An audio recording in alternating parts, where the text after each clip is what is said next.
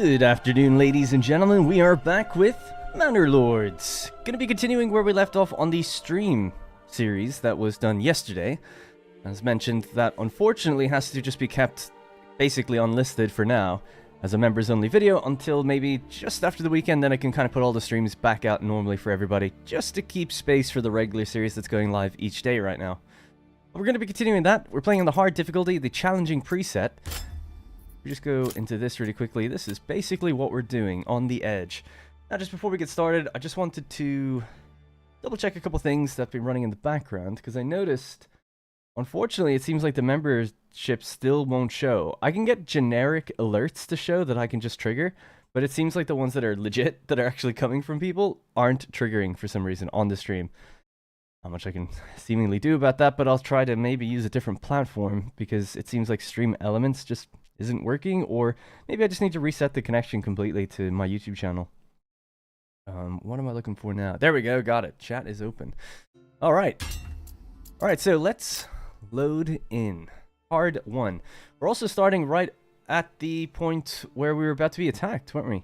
Hey, Junior Jackson. Hey, you're in the game. I'm starting to so I put a lot of names into the regular Let's Play series, and I'm not sure when your name appears, but it's either episode 2 or episode 3. I can just remember, basically. Junior Jackson, it was a good name to name, I think, one of the sons, or whatever. And hey, Jack and Michael. How's it going? Alright, so should we just load in? We can always pause it, I suppose, once we are in. Excuse me.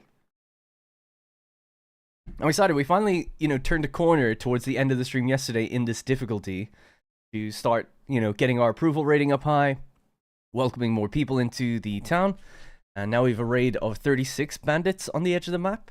We have some men-at-arms that can hopefully hold the line, I guess, while our fodder in the background maybe just make up the difference in the numbers. But I've heard that I've never actually fought with them, but I've heard the men-at-arms are very strong, so hopefully they'll do well. Oh no. I've had this before, but this is a crash. Yeah. Oh, man, right at the beginning. Alright, we'll just have to kill it and bring it back. It seems to be an issue with loading it multiple times.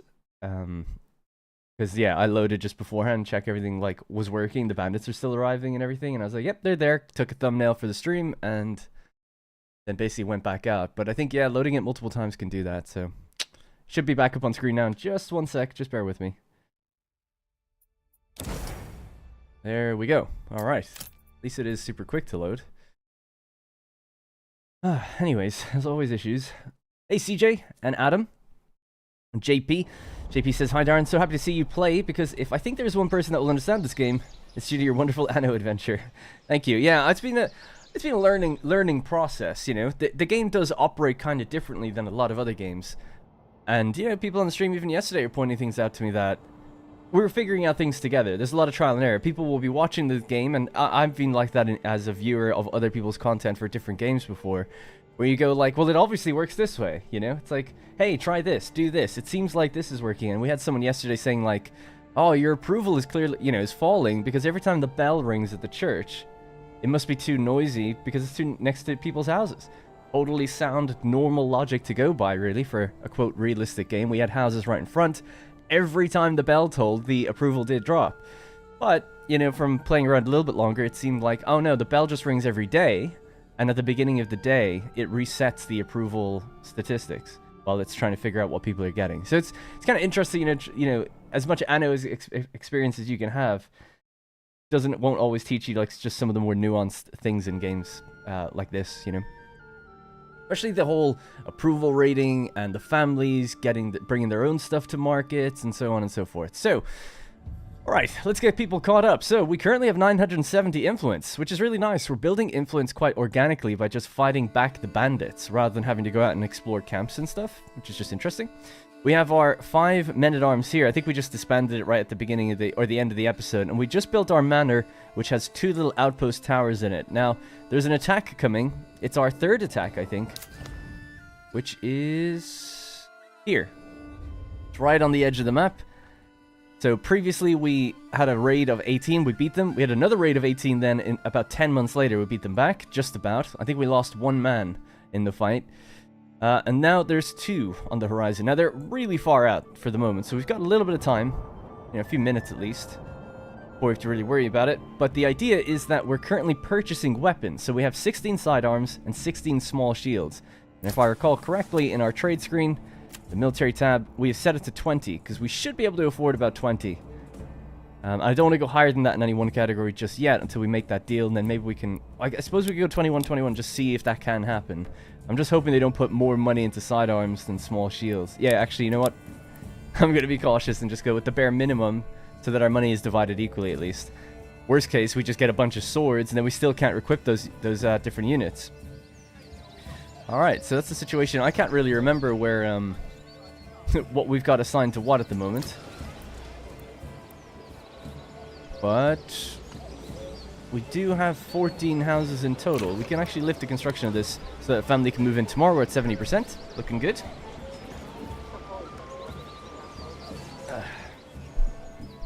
I'll definitely want to keep watching. Yeah, you definitely pop up. I'm 90% sure because I edit a lot in these Let's Plays, but I'm pretty sure you do pop up and I mention it in the thing, or at least see it on screen.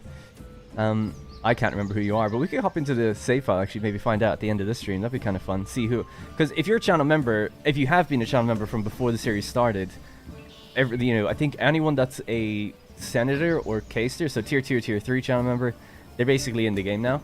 And that's because the population is up to about 70 or 80 or something. I was able to name everybody. But, yeah, to get down to the Tribune level, there's like a couple hundred channel members there, so... Only when the city or the town gets a lot bigger, we'll be able to start filling those out. Something actually we could do here is go to the cosmetic tab and actually remove some of the bushes around our manor. Make it look like it's being kept a little bit better, please. Cleaner. Meat! Get your meat here!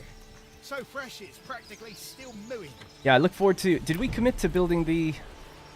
I can't remember if we did or not. The walls, right? I feel like we did. Oh yeah, there they are. And it has been committed. I'll just close this now, just let it do its thing. But they should be building this house first, yeah, okay. In fact, maybe I didn't hit the commit button, or maybe you need to hit it again since we've loaded the game. Anyways, I'm on the normal series or the hard one? The normal one. So this is the hard one. This is just live streams. So I haven't been naming anyone on this one. It's just been trial and error. We actually... So the last stream was 4.5 hours, and I think 2 hours in, we lost. We got raided. It was awesome to see, but we did lose. Yeah, so we did lose, so we started again. This is the rerun. So running again, and we're doing a lot better. We're managing to survive just about from my inefficient strategies, but starting to get a bit more efficient, understand what we need to be doing. Just watching this, by the way, and waiting for a trader to come along and hopefully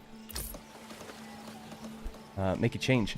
Anyways, Duffy McNugget, thank you very much for the channel membership. Appreciate it a lot. Thank you, Duffy. Yeah, like I said, unfortunately, just at the beginning of the stream, the alerts for memberships just aren't working. Don't know why.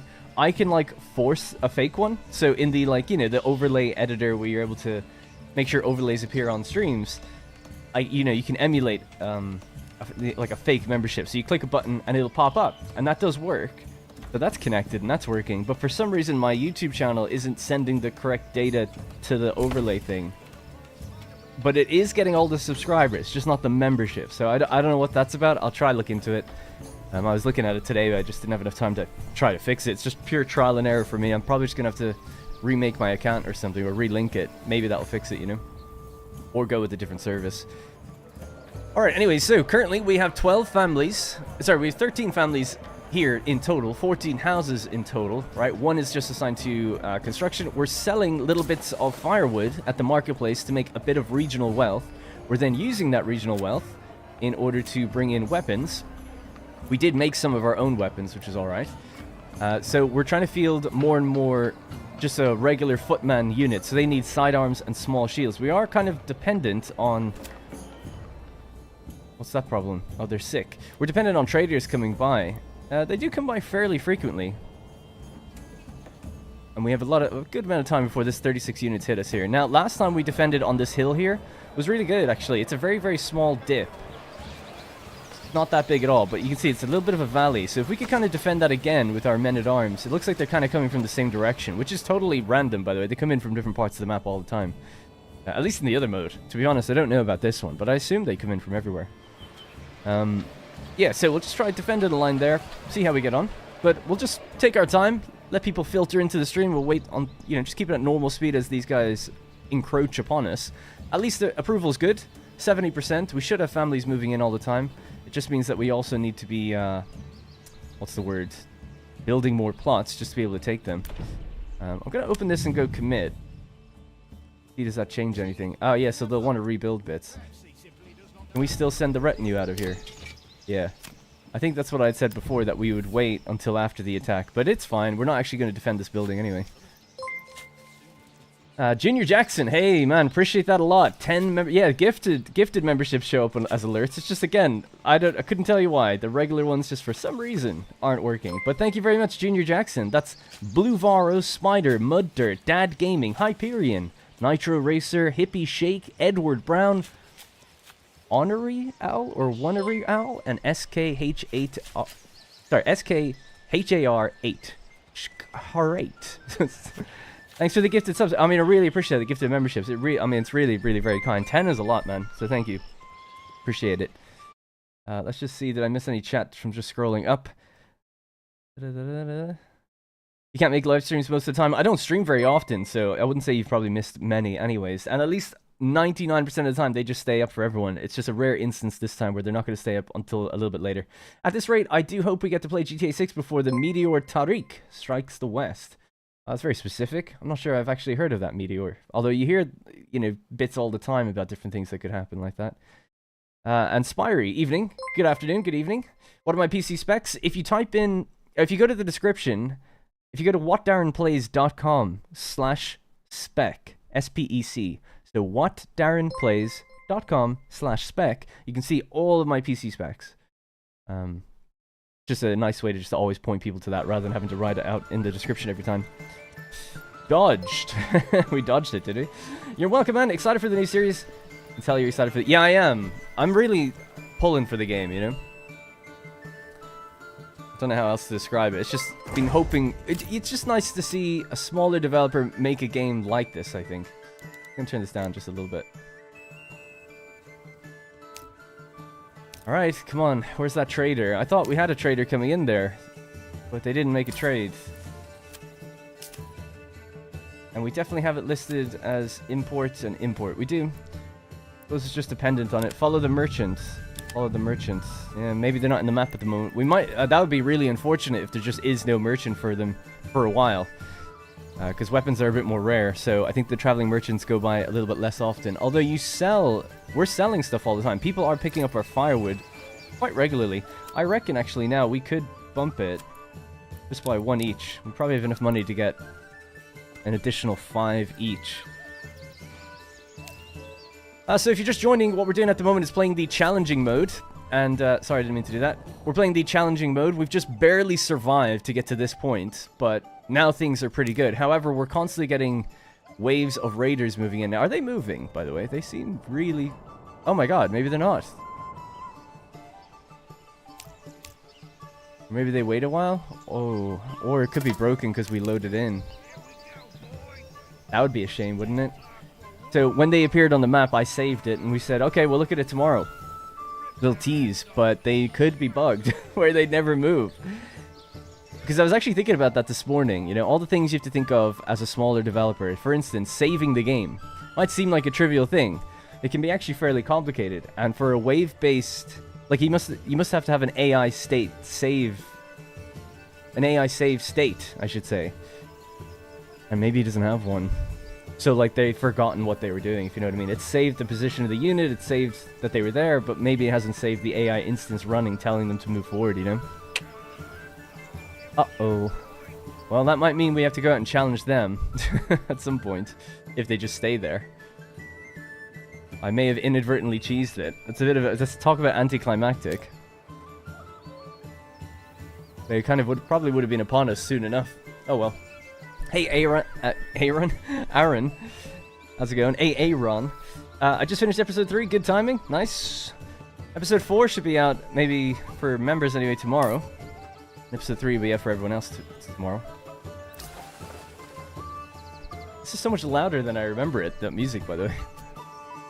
Yeah, it doesn't look like they're moving. Damn. Approval's really good. Alright, well, we'll just continue building and doing what we need to do. They're building up the manor at the moment. We have an additional house for the family to move in tomorrow. We could actually bring in 2 families. So I wonder, could I pause... Don't know if that pauses construction. Oh, no, yeah, it does. Construction pause. What we could do then is just get a couple extra burgers plots built. Now, we knew that these ones had problems with the market, but... Yeah, maybe we'll go somewhere over here, actually, just to be different. And then we can finally reorganize this place. Do I care about the plots at the back? Not really, to be honest. I feel like a lot of these houses just have to be temporary until we kind of create a bit more space and create a bit more of a structured town, because we just did things out of necessity. We could also send our guys out and go for bandit camps ourselves, just to have some interest. We'll definitely have combat today, but I was, you know, it's a bit, I'm not gonna lie, a bit disappointed that they're not moving. Seems potentially bugged. Well, if you, if you're struggling in your game and you want to maybe cheese it, you could potentially just save it while you're being attacked, load it, and then they seem to be not moving. At least that's what's happened here.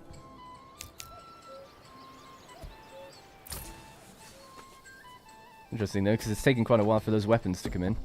Anyway, have to get back to work, says Brian S. Good luck with the stream. Keep rocking it. Thank you very much, Brian. Appreciate it. First Manor Lords series yesterday, was it? Was great. Keep it up, dude. Thank you very much, Jack. And hi. Oh, I already said hi to Kicks. Dang, just found this account 3 days ago and just finished the skit. Wow, that's crazy. The City Skyline series. That's a lot of content pretty quickly, but that's one nice thing about doing serialized Let's Plays. A lot of people tell you not to do that on YouTube anymore, but I found it to work quite well. Oh, by the way, sorry, I totally missed Brian became a Tribune. So thank you very much, Brian. Brian with a Y, not the same as Brian S. Thanks, Brian. Appreciate that a lot. Thank you. But yeah, serialized content's kind of cool just because you'll find, kind of like Netflix or something, if people like a series, you can just follow their comments almost, where they're like, oh, this one's great, and then a few hours later, you see them on commenting on another thing, and it's like, oh, they're just going through it bit by bit. And some people watch on 2x speed as well, which is funny. Alright, well, maybe we can take our time a bit now. So, I had that paused, didn't I? Construction paused, and yet I see a lot of hands on deck. That's alright. That might not be a thing that's functional either at the moment. Man, we're getting a lot of bugs. In my Let's Play, I don't really have any. I had one crash when there was a big fire. But I don't think I had any bugs. In this one, we've got a fair few. We have an ox that just won't move, and it's been unassigned as an ox. It now says it's a role ID 17, whereas the other one says, well, you can't hover over it right now because it's inside a building, but it says ox when you hover over it. There we go, ox. So that's a bug. It's just sitting there. We had a bug with this building, but we managed to fix it, which was the roads and the walls were getting confused with each other. I was placing down a road, but it thought it was a wall, and it called itself a road, so that was unusual. Now we've got the bandits that are frozen at the edge of the map. That's a little bit more understandable from my perspective as someone who's done a little game development, which is, I just don't think they've put in save states for the AI, so it's forgotten what it was doing. Any other ones? I don't think we've got any other ones. Jackson says, thank you for the gift, and... Oh, sorry, Dad says, thank you for the gift, and Jackson says, you're welcome. Wholesome. Hello, Doctor. And thank you, Dundee. That's very kind. Surely Creative Assembly will be kicking themselves as they witness the popularity of this game in early access compared to their own franchise. Such a shame where AAA gaming currently is. Yeah, I've argued for a long time that Creative Assembly aren't even really a AAA developer. I would say they're just like as high-class AA as you can get. But just because their budgets aren't actually that big. It depends what everyone defines AAA as, but to me, a AAA game, I suppose a lot of people define it by the price, right? So fair enough, actually, in that regard. But budget-wise, you know, compared to something like an actual AAA game, like a Horizon Zero Dawn or something, you know, their budget might be a sixth of theirs, you know, so they're playing in the kind of AA space, putting that strategy tax on everyone then, as far as I'm concerned. But anyways, yeah, no, I know what you mean.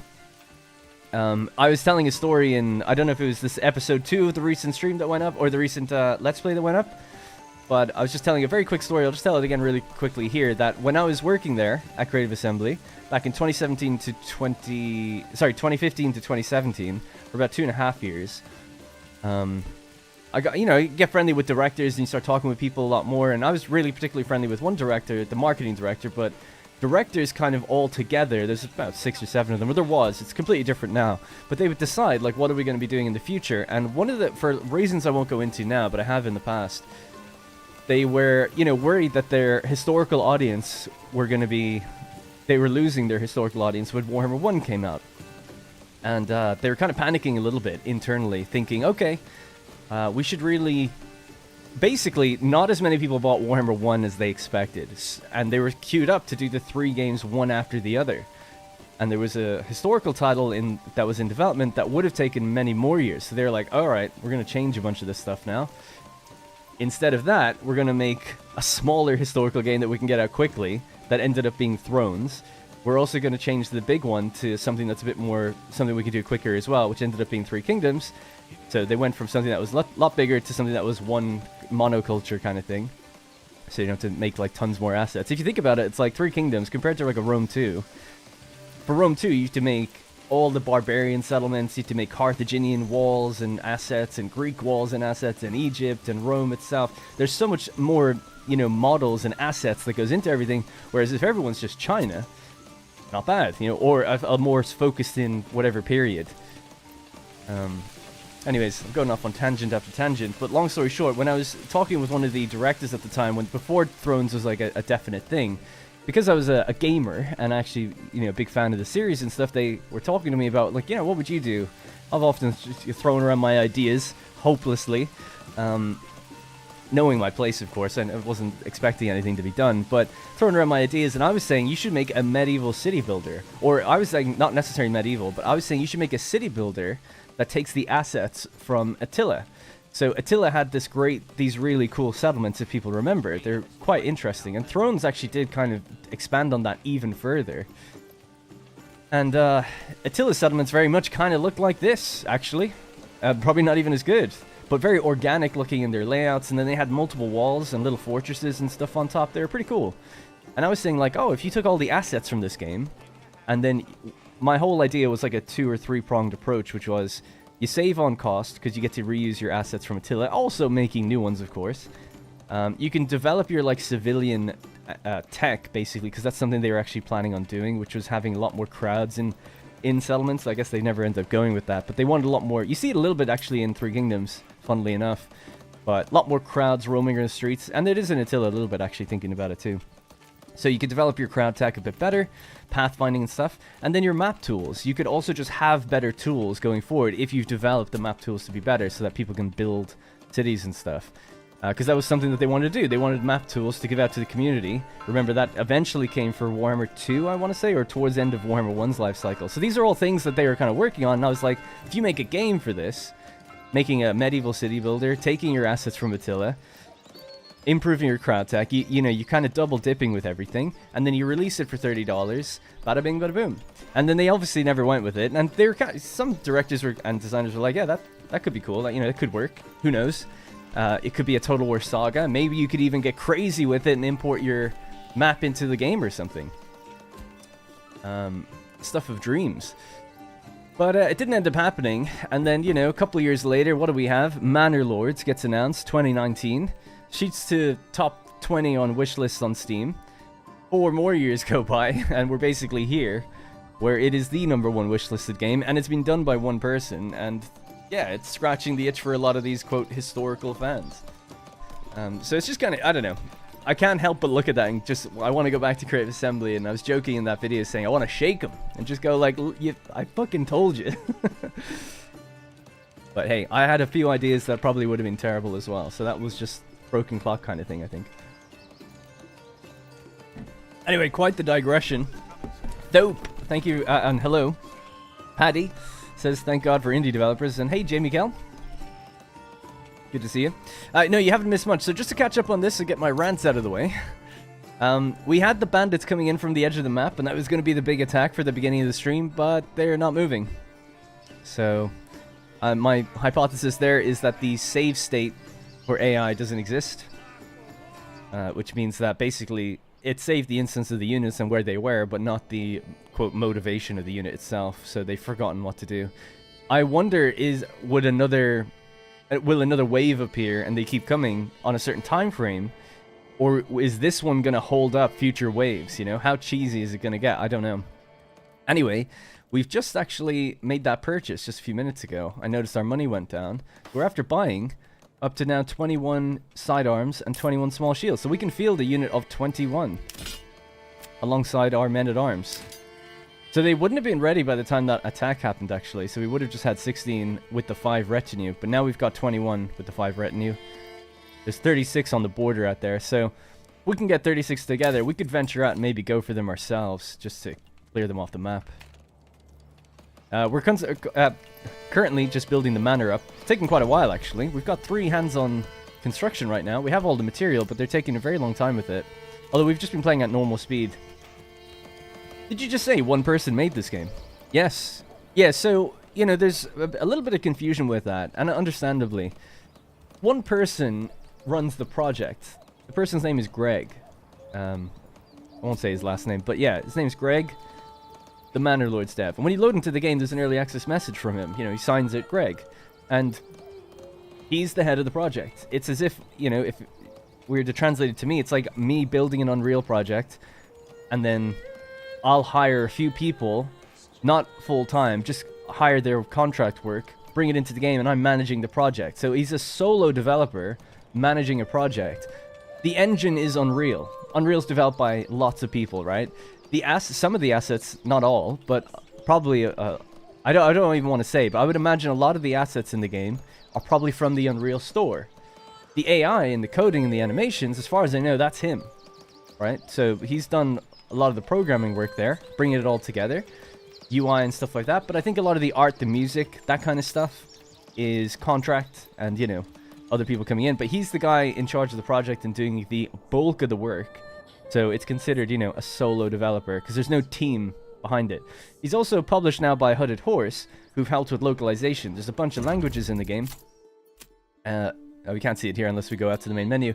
But there's probably like 20 languages. Now, it's not like he's fluent in all these languages, right? So he's obviously had help. But yeah, solo developer overall, though, for the last like 5 years on this project, I think. Pass the Puppet, thank you very much for being a channel member. Tribuned out of his mind, or hers. I've struggled to enjoy Total War games since Attila. Yeah, I'd say the last historical game for Total War was Rome 2, really. I mean, Attila came out, obviously, but that's like a side follow-up, kind of. It's basically a big DLC.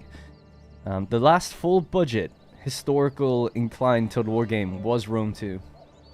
But they are working on another one.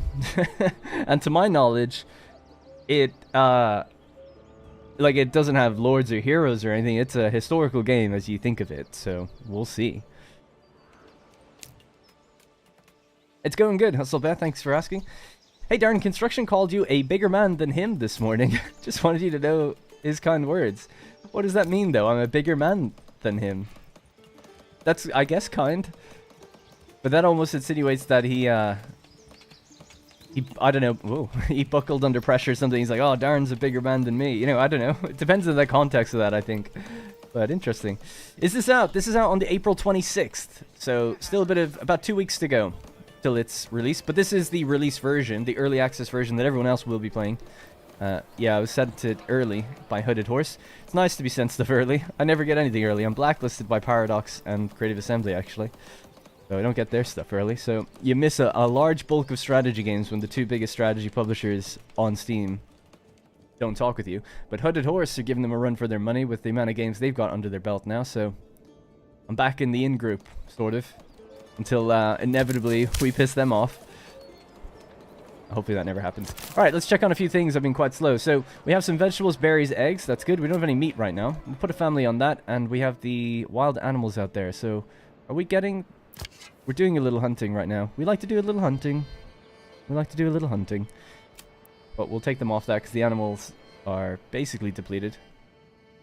We're getting our hides from goats at the moment. Those are still being built, and our approval's pretty good. We have 16 homes. We currently have 15 families. We have room for one more. One is on the way as well. The +1 means one has been built. That hasn't been done yet. And we've been slowly, very slowly, because it takes a lot of materials building up the manor. So 22 timber, 54 planks, 10 stone. So a lot of it's in place. Just need a few more, bit more timber. And we have a broken ox here. Unfortunately, don't know how to fix that. But we do have one other ox. We could actually pay to get another one right now. Yeah, I feel like we need it. Because that guy's he's not working anymore. Giving up. And we're constantly selling firewood to make little bits on the market. And then we're using that money to buy weapons to field our troops. Alright, cool. Wouldn't rushing the manor in hardcore be the strat? Because it provides you with high quality troops. Yes, it would be. That was something I forgot. So, definitely. So the problem, there's a couple problems with that. Building a manor takes stone, and you need stone for your granary. So for me, where we were, stone was just a little bit far away. We start, on hardcore, you start during winter. So it's very difficult. You have to immediately build things like a granary to store your food, otherwise it perishes.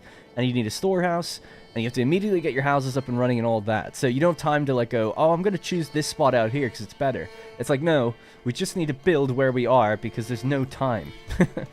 Now, my strategy was to rush to get to Burgish Plot Tier 2 and make our own weapons.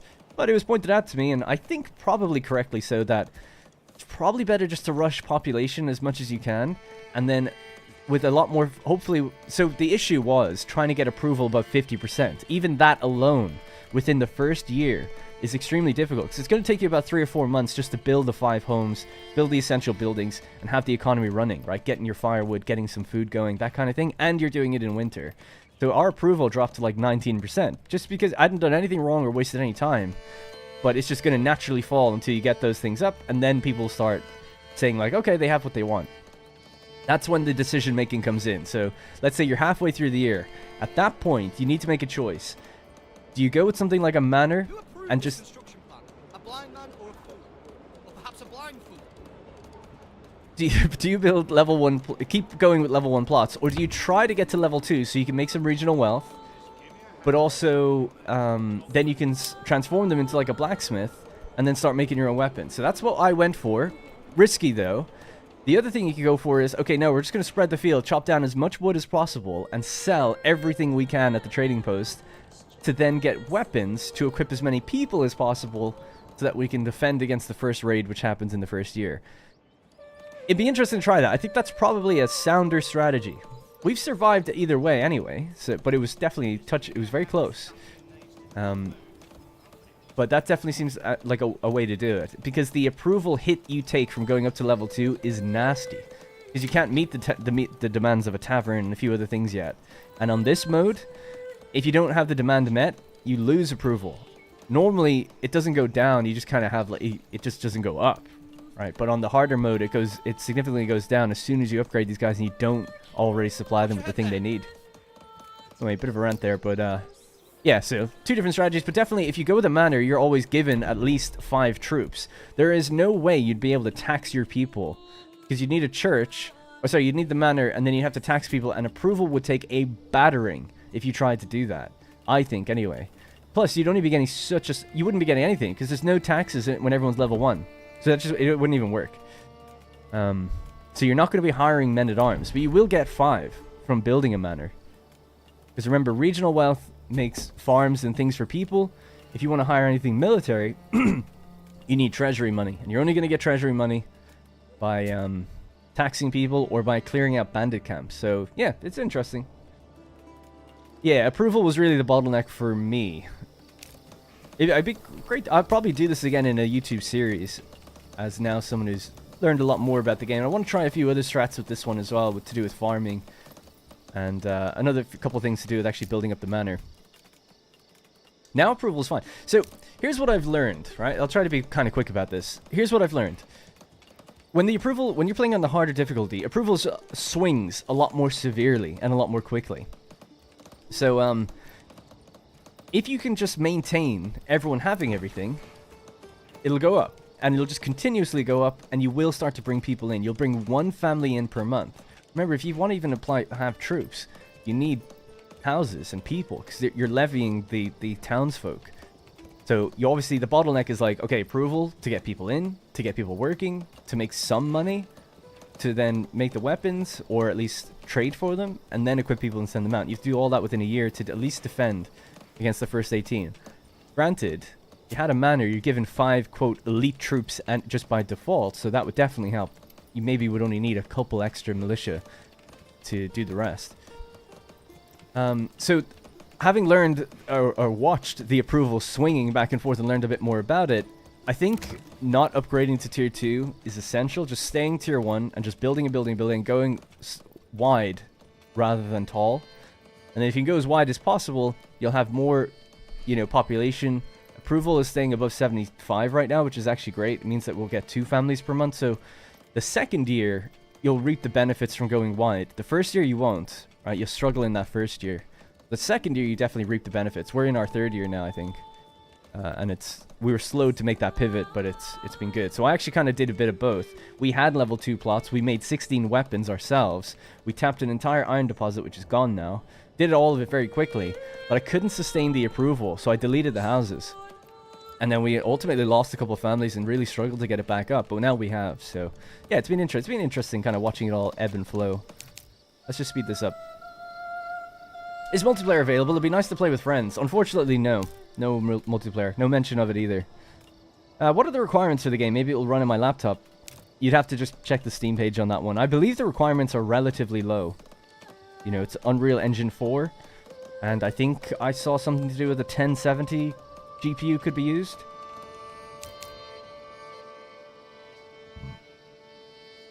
Would larger fields to sell overproduction be a viable option? Yes, but not in your first year, because you start the game in winter, so you get the harvest. You just wouldn't have the people. You wouldn't have the people. Because let's say you wanted to do a really big field, and you start the game with 5 families. You're not going to have any more than 5 for at least the first 6 months. There's no way. Because there's just no way to meet the approval needs to get another family to move in. Just because the first 5 months, first 5 or 6 months, you gotta... So to meet all the approval needs for those first months, you have to get your well built, a church built, a market set up with firewood. You need 2 sources of food and clothing. And then you'll start to get above 50. Because it takes even a while to keep building. It'll build on itself every month, as long as you have them all fulfilled. If you lose a pip, that will dramatically drop like 20% and then start lowering. So it's... But on this difficulty, on normal, it would balance out if you had 1 or 2 things missing and just kind of stay around 50.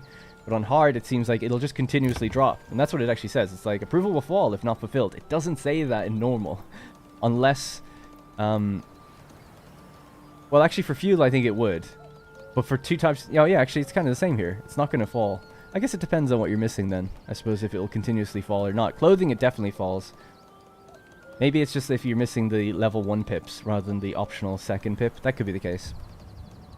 Anyways, the problem with the farm is it just takes a long time to sow the... So you have to build a farmhouse, you have to build the actual pasture, then you have to plow the fields. That takes quite a while.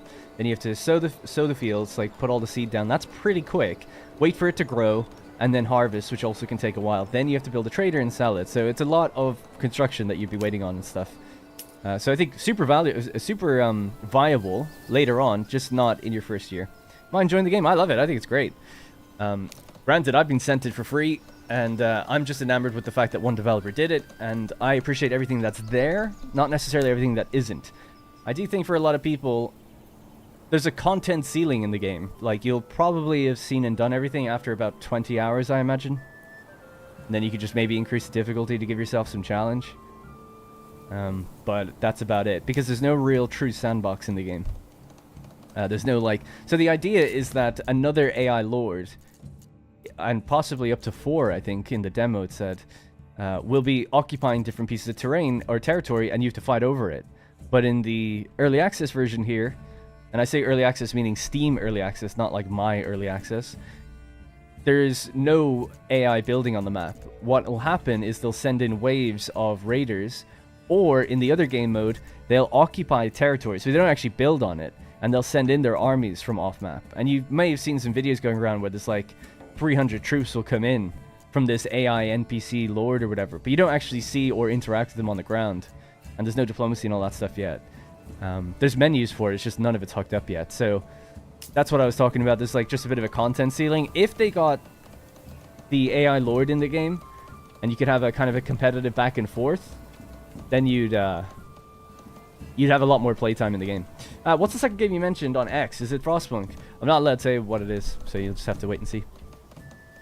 Shout out to the art direction. The atmosphere is spot on. Yeah, totally. Alright, this is finally almost done. It's taken quite a while. But we're almost there. They built a little wall around it, and we have a second tower and stuff going up.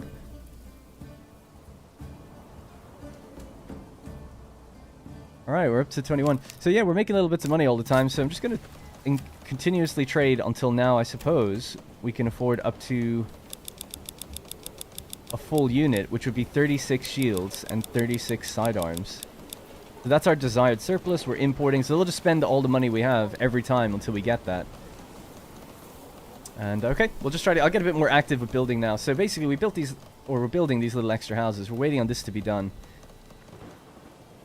That AI, unfortunately, is not moving. I want to build up troops so we can go out, kill it, and maybe trigger, like, you know, the AI to kind of fix itself and do more. And then we can maybe start looking into getting fields and stuff done as well. Alright, the manor is now done.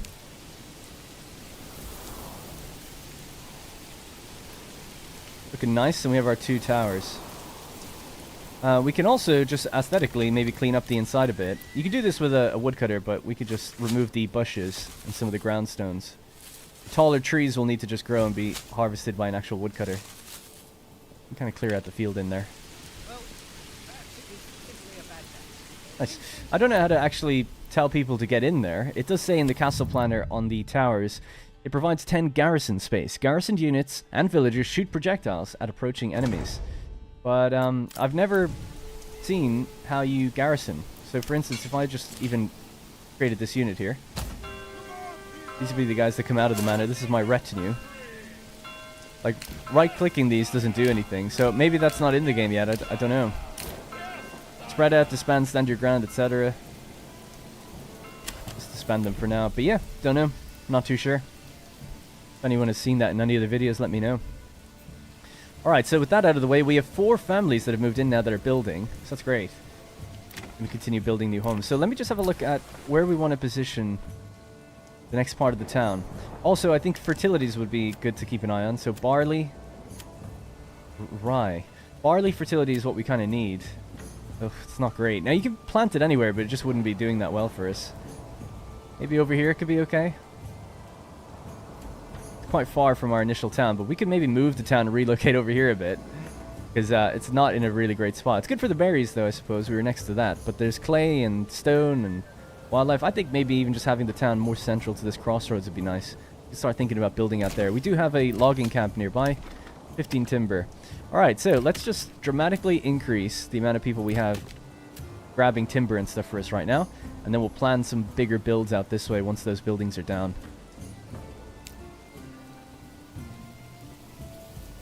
It'll be a big relocation project, basically. But as long as this is up so high, we might as well take advantage of it. Because our growth phase will be really good. Lots of people will be moving in. And are we getting firewood? We are a little bit. Those houses are all done now. Sweet. Yeah, just going to let another month go by. Store up tons of material. Then we can move back out. And we're making money all the time. New people are moving in. Yeah, things are good. Excuse me. Anyway. The quote easy scenario says that once you win the objective, you can go to sandbox mode. That just means you can go to endless mode. So yeah, you can just continue building forever if you want. Obviously, you could do that. I just meant like there are endless modes. Like you can continue playing forever. It's not like there is a time limit. But I was just saying like, well, once you've built every building, what really is there else to do in the game? It's not like Anno or something where there's like 7 tiers of residents and it's really difficult to get up to those ones and stuff like that. Can you turn off the rain? No. It rains a lot in this game as well. But rain actually has a gameplay effect, so you can't turn it off. Yeah, so it does have a gameplay effect. If it's raining and you don't have a storehouse, like I said, a granary or a storehouse itself, your supplies will get damaged and eroded and bits of them will just kind of break and be deleted, effectively. So that's why we have granaries and things like that. It's for when it rains.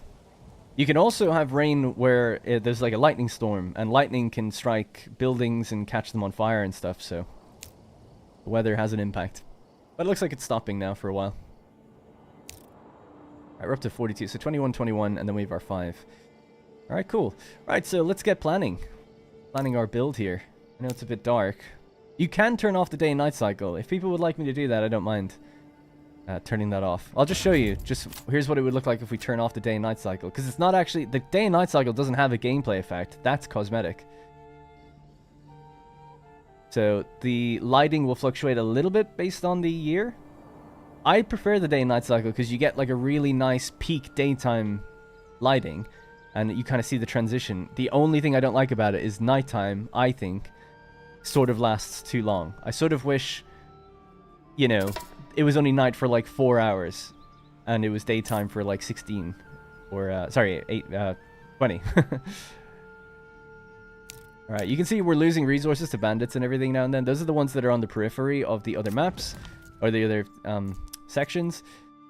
And we just have to move out and take them down. But we need probably just a full unit of about 36 to be able to do that. So we're almost there.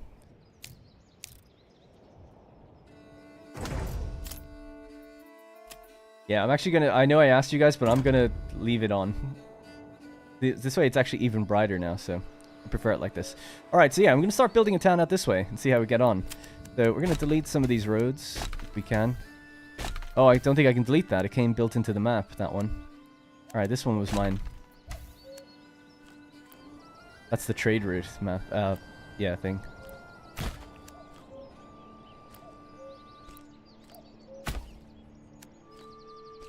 That's what I was looking to connect to. There we go. That's our stone mine. No one's on it right now. So how much construction? We have 16. Okay, so building a brand new town. So our manor's there. We've got 2 little crossroads kind of here. Maybe we could just start building it this way. Maybe the market or something could go even like right here. And then we can just build in a circle around it. That'd be a good idea. I don't necessarily see anything wrong with that. So let's just go for that. Alright, construction of a marketplace is what we'll start with.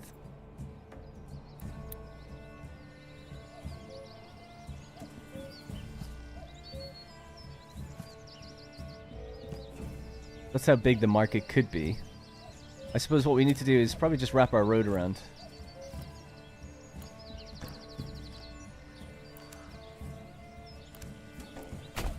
And just fill that with a market if we can. Not sure if we can do like a big circle like this, but we'll try. Oh yeah, we can. Son of a bitch figured it out.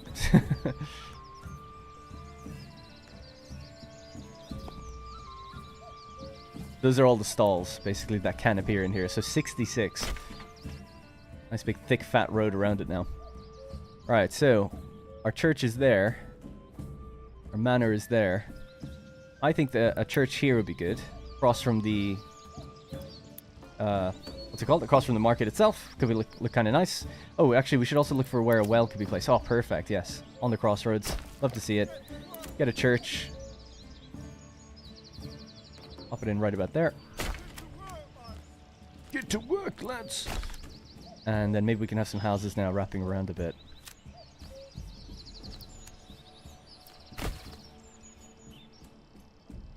Cool.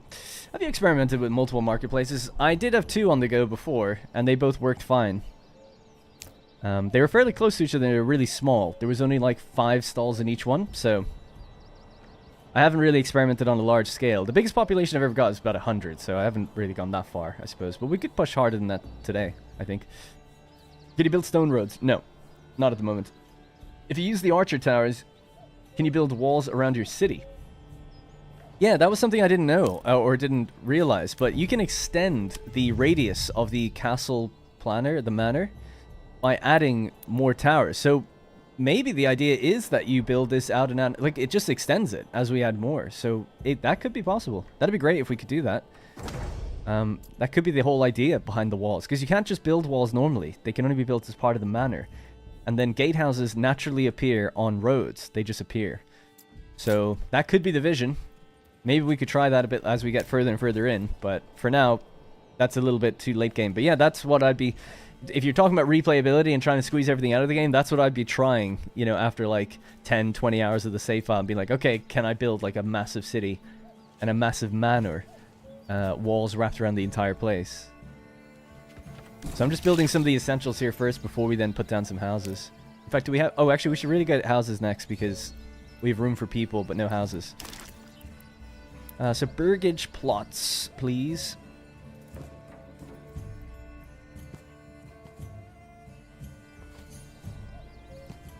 Maybe just turn them that way so they're facing in towards the market. We could do something like that. So that could be two houses in each one. Fairly big sized plots as well.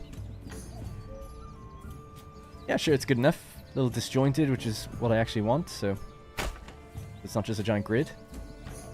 We could maybe tell the loggers, or logging camp, to assign to work over there. Start clearing out some of those trees.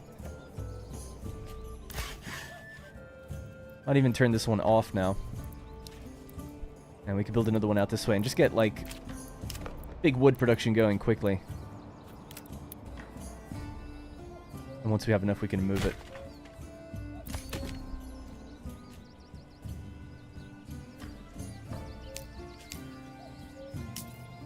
Yeah, I doubt anyone will build in this market until these houses go up and people live in them. And then I assume both markets will be on the go. And then what the plan is for me to kind of slowly deconstruct this space and relocate the town over this way. So we'll see how that does for us.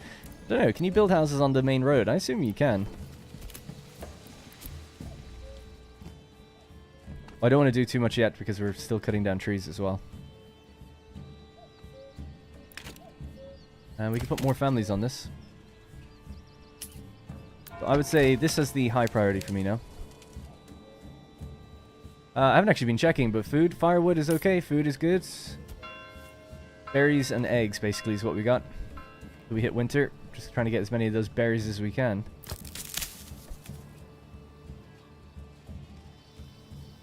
Kind of a good problem to have. We actually ended up, you know, with not enough houses for the amount of people that could have been moving in. How about castles? No, it's not in the game yet, sorry. Sorry, let me catch up on my chat. I've been kind of not ignoring it, but I missed a bit there. Hope the Age of Empires devs take a look at this game. See, I don't think Total War devs or Age of Empires devs or anyone like that look at this and then take inspiration from it. I don't mean to be a cynic, but I just don't think they care, you know. I think it's been fairly obvious what fans have wanted for a long time. I just don't think big companies are kind of willing to do it. Like, maybe with massive success, like, if it really had millions and millions of sales, they'd be like, okay, like, can we do this? Maybe they would. You'd hope so. I'm very cynical, I guess, in thinking that they're just not ever going to do it. I don't think, unless their sales deplete, I don't think they'll do it. Because the thing is with Total War, it sells better every time they make a game, except for this one time they made Pharaoh. Which, in my opinion, doesn't even really count, because it was done by Sophia. It wasn't actually done by Creative Assembly. Proper Creative Assembly, anyway. So yeah, but I appreciate I am a bit cynical. That stuff.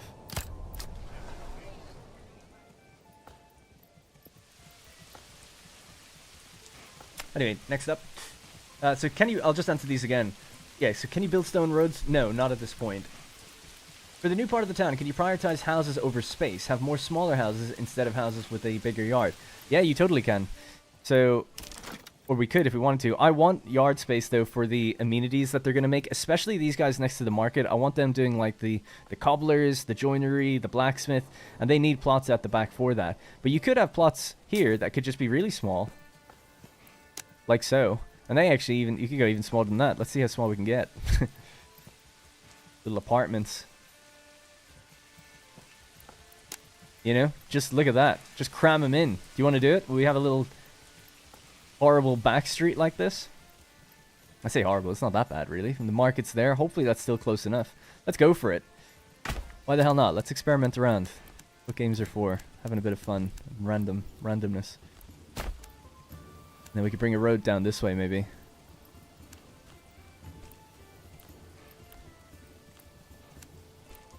Now we can thicken up that road when if we build houses along the side here as well. Yeah, there's a lot of houses right there. Just hoping they're not too far from the market. Am I enjoying the game? I am. I really like the game. How can I play this? I have to wait for release or what? Yes. April 26th. You can play it on Xbox Game Pass for PC or buy it on Steam. I don't know how much it's going to be. It doesn't say. No one's told me. Imagine if you could get in first person with your lord and look at around the city. Maybe join the battle. Check this out. not quite first person. You might have known this was in the game, but yeah, that'd be cool if you could do full on first person. But this is kind of getting there.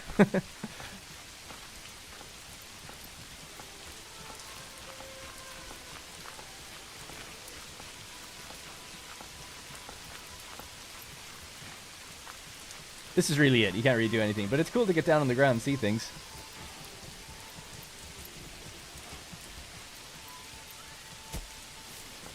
He's very fancily dressed for this place, I'd say. Oh yeah, we built a livestock trading post. We haven't actually traded for any livestock yet. How many weapons do we have now? 28 light arms and 21 small shields. That was my fear, that we'd end up buying more of one than the other. That's why I was slowly building it up, but that's not really a problem now anymore. Shame, castles and siege engines would have been great. Yeah, I think, you know, the key art for the game shows a big castle in the background. I'm sure that's where they want to get to eventually. But this is the type of thing where, I mentioned it before, it's, you know, it's not to protect the guy, but it is one developer making the, you know, doing the game. The thing that takes the longest with game development is getting all the infrastructure up and running for things. I would imagine that if he starts to hire a team, you could get the ball rolling on just multiple buildings pretty quickly. You know, the difficult thing in the development is actually like, okay, let's do organic building. Let's make sure the pathfinding works with that. Let's develop a whole system for, like, building out a castle. So that's all there now. Like, you could easily change the model to be stone, right? So it's like, you'd hope that the design of the progression of getting stone and building up and all that can happen, just given some time in early access. Because as someone who's done a little development in my time, I think what this person's done and achieved is awesome. And the fact that the game runs well and everything, I know it's using Unreal, but still, he's clearly done some optimization work to help that and stuff. So, basically, I just think the foundation, I know it's like an annoying word. So many games are early access, so many games you're waiting for updates, but the foundation of this is really, really solid. So I would hope, like, things like, yeah, improvements to the amount of content in the game, the types of buildings in the game is only going to get better and better and do more and more. But who knows? I could eat my words. The guy might not put an update out for a year, for all I know. You know, I really don't know. So one can just hope that with success, he'll maybe hire a couple people, maybe contract them or whatever, and get some more hands on deck just to get some content going while he does maybe the more back-end design stuff. Anyway, Connor. Hey Darren, just wanted to say I'm loving the new series. Really well put together series so far. Hoping the game post early access can keep up with new content so we can get a long running series. Yeah, exactly. Me too. Let the game merge with Warband so you can also fight and command your troops. Yeah, totally, right? That'd be interesting. Get down on the ground and lead the boys in the battle. This is the full game where most features are locked like early access. I'm a little confused. Technically, this is early access on Steam, right? Steam's early access. I happen to have early access to the game, but this is the full game that will be available to you guys in 2 weeks. It's just an early access game, so the game's not done. It'll get updates on Steam, but I'm not playing a demo or anything. This is what you will play if you buy it. I'm currently on episode 22 of your Rome Stellaris series. Oh my god, that's one of my favorites. I never played the game, but can't stop watching. Thanks for the immersion. Your content is so damn good. Hey, I appreciate that, James. Thank you very much. That's one of my favorite series. That and Frostpunk. The first Frostpunk series is my favorite one on the channel. 14 episodes of perfection, I would say. Citizens skip every 5th meal. I'm not going to do that. Alright, let's speed this up now. We're trying to get more houses built to get more families in because approval is actually really good. We have lots of everything they need, so we can bring in 2 families at a time if we can just get them the housing space they need. They're building multiple houses at the same time. I don't really mind doing that, though. And we have 1 family on construction right now. How many logs? Timber is good as well. So the idea now is that we're relocating the town over to this side. Oh!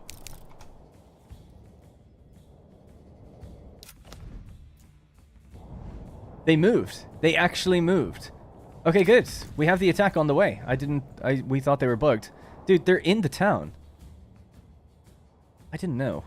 I just didn't know. We got so comfortable because they hadn't moved. Because they were bugged for so long. Okay, well, let's ring that bell. I don't know if we'll be able to handle this now. The people are going to be running out of the towns, probably running into those guys.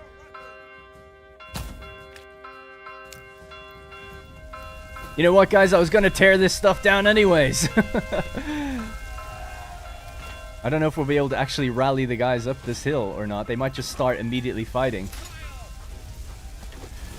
It looks like we're fighting, so let's just get in there and fight.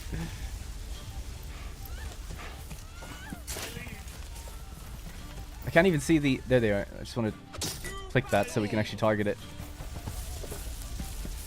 So who's an enemy here? I can't even tell. Oh my god, he's getting absolutely, for lack of a better term, gangbanged by, like, it's a 6v1 situation. Oh, he's down.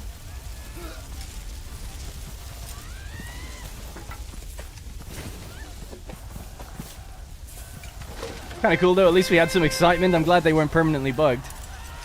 Hopefully we can handle it with our 21 troops here. And our extra 5. Oh my goodness. Run into the forest, ladies.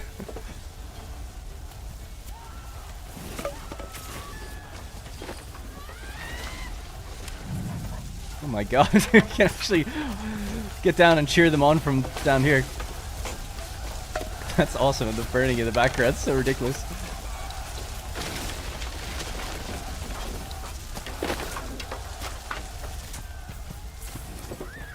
The only good thing I can say about those thatched roofs and everything was we were going to tear them down anyway, although the only thing is we do lose the materials, I guess.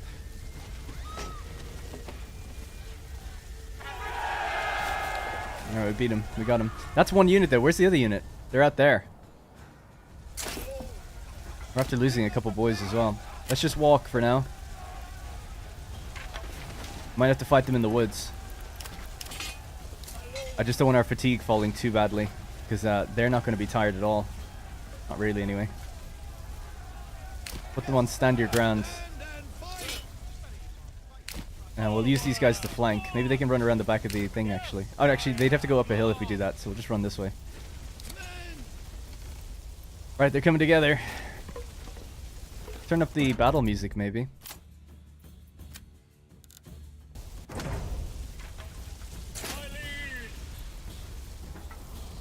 Right, the townsfolk are going to start running and putting these fires out as well now, so that's good.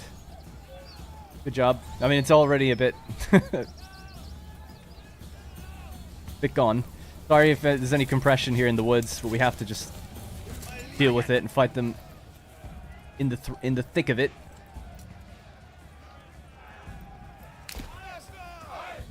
Right, how tired are they? Fatigue negative 11%. We've got 19, they've got 18. We have the men-at-arms behind. We're on stand your ground.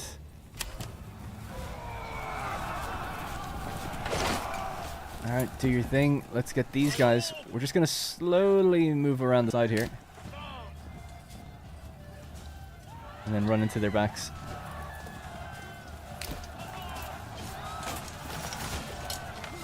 Is the combat fairly fleshed out, or does it feel like an afterthought to the city building? I haven't done enough large-scale combat to really tell you. I've only ever fought small fights like this. I did have some archers before. I don't know if cavalry's in the game. It's in the trailer, but I've never seen cavalry. So I would say combat is a very much tertiary, not even secondary, but a tertiary part of the game. You know, to enable combat, you have to power down the city basically, because you're sending all the available men out to fight basically. So, is it an I wouldn't say it's an afterthought. I think the guy's done a lot of work on combat and formations and things, but it's definitely a small part of the game. The bulk of the game is building the city and balancing the economy.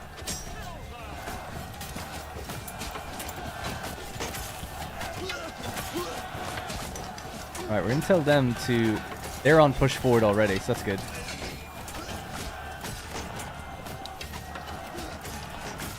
What's our guys doing? Can't actually... Oh, save. We're still on 19. There must be one dude who's a bit further back. Oh, there he is there, is he? Nope, that's a piece of flowers. Anyway, we're playing a mode where waves are going to get bigger and bigger as they approach us. And hey, Marnus, and hey, Conrad. Because I recognize the name. Time to make the mass grave. Oh yeah, the corpse pit. We should actually do that. We do have a second church on the way, actually.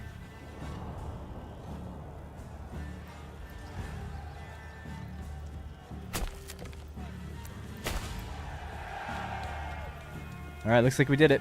We gained a bunch of influence doing that.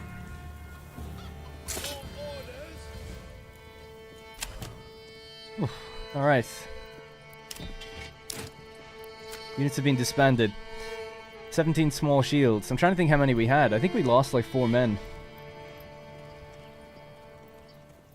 Yeah, they really crept up on me there. So basically, for those who don't know, what happened was yesterday's stream, we're playing a mode where waves of bandit keep attacking, right? And basically every year, we just keep getting attacked.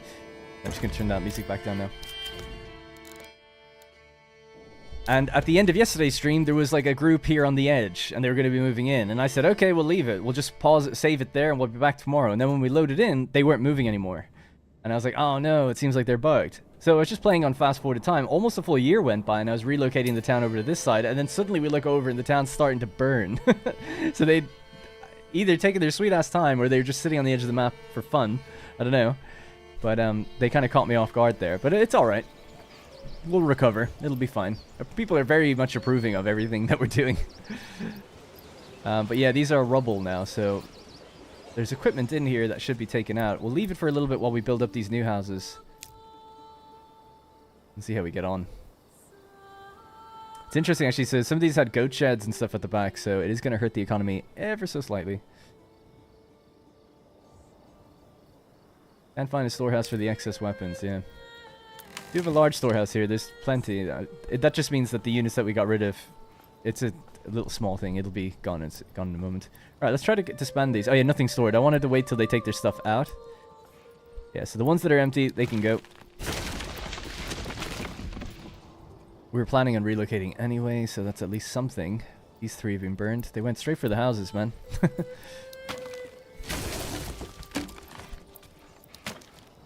Do we have any homeless? We actually don't have any homeless, so that's good. Alright. Did the archer tower work? It's not an archer tower. You have to garrison it with people. I don't have any archers or anyone to garrison it with, and I also don't know how to garrison it. That's why I was saying it's like, oh, that's cool. You know, provides 10 garrison space. Garrisoned units and villagers shoot projectiles at approaching enemies. But there's no, like, bell to ring to tell people to go inside it. And when I made a unit, we couldn't right-click it for them to go in. So I don't know how it works, to be quite honest.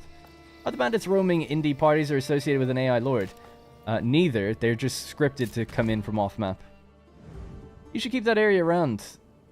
And keep it as Old Town. New town can be built in the area you're building now. Well, I kind of wanted the materials to help build this place even faster. So I was going to delete parts of it. But maybe we could keep certain parts of it. Probably not, though. I just kind of want the materials more than anything, to be quite honest. I could have left the rubble there, but I don't know. I just feel like they would have removed it over time. People. Our market is out there. Yeah, we might have to start relocating out this way now. We've only got 1 family building. I want to see what we can unassign so we can get more hands on deck. How many berries do we have? 165? Maybe, well, you keep working on the berries. The forester hut doesn't need to be active. Got 2 on the large storehouse. We do kind of need that, actually. A family on the wooden church doing the grave digging. That's fine. You can get rid of them now. Actually, there's still 10 bodies that need burial. Did this say that it can't find... No, that's okay. Actually, yeah, get off that. We'll put them in the corpse pit. We'll leave the corpse pit out there as a reminder of what's happened. Do you think it would be better to be able to rebuild rather than just demolish the rubble? Yeah, that was one of the requests in the content creator Discord. There's basically like a feedback and suggestions page in there, and some content creators are giving feedback early, and one of the most frequent ones was we should be able to rebuild rubble. There are certain buildings that if they get damaged, you can rebuild, but for some reason, if they get hit by bandits, you can't. So there is like in the code a way to sort of force a rebuild, but yeah, you just can't do it with these buildings. I don't know why. So yeah, that's the kind of thing where I kind of feel like it's intended to do that, but maybe it's just not working yet. Thanks for answering my questions. No worries. Sorry if I missed anything as well. I wonder if you'll add loot to the bandits. Not a lot, but yeah. Well, you do get influence at least, so you do get something from doing it. But it does feel like you should be able to pick up some weapons, some shields, something, you know? Maybe sell that stuff then with trade. Is there any crime and punishment? Not in the game now, but I believe on Twitter. So if you follow Manor Lords or at Lords Manor on Twitter, he's been posting over the last year like various updates to things, and there's lots that he's working on that's not in this right now. You know, he's shown these fairly large-scale battles in like desert regions and stuff, where he's like working on formations and things. And then he's also showed and discussed and puts out polls about what people would like to see regarding crime and punishment, sanitation, sickness, all these types of things. So I think, you know, I don't know the answer to this, but he has a Game Pass deal. And I've heard behind the scenes with other games, I haven't heard about this game, right? But I've heard behind the scenes with other games that Microsoft do not move that date no matter what. I think my conspiracy is that he just had to hit this April date, get the build as ready as he could, put it out into early access. I believe that. So I think there's tons of content that he's working on that's just, you can imagine how many different bits of it, things are pulling at your attention all the time to work on. And he has his own tester group, I think, that are, you know, providing feedback. So as far as I understand, things like a sort of a local police force, a town watch-esque type thing, and crime is going to be a thing, especially for people, families that are unassigned jobs, apparently. And then there's like squalor and disease. So if you zoom out, you can also see there's something to do with smell and where places that are fire hazards. So this is really a foundational experience at the moment. But yeah, I think he's working on all these things in a way. You get loot from clearing bandit camps. Do you get loot? I thought you just get money. Anyway, we survived. We're building the tiniest little plots here, so that should be fun to see them. Especially when they actually level up. It'd be interesting to see what they look like. We're building these ones too. Just want to get more people moving in now. And get this market set up soon if we can.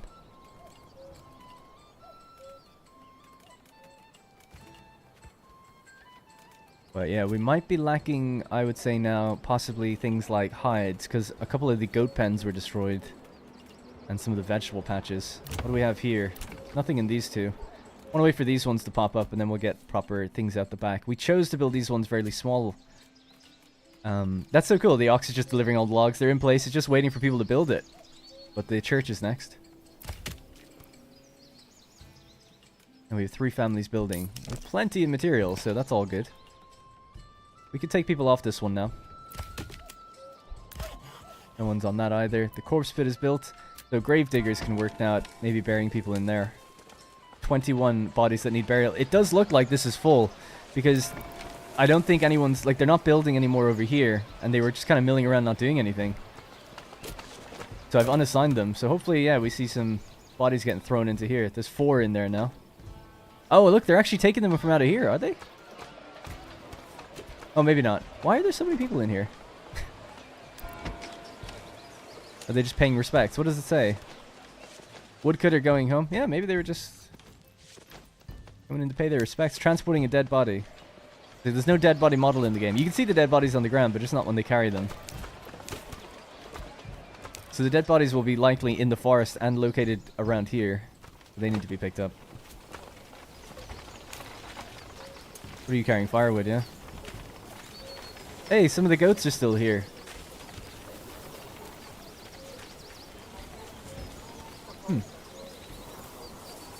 Can we do anything with that?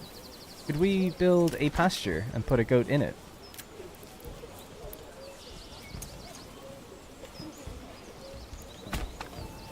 Does that work? Pasture space 0 out of 22, 0 livestock. Maybe they get delivered in there though, if given some time. Maybe. Not enough stable space. Build more hitching posts. Well, we've only got 2 ox. I don't understand.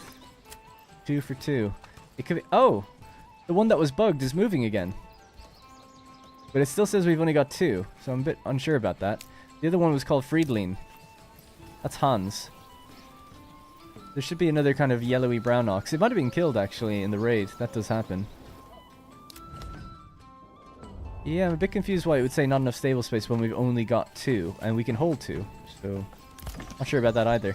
But we could build another one. It's not really a big deal. Hack station. Use this building to set up barter connections, allowing you to send and receive goods between this and another region in your command. Employ mules to do it. Post then. Probably move it a bit later. If actually, I was thinking, could it fit there? It doesn't want to be placed there. Oh well. Not a big deal. Alright, anyways. Mourning the dead. Yeah, possibly, yeah. It's just I've never seen them actually do that before. Because we had people killed before, and I just never saw anyone coming in here. But it might be if it's to do with people in their family. That could be the case. I never lost my own people. We only buried the enemy, as it were. So it could be that they go to mourn maybe people from their family. So we're lacking some stuff. Oh, negative 27 from unburied bodies. Maybe we should get a few more people out there. Why does a family owns a market stall? It's unusual. On the corpse pit? Guess they just happen to own one, maybe? Oh, they might be selling like the vegetables or the hides, actually, that they produce in their home. That could be the case.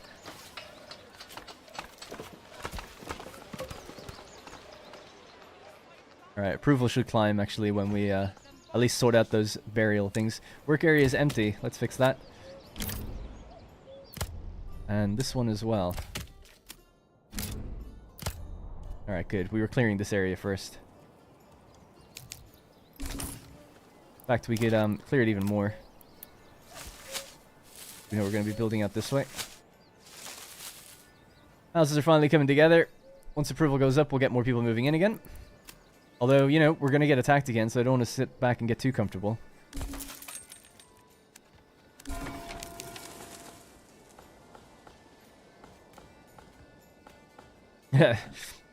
The insane amounts of dead people on the roads is somewhat unpopular. Maybe just a little bit. We've got now... Oh, we do have homeless. 7 homeless. Is everyone buried? Get off that building now. 16 dead bodies. I don't see any on the tooltips here. So hoping that goes away now. Hey! We kept the goat. It worked.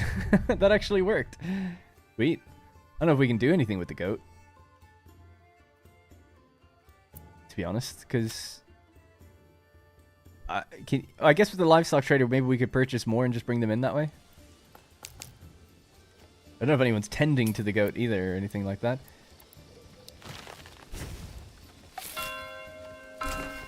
Alright, the houses are going up at least, so the homeless problem should be solved soon enough. Approval's going back up, that's good. We've got a bunch out here they can all work on. Build your own damn houses. The material's already in place, so it's just a matter of getting the job done. There we go, love to see it. So we've, what is it, 17 families, and now we have 16 homes, about to have 20 homes in total. Got 55 timber. Let's complement this street with the exact same on the opposites. Oh, actually, that might be too far from the market. Yeah, let's go along this side. Now, that'll be a bit complicated, wouldn't it? But let's see what happens. No, we can't do that. This works. Very weird big plots that way, though, so we could just bring it out this side. Maybe to there? Want them to have some plots, these ones. Yeah, that's fine by me.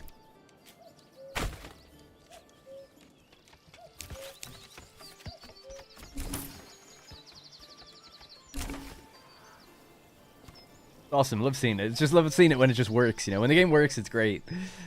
Just the way they're all doing their thing. Alright, so this will be their big market. We'll have to kind of delete that other market and start deleting these houses, or at least telling people to kind of move out of them. Old Town is being relocated. Or not relocated, abandoned. Although they can work 2 markets at the same time. Do we have any other problems? So generic storage is full, that's okay, and requirements not met for certain approval. So if we have a look at the market and we hover over it, we can see those all have what they want, but these guys won't really have anything. Well, I'm surprised they do, actually. Some of them do. Kind of incredible. They've gone pretty far because there's no stalls here yet. We have our church and we have our manor. How many weapons do we have? 52. So we have 34 sidearms and 18 small shields because the trader... Yeah, it's interesting. They keep going with sidearms first. It's almost done by which is first in the list, it seems. Sidearms here, because it seems like we're just pulling those in rather than getting the shields. We kind of need an even amount of both, because we can't make a unit unless we have one of each. But all the rest of the money is now going to go to these small shields, I guess. Alright, we'll just keep time sped up. If you want to see anything, let me know. Is there combat in this game? Yeah, you just missed it. We just fought off 36 bandits that were attacking. But you can have battles of a couple hundred fighting each other. I think the biggest you can kind of get is about 500 troops or something at the moment.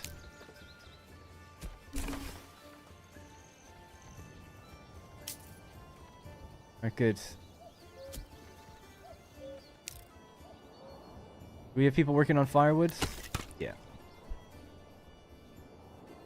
So we'll need more regular storage out this way as well. So a storehouse. So these are going to be houses on this side as well. Church is there. Just trying to think where a storehouse could go. Even somewhere maybe here next to the church would be okay. Because that's where we have some of the bigger industry down the street. This logging camp will be relocated. Always move it if we're not happy, but near enough to the church and the market I think makes sense. Maybe just tuck it in like this. Oh, actually. There's a gate there. Just for aesthetic purposes, maybe we could... I don't think there's actually a latch point there, but we could kind of make it look like it. Yeah, there we go. Looks nice. That manor's in a decent spot, actually, because it's almost at the peak of the hill. If we could move it in future, maybe we could pop it here. That'd be right where we want it. Or we could just extend the walls and stuff across, I suppose. Take control of that road. It's getting gentrified, the old... Yeah, that's awesome. Your Anno 1800 series is the best on YouTube. Hope you play the next one. Oh, yeah, man, I can't wait. I'm living for whatever that announcement's going to be. If it's a Roman game, I'm going to shit. Just straight up. It's going to be awesome. But who knows? It could be anything. But that's the era I would die for. I would almost set up a channel just for that or something. Where it's like, this is just going to be this game now. But yeah, I'm hoping they have some sort of announcement later on in the year. Don't forget to get the goats back for hides. Yeah, I haven't forgotten. A lot of our money's going into equipment. I think that's just a little bit more important right now. But I haven't forgotten. Approval's fine. You're right, though. I mean, it is like a balancing act, right? Eventually, we're going to start running low. Although, the animals have come back, so we could also hunt for them. Get a family on that. Working there. That should be some fresh hides coming in. Small stable. So we could relocate that building. We built the hitching post here. So, here's something I don't know. I don't know if anyone knows this. What does a horse do? You can hire them at both the trader and the hitching post. But I don't know what they do. Like, an ox moves timber. Maybe a horse moves smaller goods? Like a little... But mules are sort of for that, right? Pack animals. I've no idea. We'll have to get one at some point, but I just don't know what they do.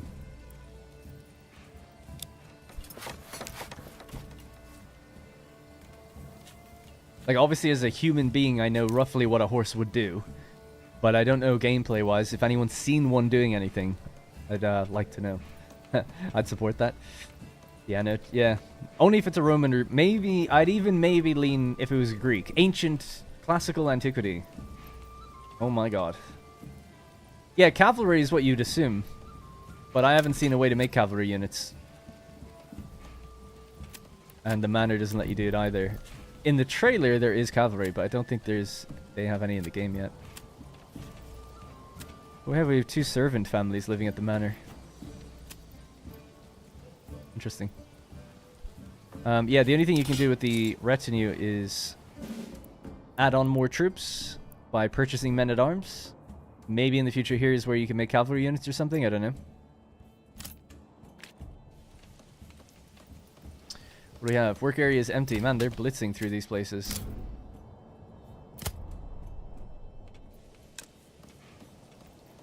The berries are out. Alright. It's September. I ain't going to be coming back anytime soon.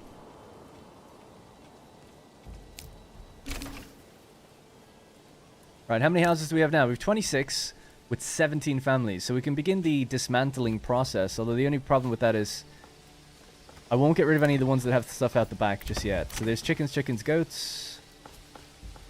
There's goats still in those ones. There's nothing here or here. So we can start the demolishing of these ones. Bloomery. Oh yeah, we don't need that anymore. Say goodnight. Granary. Just ultimately want to relocate that. So we have our storehouse there. I'll build a granary here next to it. Let me just think about that. Does that make sense? I don't know where we're going to be doing fields, actually.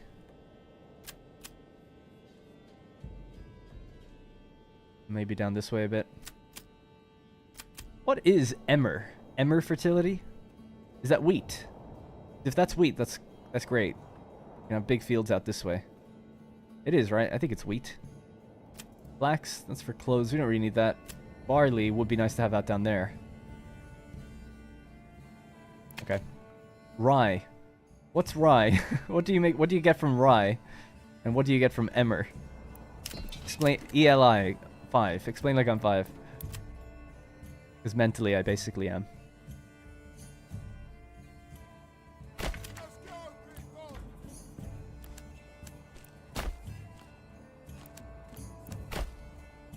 God, I love organic roads. They're just so good.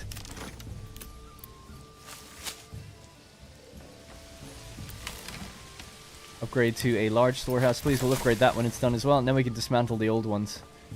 Might want to do it when it's not raining, though, because you can actually lose your goods, or they can get damaged.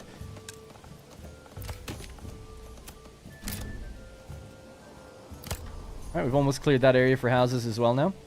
This relocation slash redrawing has gone very well so far.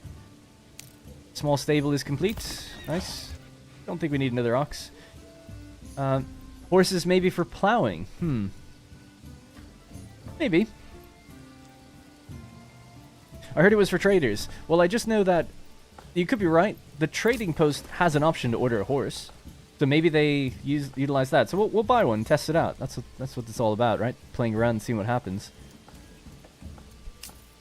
But I just don't want to do it right now. We're still buying weapons until we get 36 of each. I ain't spending any money on anything else.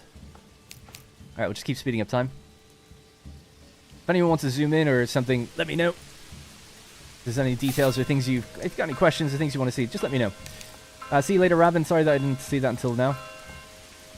Horse moves traders' carts around the map, says Ishmael. Oh, okay. Cavalry is being reworked at the moment, says Linda. Will this game become to PS5? I mean, maybe eventually. Who knows? I mean, not for a long time, I would imagine. It's an Unreal Engine game, so it's possible. You could adjust the area size for the log cutting camp. Make the radius larger. You could in the demo. Can you do it in this? Oh my god. Oh, control. Oh my god. Shout out. How did I not see that down there? Thank you, man. Yeah, I knew you could do it in the demo, and then I was like, oh, they took that feature away. I was being a real gamer about it. The pejorative gamer term. Like, I can't believe he's taking my features away. But it was there the whole time. Thanks for that. Yeah, it's wheat. Emmer is husked grass. Wait, basically wheat. Thank you, Pirate Panda and Angemon. Rye you can get flour from, I believe. Interesting. Could horses be used to transport your goods from one town to another? It says that the mules are for that, but maybe. My guess, if I was to guess, just because it's on, because it's here at the trading post as well, it's something to do with the traders, like Ishmael said. Maybe the mules it says are for moving when you occupy another region, which we could do right now if we wanted to. Actually, you can claim with influence. Just don't want to start up another region just yet. Because it's probably just gonna get attacked, frankly. But when you start up another region, it says to move stuff between them, you can set up mules, pack mules that go back and forth.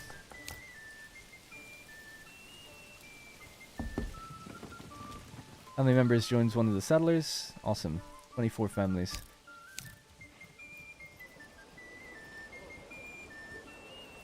We almost have all the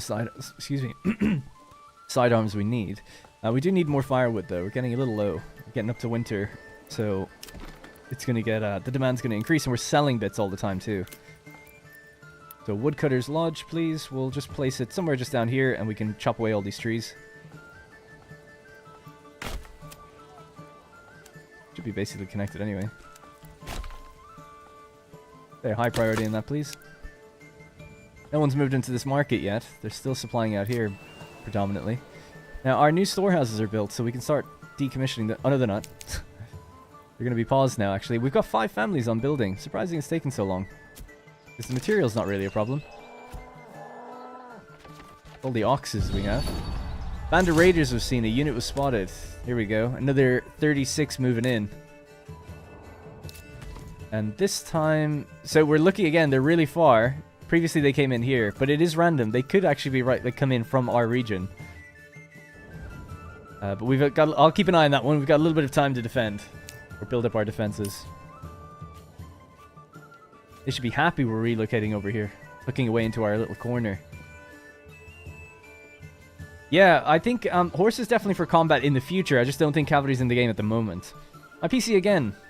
And get this game when it comes out. My PC again. And get this game. Do you mean might buy a PC again or something?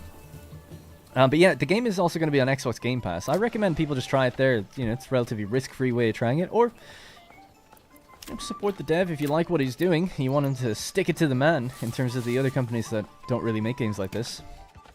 That's kind of what I would do. I'm going to be buying it for... See, I got this free, but I'll be buying it for a couple of friends, gifting to them.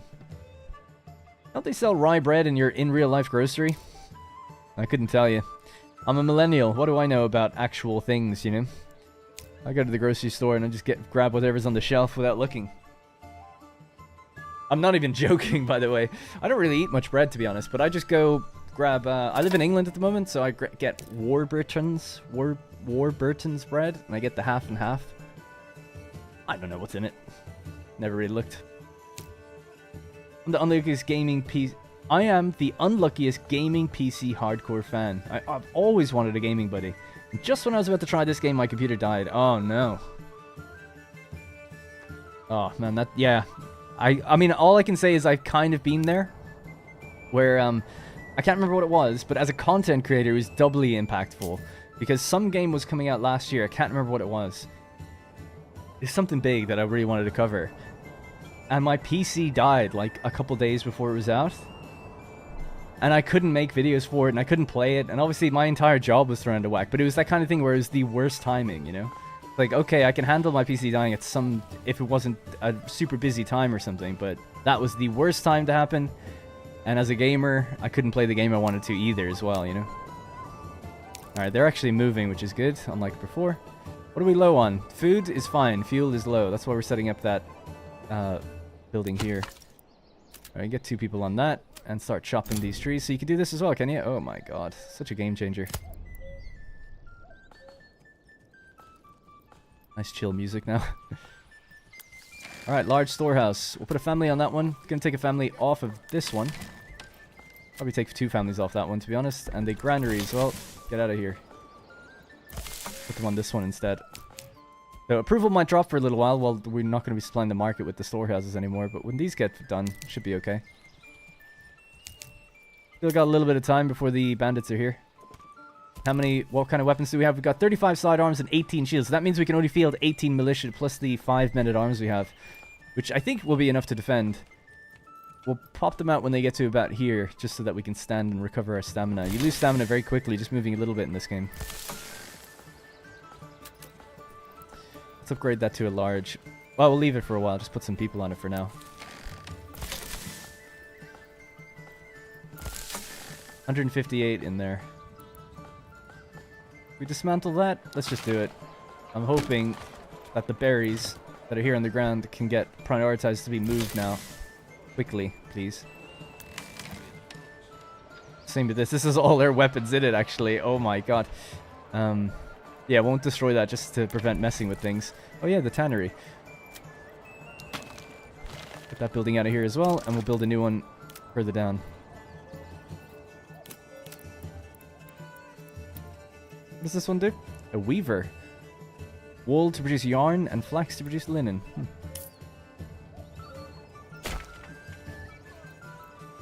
That could be the tannery. Right, exposed goods at the pantry and the generic storage is full. That's okay, just because we removed that stuff. Where are they now? Alright, speed up time.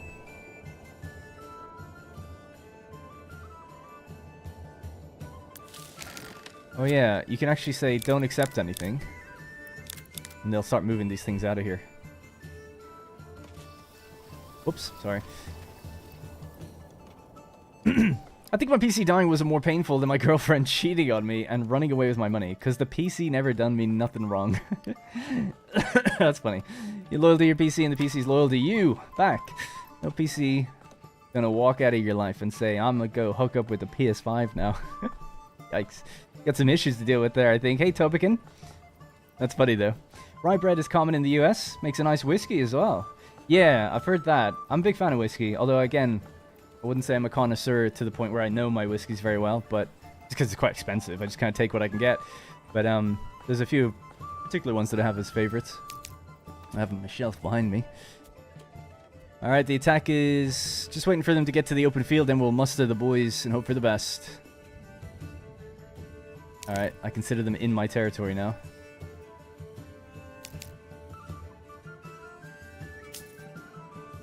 Alright, there they are. So, let's go. 18 men, that's all we can... Yeah, that's all we can get. But there's not... You can see the contour lines here. So we're just going to try and hold somewhere in the bushes, basically. Trying to see. If they're coming this way, they might actually just be coming straight down. I suppose maybe we could try hold somewhere here. If we go too far to the left, they might just run into the town, you know, so...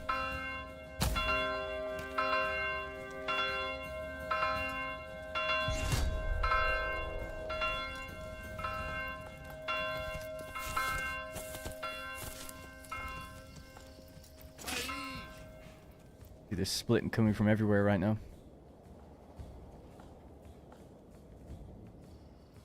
Here we go, boys. So far in the game, what's been happening is we had an attack with 18, then another attack with 18. Then we had an attack with 2 18s. Now we have another attack with 2 18s. Maybe the next one will have even more people. I'm sorry that we have to fight in the woods. Just the way it's working out with the hill. This guy is trapped inside the manor. Come on, man. Will he find the gate? Let's see. Yes, he will. Good job. He'll be ready in no time. Alright, so just getting our little double line again. We'll do stand ground. I'll put the retinue behind them. We'll just do our little flank with the retinue as well then.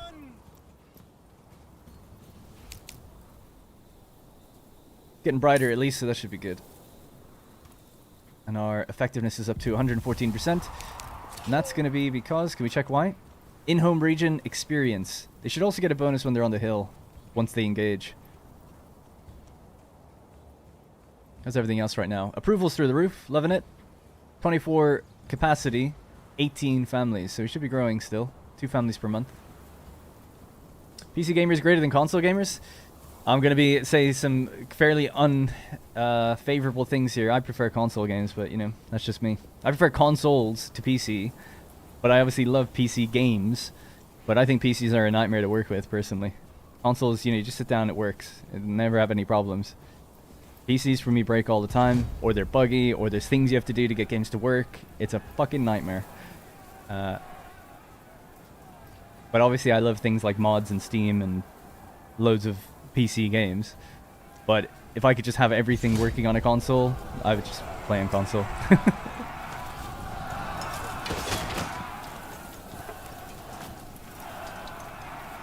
Second unit just plowing straight into us here, and we're on stand your ground. Oh no, we're not. Units, stay still. Stay still. Stand your ground. Soldiers try to stand their ground. Defense is doubled, but attack frequency is halved. Right, we're gonna run this guy around the side now. Fighting in the thicket here. I could actually just really quickly, cosmetically, maybe just get rid of some of the bushes. Just so we can see the fight.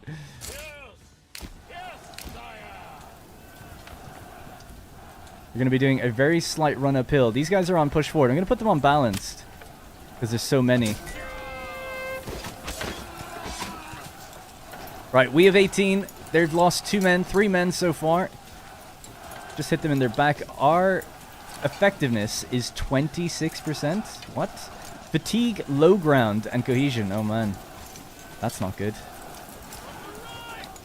Uh-oh. Maybe we shouldn't have attacked from behind. The low ground is a massive penalty, even though we hit them in the back. But it is 2 units, so I feel like one is just turned on us now. It's getting better though. Effectiveness is going up. No, it's not. Fluctuating a bit. 16. So one of the units is down to 9. The other's on 17. I'm going to change this from defense to push forward now. See if they can put some more pressure on our side. Lost 3 of our own guys.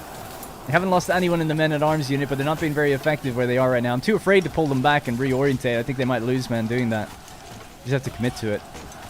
But lesson learned for flanking generally. I think we'll just attack from the front next time.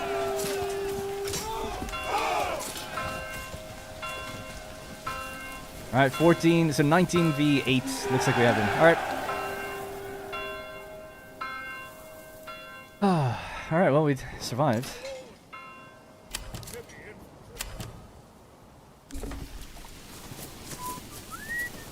Lost quite a few people that time. Alright, put some people on the corpse pit, I guess. Get burying. I wonder what happens to the storage of these bodies if we delete the church. Let's just find out. I don't see any body piles, so maybe they're just gone. Alright, well there we go, GG. Sorry Darren for that console statement, I hope they burn the village. I gotta say, I'm a PlayStation guy, I just love my... I just think it's great. It just works. And I really enjoy the games there. Yeah. I understand I'm what's the word? I'm not amongst my peers in that regard here, saying these things. Console game equals you just won a game. Hardcore PC game, you got no life. Therefore PC greater than console. Okay. I don't know, I gamed... When I was playing on well, this just depends on the person, right? I mean, console obviously attracts a more casual crowd, and if you want to get the most out of your gaming in terms of fidelity, you know, you go with PC, for sure. But I gotta say, I mean, I'm so frustrated... Hey, a fire was just started over here. That's alright, it's just turned to rubble immediately. But there's, I don't think they would have been... That's the stable. Oh, yeah. They must have gotten hit by lightning, I just didn't see it. Just really quickly, though, I was going to say, just very quickly, on PlayStation for Life, says Junior Jackson, yeah. Is that the state of it's not PC as a platform's fault, right? The potential on PC is always amazing. That's why I really like my Steam Deck and all of that. It's great. Love it. And I genuinely do love it. But if I could only play in one place, I'd probably do PlayStation because there's far less frustrations there. Personally. Now, as a job, I need PC to be able to record and do loads of games content and stuff like that. But as a gamer, if I could only game in one place, it would be PlayStation. Just because, you know, you've got a game like... a lot of games come out and they run like ass on PC. And then you have a machine in a PlayStation that's like... you know, my PC costs nearly $5,000. And my PlayStation costs $500. So it's 10 times as cheap. And I have, like, games running at 4K 60. And sure, maybe it's doing a little up-resing or doing whatever it does, checkerboarding to get it to look that good. But, man, I don't care. I sit down, I boot up the game, and it just runs. And that gives me more time gaming and less time fiddling with settings and shit. Sick of it. And hoping that the PC port works. And it's like, oh, it doesn't work because you have a 3090. And if you had a 3060, it runs fine. But the 3090 has this weird bug. It's like, fuck off. Beef up your retinue. I can't at the moment. So the only way to make money... well, we can clear out some bandit camps. We just need more people to be brought in. Or I'm working on it. We'll get there for sure. But as we bring in more people and we're paying for equipment all the time. Let's just get rid of that and that. So we've got 47, yeah, 32 sidearms and 15 small shields. You know what? At the trader, we need to now say, stop with the... Just leave it at 32. We need to get more small shields in. That trader has to come by. And any money that we have will basically be converted into that. But we're low on money because we haven't been getting very much firewood lately. We need an excess of firewood. That's what we're selling just for little bits. Cents on the dollar. And then we exchange that for weapons, effectively. So we need families out there chopping. Open. Man, bandit attacks and now we're putting out fires. Goddamn. Never ends with these guys.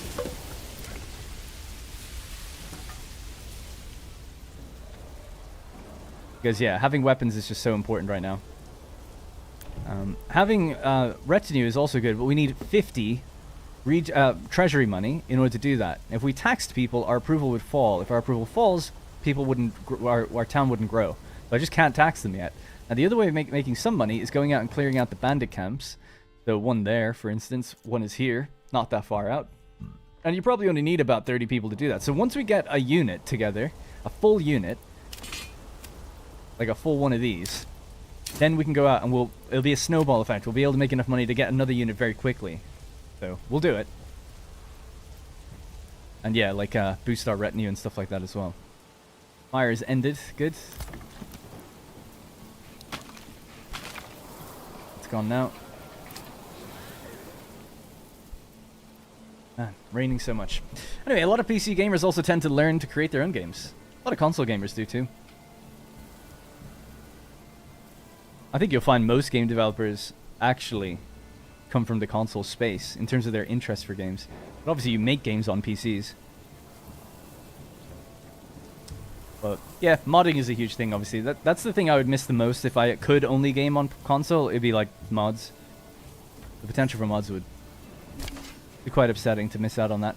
I play on PC for games. For games you can't get on console. Yeah, no, totally. Same here. I wouldn't play on PC if it wasn't for basically PC exclusives. Like Total War and Age of Empires are the things that got me gaming on PC. I used to play Age of Empires on console, actually, back in the day. But because you couldn't play Total War anywhere else, I played on PC. And The Sims was another one. Anyway, I'm pretty agnostic. Like, I play on PC and on console pretty much equally now, so...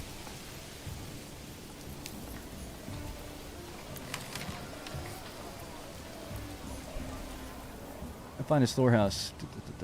That's just for the units that we disbanded. Things like, oh my god, another fire's been started here. That's a nightmare.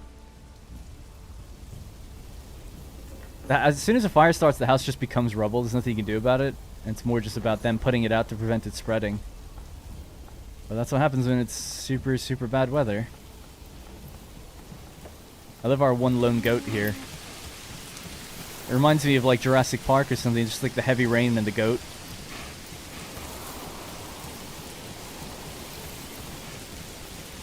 What's that smoke in the distance? Oh, it's just that. I was gonna say it's... Go, go, go, go, go.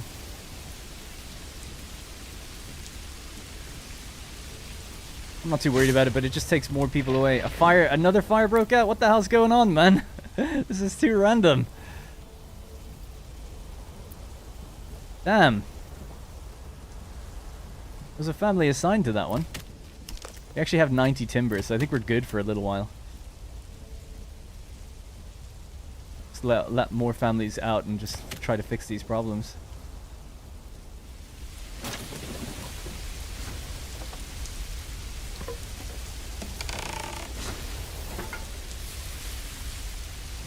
I think it needs a bigger bucket. She doesn't give a shit. She never liked that household. Let it burn. Unassigned going home, Margaret. Yeah, she's like, yeah, whatever. This bucket's for me.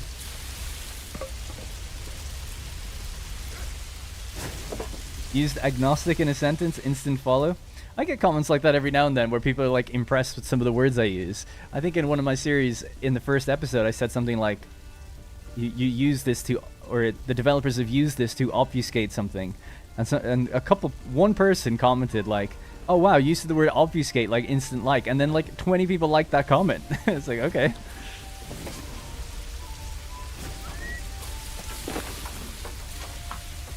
Yeah, the rain, it does nothing. House was built out of just pure manure. It's just extremely flammable.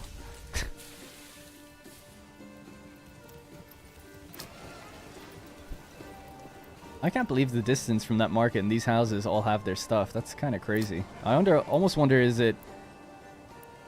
It's almost like there's a second market here, right? We don't see any stalls, though. But all the stalls are here. But yet, clicking this market, we can actually see that it has the same stats, right? 100, 183. 100, 183. So is it just shared no matter where you place it? That would seem weird. Maybe you're supposed to only have one, and it's just not really working the way it's supposed to yet.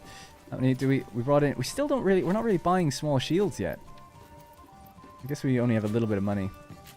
Actually, yeah, those extra families now, the fires seem to be largely put out. Let's get more people on firewood. That's just what we're selling right now. Demolish this and rebuild it. Honestly, actually, some of that money we could use to set up those goat pens that we're going to be deleting. Might be a good idea. So here we could do... That's the vegetable patch. It's November. I think just the priority should really be on the weapons, actually. Bodies still need burial.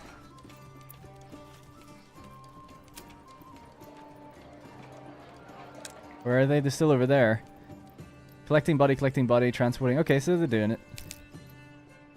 Oh man, they're coming from that direction. I hope we didn't lose too many people from the fire, but maybe. The house could have... There could have been people in the house, actually, when it happened. I didn't think about that. Struck them down immediately. Anyways. It's a bug. Of course there is a market there. The 3D of the market is missing. No. But, yeah, but you can make a market anywhere. I was just saying, like... There's 66 free stall locations. That's how many it said when we placed it down. So none of the stalls have actually been placed.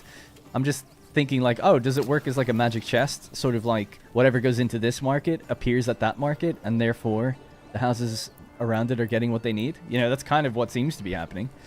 Because ultimately we want to decommission this whole area, but I'm not deleting these houses because we've upgraded them to have things like... Oh, I just realized something. If we demolish these, you get the money back. So we could just set them up again. So there's actually no problem. If we just do it while the time is paused, there's no problem. So I'll wait for this house to be built, and then we'll use all these plots for chickens and goats. And that way we can relocate everyone over here much quicker. That'll work just nice. Transporting, peddling, transporting, gathering. Not much chopping, I notice. Here at the firewood cutter. People are all off in the far reaches of the town. Construction finished. Okay, cool. So yeah, now we can try to do that. So just going to commission deleting these buildings. I don't know why that just happened. I didn't scroll backwards. It just flew me backwards for some reason. Alright, so demolish. So can you get your money back by just unassigning this? That didn't change.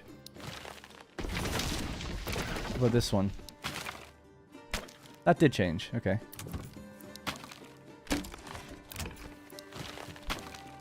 Alright, good. So the piles of material will be left there for them, and now we can change this to be like chickens. Chickens, that'll give us our eggs. Then we want our hides to sell, so we need goats. Goats cost 25, so they're just a bit more expensive, and that's going to be it, right? Maybe vegetables, I suppose? Some of that on the go. Won't be harvested until next year, though. Now, what do we have? Goat, goat, goat, and goat. If we have a farmhouse, I think someone will move these goats in here. We could turn this area into a big farm, actually. Oh yeah, look, it would be perfect for a wheat farm. We should totally do that then. Oh, and the logging camp actually survived. Wow. Or was rebuilt. Nice. Yeah, so let's try this then. This is just temporary, but, or, not temporary, but I'm guessing if this will work. I'm going to build a little goat pen here. Very big one, actually. And a farmhouse. Maybe it could just be placed...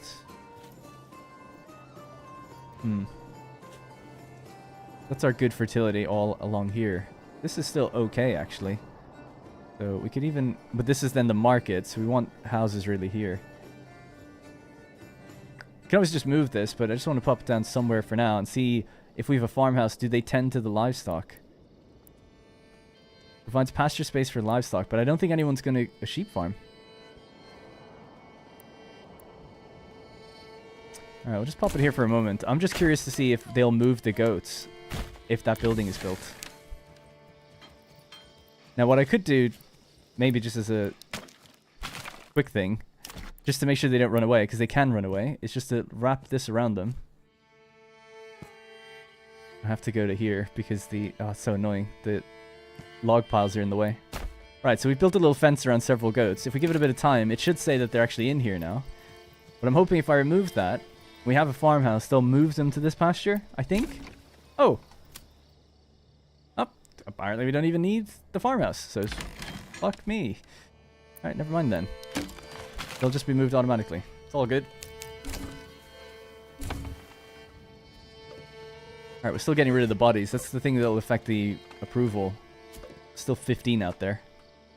Anyways, is Wall Street a real name? Nice sheep in Avatar. See how we control them. Go easy on pussing too much, please. I don't even know what... You know, you could write that all in one sentence rather than 4. I only use agnostic when explaining my stance on religion. Yeah, I'm agnostic too when it comes to religion. Now, I don't have to try this game because I've already seen it.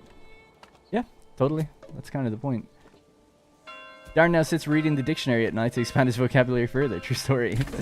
Just in the hope that it'll retain more viewers. Now he says sheep. Sheep, goats. We have goats and sheep. Apparently, it says that, according to this, there are 7. They're probably waiting to be transported, so I think we need someone to be assigned to the farmhouse and then someone will move them. That's my guess.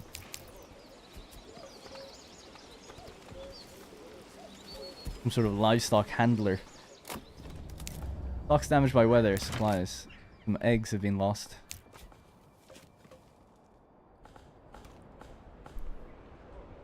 Now, are there any homes over here anymore? No. So we're going to get rid of the market then here. And hope that they can relocate and rebuild stuff over here. No fields to work. Yeah, I was hoping it would be more livestock stuff. Alright, there we go. Stalls are appearing over this side now.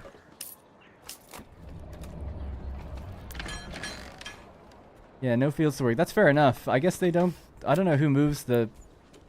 Who works the pasture, though. Provides pasture space for livestock. Maybe they just never move. Which would kind of suck. But yeah, what's... Like, what can you do with them? Can we do anything with them? These goats? Oh, we could probably sell them at the trader, actually. Thinking about it. That seems awfully cheesy, doesn't it? That could be an infinite money glitch there. Someone get Legend on the phone. So think about this, right? You can pay money, 25 regional wealth, to get goats to move in. And then when you delete the plot, you get the 25 back. But the goats are left standing. And my assumption is, with a livestock trader, we can sell those goats for more money.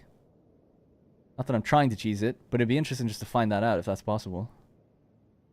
So yeah, let's build a livestock trader.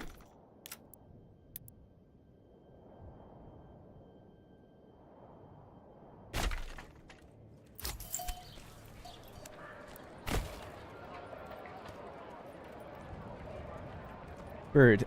Can we check out Men at Arms to see kills? It doesn't track it. It says it's supposed to, but it doesn't. But yeah, we can have a look. Or it didn't in my own playthrough. Let's see if it does now.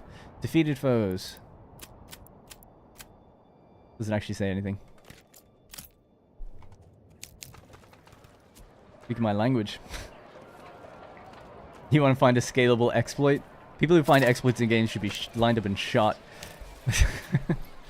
Especially in games where it's all about immersion stuff, and they're like, oh, anything to just be more efficient. Just destroy the immersion. Just so I can get 1 extra egg and create some extra money or something. I don't know. I hate that stuff. I can't believe so many people watch that stuff, but hey, each to their own. I'm joking, of course. It's fine. But if people found exploits in my game, I'd just be immediately trying to fix it and like prevent those things. Some developers are like, yeah, whatever. Let people do what they want. Alright, so trade. Let's assign a family. Livestock, trade.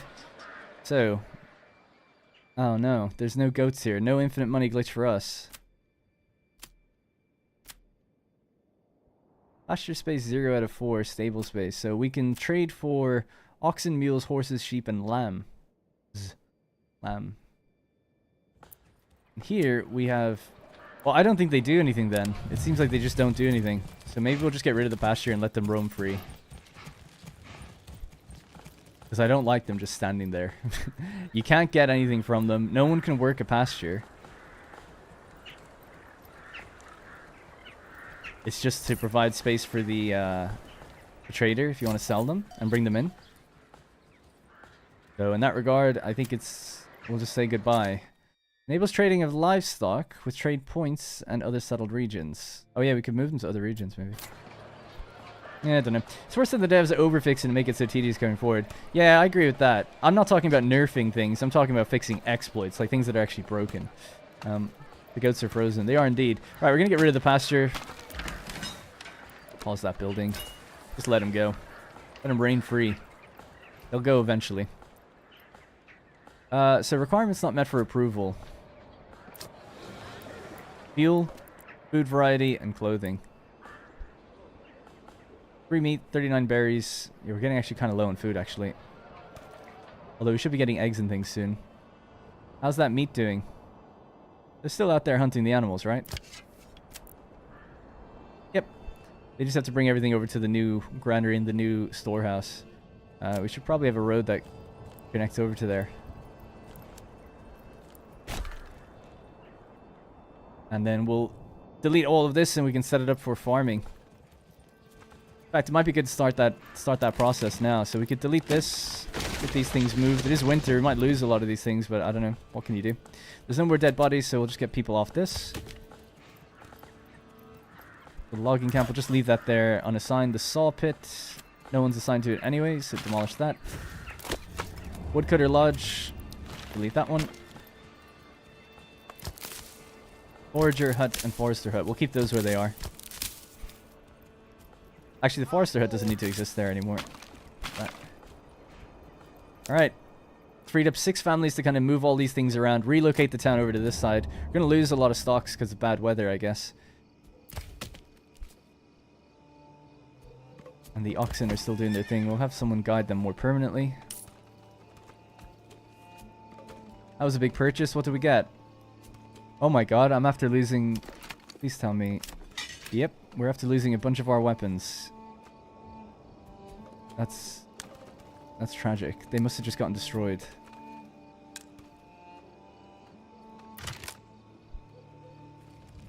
Stocks damaged by weather. Supplies. Does it say... Bit ridiculous. Like, this sword has been damaged by the frost and, what, I guess just shattered.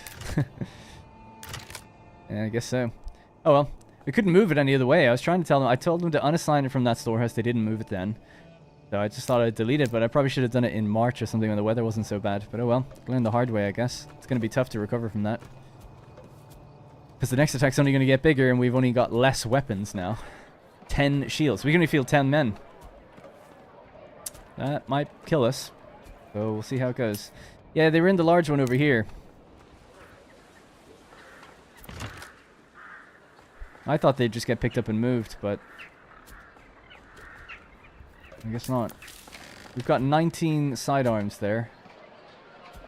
And 10 shields. That's it. Yeah, we just don't have any more.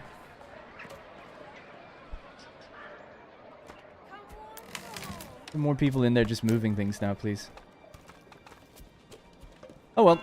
We'll just have to try and recover it. What's that bell? Don't tell me we're being attacked. No, okay. Why do I have to carry this alone? Got 105 firewood, so that should be good for trading.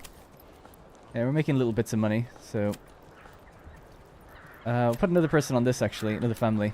So we have 2 families free for building. So what do we want to build next? What are we struggling with? Food is rough. It is winter.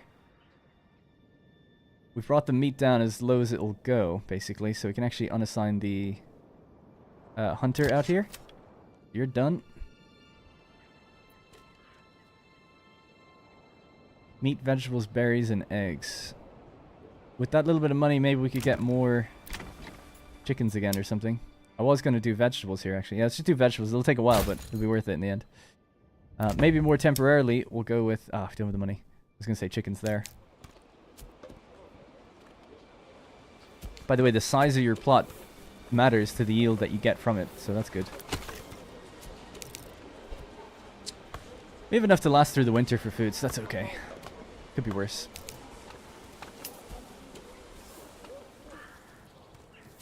Just hoping these guys all get everything they need. There's no clothing. Oh yeah, the tannery doesn't have anyone on it. That could be a problem. Yeah, we've got 16 hides. Okay, people will be much happier when we get that up and running. Alright, cool. Is this game going to be moddable? I don't know. It's using Unreal Engine.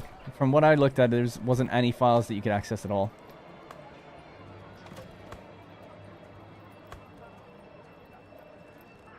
The game has so much potential, it gets me hyped for its future.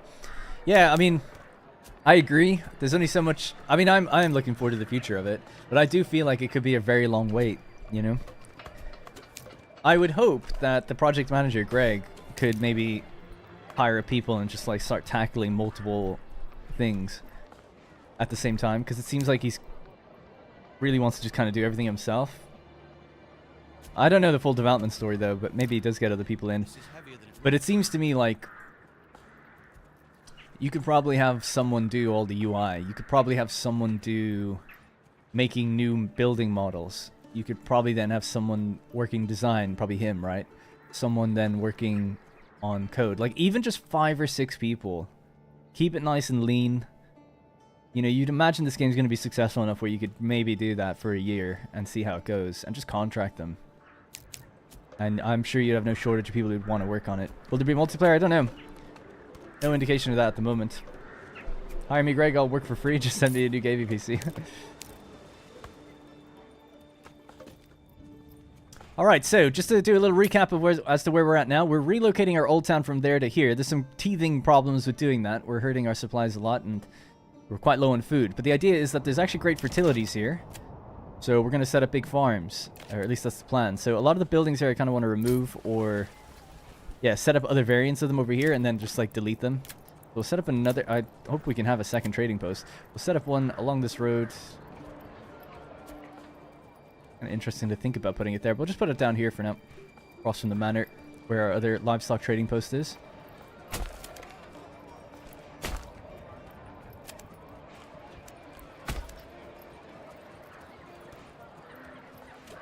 And then we can remove that one and then just spec this all for fields.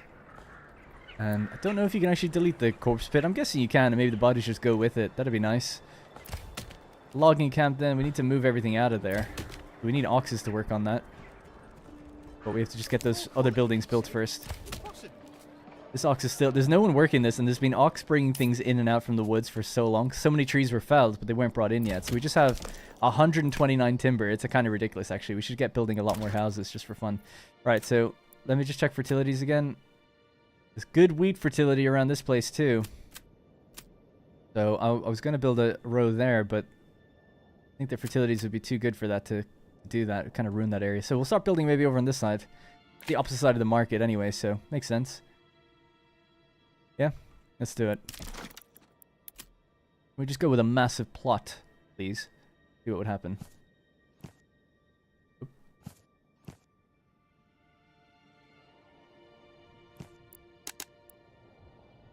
That would look obviously pretty ridiculous. Let's see. Let's be a bit more careful with it.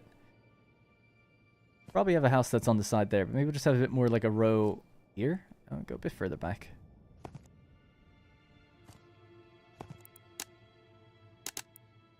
And we could make them where they have the additional plots so that they can grow even further. 1, 2, 1, 2, 1, 2, 1, 2. Yeah, something like that could be cool along the street. Just 4 extra houses there. Not much of a plot at the back, actually. I want more. Although, actually, these would probably be industrial focused rather than vegetables or something. So the plot doesn't need to be that large.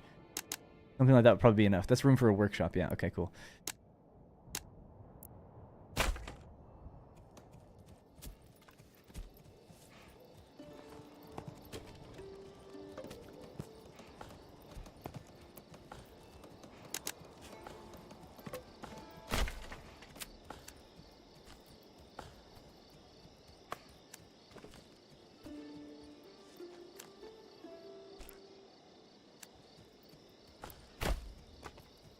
Right, here we go.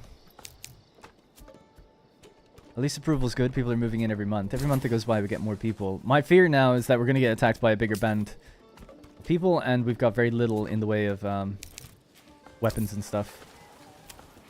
In fact, we really just need shields now, so keep this back down. Because they're after buying more and more swords. Really, we need shields. So we can only field a unit or man if we can equip both of those things. So we need, you know, another 14, and then we'll be able to field 24 people. What's this problem? Disconnected from major trade routes. Really? That better? That might have been that side road that broke it. That's our trading post. Yeah, so I might go 2 families on that. We'll disconnect these ones. We can delete that now. 18 firewood in there, but hopefully they can just move it before it perishes completely. Alright, so roads. Let's clear this one, this one. All these can go. Reclamation.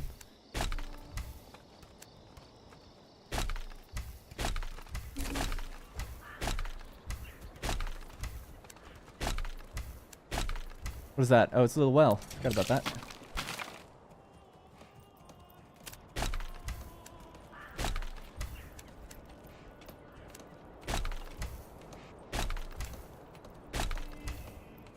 Alright, good.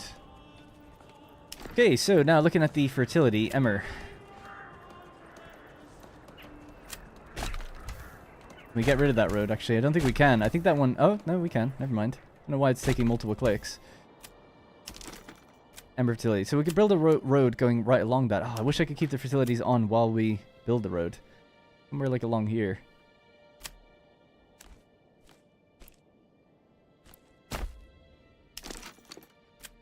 Good enough.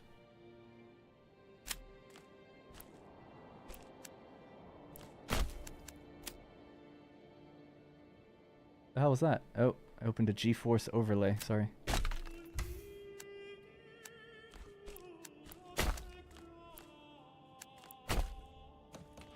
Well, perhaps it was simply a bad thing. These things do happen from time to time. We could leave the farmhouse there. There's no problem with it being on the opposite side. And then we could just start designating areas here for the farms. I'm sorry, I haven't read my chat in a few minutes, so I'll just read it in a second. I was going to give this a way to get down there, but I guess it's not really necessary, actually. Just trying to think how the farms would be divided up. Like a little road, a trail going between two farms would make sense to collect things and stuff, so... Maybe, yeah, just around the outside of the manor, we could just bring the road around like that. Figure out what to do with that later, and then, I don't know, just another one just going down towards the old corpse pit. We could have a couple farms inside there. Alright, cool. Folded along the road. Why not let the plots be irregular? Plant veggies on the weird big ones. I think irregular plots are one of the coolest things. Oh, no, totally. I'm not doing entire grids. I know we've got like kind of a grid thing here, but I'm leaving gaps. Like the ones where there's gaps, they'll be the irregular plots. Yeah, you need a mixture too. Like we need a lot of people. So I'm trying to like be somewhat compact with these ones. And these ones was just a test. I'd have never done anything that compact before. But yeah, along here, we'll build more irregular shaped houses. In fact, we could do it now.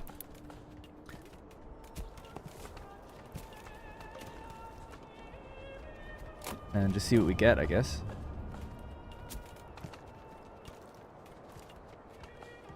Well, that's obviously too irregular. I was hoping that we could use this. Hang on. But to there, to there. From here and then down. We could probably just go straight across, actually, like that. Nice house there. There's no plot for them, but whatever. At least it's irregular.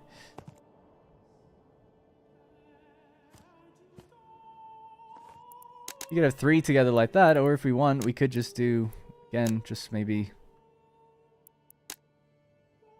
go sideways. And plots in the back. Not sure yet, actually. We'll just wait a little bit till the, I can't see very well with the snow, quite frankly. Feels kind of difficult to work it out. Still building these ones as well. Alright, construction finished at Burgage plots. Got another one being built here. These guys are all right across in the market, loving it. I guess that's also part of the reason too. So these are going to be upgraded to like level 3. So if you've seen what they look like at level 3, they're very like... It'll look really good when they're wall to wall. I'll just show you actually really quickly. I'll show you my other save. Where I'm doing a mixture of like organic and then like kind of more compact houses. We'll just call this hard 2.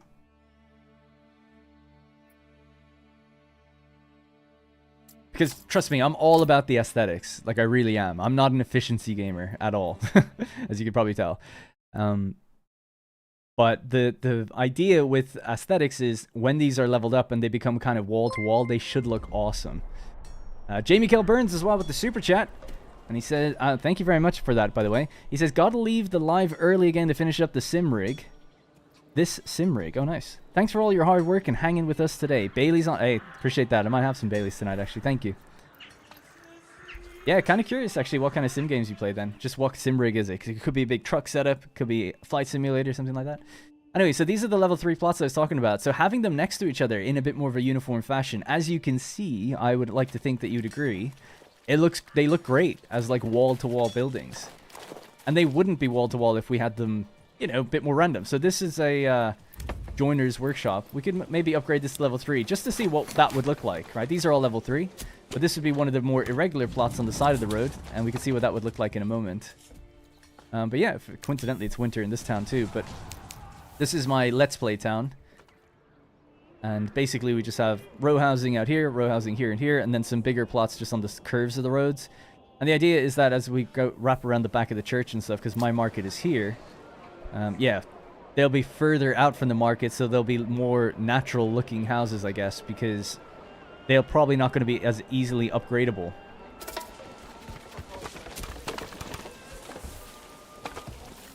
Sean Newbie, appreciate that a lot. For some reason, the memberships aren't showing up on the stream, but super chats are working and gifted memberships are working, so I don't know what that's all about, but thank you, Sean Newbie. I've seen that. Thank you very much.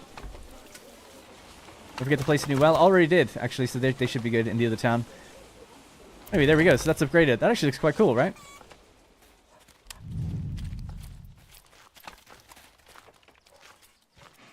So yeah, so my plan is to have this left side of the street be like the right side. So I think that'll just look awesome when it's done.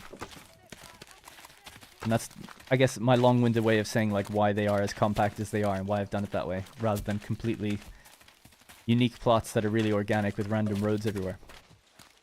So there's a little bit of method to the madness. It's not just about efficiency or whatever. All right, let's go back. Yeah, the corner one looks actually quite nice the way it's kind of filled in there. I do like that. So I'm hoping we get a similar effect here. The houses close to the market, they're the built-up ones. They're the main streets. They're on top of each other. But as we go further and further out, then we get bigger plots, vegetable patches, things like that. I think it's about the long-term vision, you know? F1. Oh, right. Sorry. Yeah, I see it. Oh, right. F1. Oh, nice. I've seen some people have like gyro setups for that as well. Like their whole PC is mounted on a thing where they're moving with it and stuff. It's kind of crazy. Or the monitors at least. Alright, how we doing? So a little bit of unhappiness here. Requirements not met. Let's see what's wrong. Nothing too bad actually. If we just move this over, hover over. 86% of the houses have fuel. Not everyone lives in all these houses, so it's not too bad. Food variety is quite bad. So approval is only probably barely hanging on to that 50%. We have no fields to work right now. So we want to get some farmers sowing because it's March, right? Springtime. Get ready for it. So get them plowing now as the soil softens up, I suppose. So we'll go to the... Is it gathering? No, sorry, farming, of course. We have our farmhouse. So a field. I'm not sure how big our field plots should be, but I don't necessarily see, like, why not just go all the way across and just have one big field there? Would that be alright? It's pretty huge. It doesn't leave much room for crop rotation, I guess. We could have maybe another one like here, and then one more that goes a bit further out. You can have a little bit of yellow fertility too, I guess. Let's try that. Let's just go with it. 1.8 morgens. Massive. So we'll need crops, wheat 37%. Wow. Talk about... How bad is that, man? 37. Is it just because it's winter? I hope that increases. Because you'd imagine with... That's pretty good, right? Green? It didn't get any better than that. I'm so surprised it says 37. I thought it'd be like saying at least 60. So barley is red, and we can see barley says 8%. Okay, well, it is what it is. That's our first one. So we'll just assign... Turn back on the farmhouse. We've got 2 families assigned to it now. We could take some people off that storehouse. That was kind of temporary. Keep one on the granary. That's okay. 3 on that. That's okay. I'm just trying to think where we've got people assigned that don't need to be. The trading post says 2. The livestock trading. We don't need anyone on that. Alright, cool. That's 3 families free for construction. So we'll just put another one on the farmhouse. So 3 families out there plowing, hopefully. We have someone praying, fetching water, praying, transporting. Okay, cool. They might not actually start doing that maybe until March. So we could actually start thinking about that next plot as well, maybe.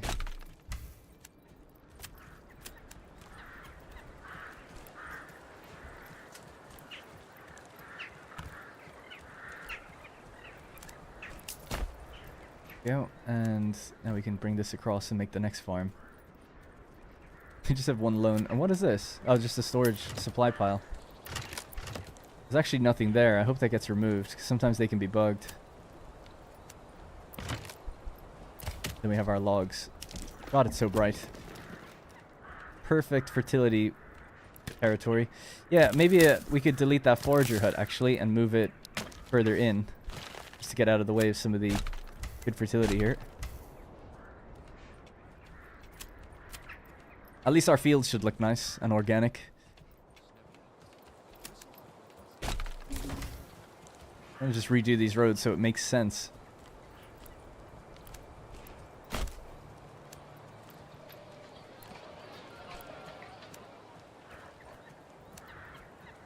already going out there.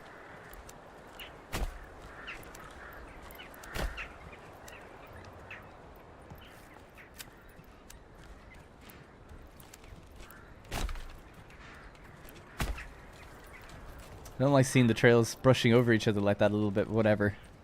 We'll leave it as is. So what do we got? Not enough supplies for food? Food is getting really, really, really low. That's why we're trying to get fields up and running. We have our chickens. We actually have some money now, but I really want to get the extra weapons, but it's tempting to just get maybe some food. It'll be fine. We're basically on march, right? The berry deposit will creep in. We'll build that forager hut and just get cracking on it straight away. It's a rich deposit, so it should be really nice and quick to get.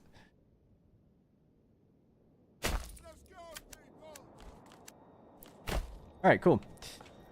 I just joined and we got rat houses. I don't know what that means. Oh, later saves. I love the road building too. It looks really nice. Yeah, it's super nice.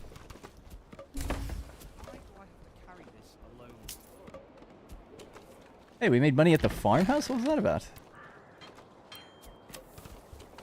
Not too sure. Logging camp can basically move now as well. That'll leave us with a storage pile there. Yeah, let's just shift it somewhere over here and start chopping these trees down as we expand out. Alright, so we have 3 families waiting. We're just waiting to get to March. Hopefully we'll make it. We've got very low food. But then the berry deposit will come back. The animals should be coming back soon as well. Hopefully. Let's say there's only 2. We don't have a... Do we have a hunting hut out here? I can't even see. There we go. Yeah, it's not... We don't have anyone on it. Good. Worth upgrading houses yet for passive income? No, we can't afford to maintain their new requirements. Their new requirements are going to be a tavern. To get that, we'll need a field of barley. Or to have enough money to be able to import barley. We're just not quite there. It is on my mind, though. I would like to get to level 2. We also need 2 types of clothes and a few other things. So we need like a joiner's shop, and we'd have to have a little bit... I'd say when we've currently got 20 families. We've only got 20... Oh yeah, there we go, 65. I'd say when we get about 25 families... And then we can start upgrading to level 2, because some of those families are going to become permanent artisans.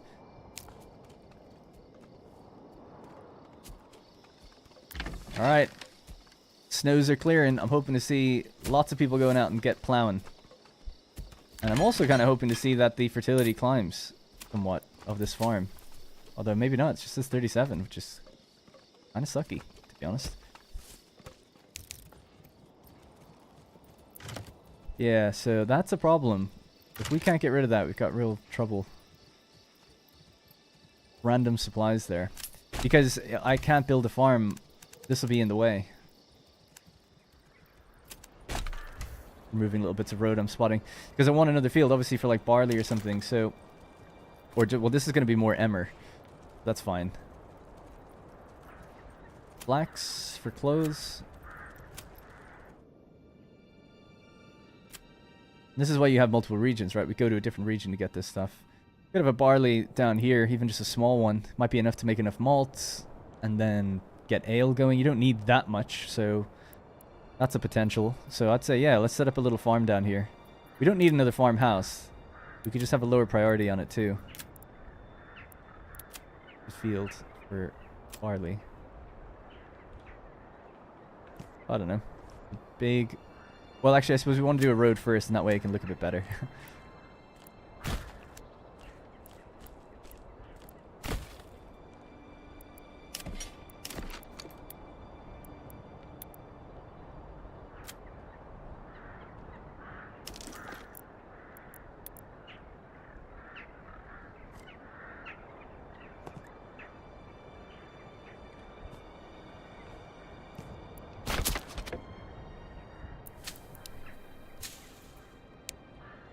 Low priority on that one. They can do that one after they do the main one.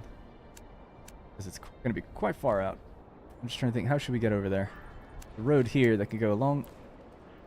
And we'll just bring it down, I guess.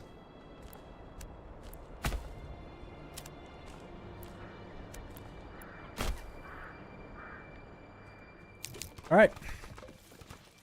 Is that a little scarecrow? No, it's just a branch, a tree. Can't remove it either. Damn. New family started moving in. That's what we like to see. Alright, we're still over 50%. We've got no food in storage, but berries should be growing again. And we should have a... Hopefully the forager hut is up and running. So let's just get them on that. Hopefully they can get some as soon as they come in. And we'll be making little bits of food now and then as well. We can also maybe get hunting if we're really desperate. I think we can hang on. We're making good money, but... So it's tempting to go for, like, chickens, just to get some eggs and things, right? Got some eggs. At the moment, we're out of berries. So what have we got? Chickens, goats, and goats. These are vegetables which will be planted locally, which is good. We could do vegetables for these guys, too, actually. Just get all of that going on this side. I'm going to sacrifice the weapon imports just so we can get some vegetable plots going. Because it's March, so now's the time to get everyone who lives in these places to start farming their own land. I'm a bit sad that he couldn't get the dynamic road system working properly. What do you mean by that? What's not working about it? Oh, do you mean dynamic as in they just walk and roads are created? That's in Austria. I don't really like that, to be honest. In Austria, because it's like, I don't know, they take routes that you don't want them to take and the roads look kind of gross. But I suppose it's like... freeform or whatever. I suppose maybe the option wouldn't be bad if he could have gotten it working, but I would probably have just preferred to be able to draw my own roads, and I wouldn't want them popping up where I don't want them, if that makes sense.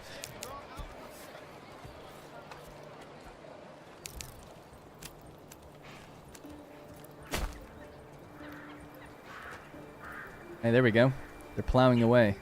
I wonder will they remove that tree when they get to it.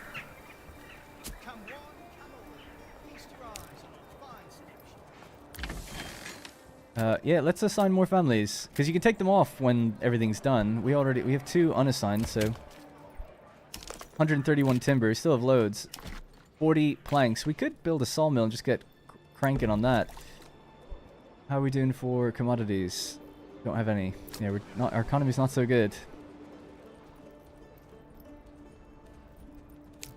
Just need more food. This is growing a rich deposit. Come on, man. Speed up. We need it. This is heavier than it looks. Let's upgrade this, why not? I'm just terrified we're going to get attacked. We need 10 more small shields just to be able to field 24 people.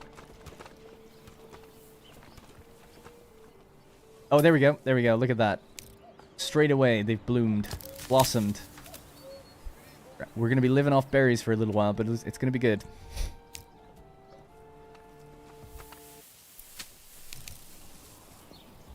Music just changed suddenly. It's kind of ominous. I hope our fields don't get burned or something. But oh, you can actually burn it yourself by the raiders, actually. And how about the one down here? Is this being worked on yet? We have a lower priority set to this, the barley.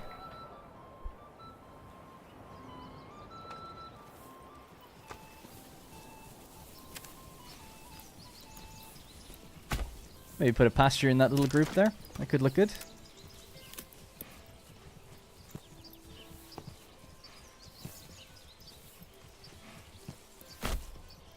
That looks nice. The fence actually wraps all the way around really neatly. That's cool. So if we get some animals, they'll be in front of the farmhouse.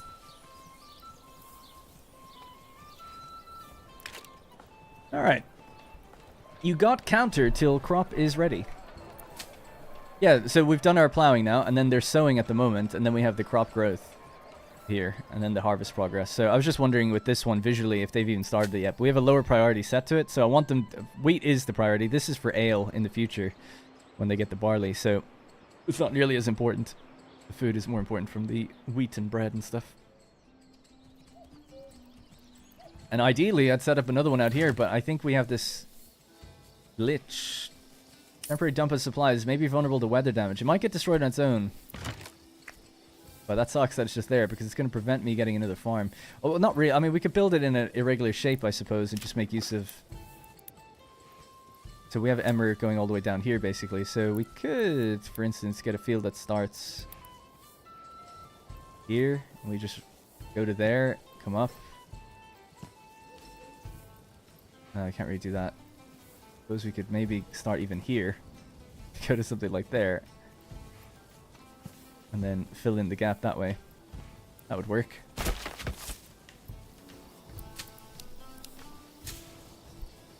So medium priority on that as well. I want them getting over there after this one's done. In fact, we'll say high priority there, medium on this one, and then low on the barley. On top of the window, you got 178 days. Sorry, 170 days till ready. Oh, that thing. Yeah, yeah, yeah. Yeah, I guess it's, you don't really see days counting by, so I feel like that's not really as a relevant metric to track. I'll be honest. But yeah, no, I just kind of look at this. I feel like this is almost more important, what level, what stage you're at. Because the yield could be nothing, right? Because nothing's really finished. Only half of it's been planted. So it's like, okay, whatever. These are the important things, I think.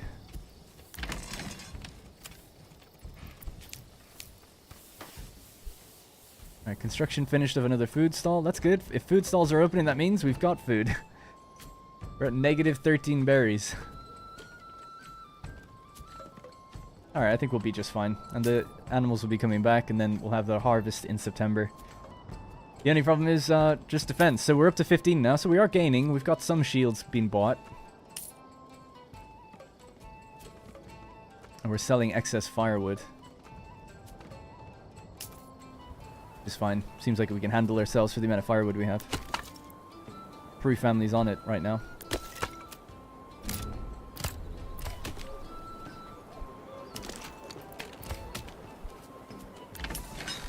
Cool. Alright, things are going well. 68 people in the town. 21 families. We're just about to get ahead of the problem of... Oh, sorry, yeah, the food problem, but we also still need, maybe as well, the goats, a few more goats, because it seems like we're a bit low on making clothes for people. So if we check here, clothing's 84%, but we don't have any in storage. Seems like we're right on the edge, so we probably just need more goats. So we have goats in... Hard to see which ones are doing what. These are 2 goat farms, yeah. These are all vegetables. So yeah, even just temporarily, we just get some more goats in this way, or maybe on the other side of the town. These have workshops? They did, right? Passive yield of hides, 25. So we can get 2 of those going. Just to help with clothing. Yeah, I know that I shouldn't be relying solely on berries. See, money is so tough to come by at the moment. We're trying to buy equipment to defend ourselves, and then also trying to buy food to feed ourselves. So it's a balancing act, I guess. And it's just raining so heavily. In some ways, rain is good. I hope that our supply pile gets somehow deleted. That seems to be kind of bugged there. I feel like I've seen an empty supply pile get deleted before. And I'm just hoping that our field doesn't catch fire or something during the heavy rains. Although, obviously, it's not going to be growing that much right now. So it's been fully planted. 145 days, like you said. 10% crop growth. High priority for that one. This one is now being planted. That's growing as well. So that means they should be down here. We're heading down here to do this one next. So if we look at our farmhouse, I wonder, is that too far? Oh yeah, they're on the way. Doesn't look like they bothered taking the road I made. We lost some eggs to bandits. That's also annoying. Alright. We're plowing the barley. 27 households with 21 families, so we still have room for more people. Oh, it's so nice when it's not raining, isn't it? Look at this. This is so gorgeous. I'm loving this town. Really coming together. One Morgan seems to be the optimal size of the field. Oh, really? Berries so plump and juicy.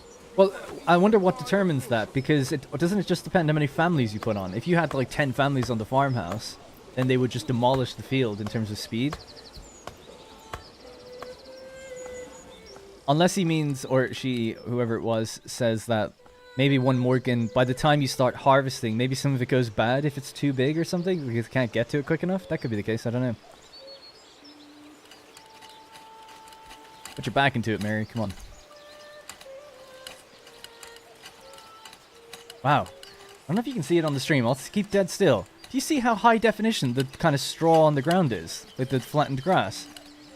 Holy shit. It's like 8K resolution or something.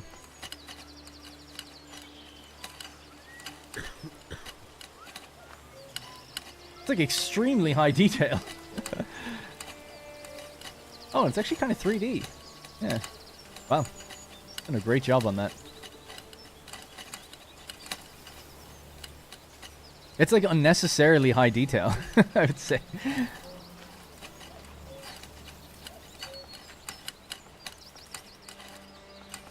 Can you switch off rain? No. It actually affects things, so it's a gameplay feature. You can't turn it off.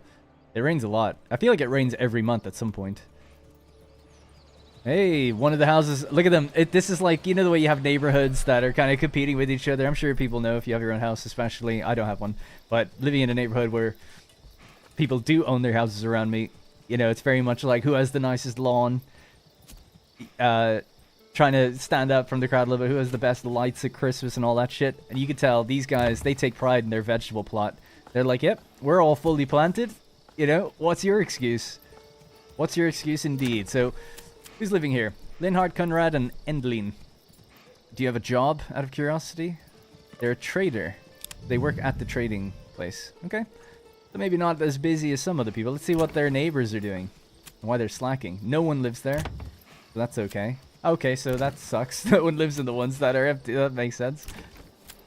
This one does have people living here, but they're not actually planting just yet. They're a firewood cutter. They planted a little bit, but not everywhere. Oh, they almost have. They're just a bit behind. That's a bit of a shame. I was kind of relying on these houses to make some food for us. We just need more people to move in. The vegetable patches can be planted all the way up to like March. Or May, I mean. So we still have a bit of time. They can still harvest them. They're much quicker to grow than the big fields. Yeah, this is a big one. It's taking a while to plow it.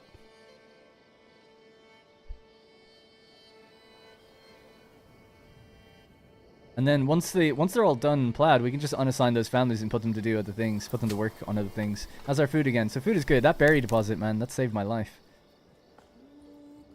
And yeah, it seems like we're able to just grab almost as much as we want from them. I'm gonna wait for the animals to go all the way back up to 20. These Godlands 2 should watch how to make a good release. I think there's lots of games that they could look at that have good releases, but some companies just don't care. Either they didn't know how bad it was going to be, or they signed that Xbox Game Pass deal and they couldn't get out of it. And that seems to be a reoccurring theme for a lot of games that are shipping that often have problems. Seems like Game Pass is not the fault, but they sign these deals and Microsoft won't let them budge. And I kind of think that's kind of what happened with this game. This is on Game Pass too. I mean, it's early access, but there's still things that are kind of missing even from this build, I would say. Even as much as I enjoy it, and I do. But I feel like most people who buy it and play it might run out of stuff to do after about 20 hours.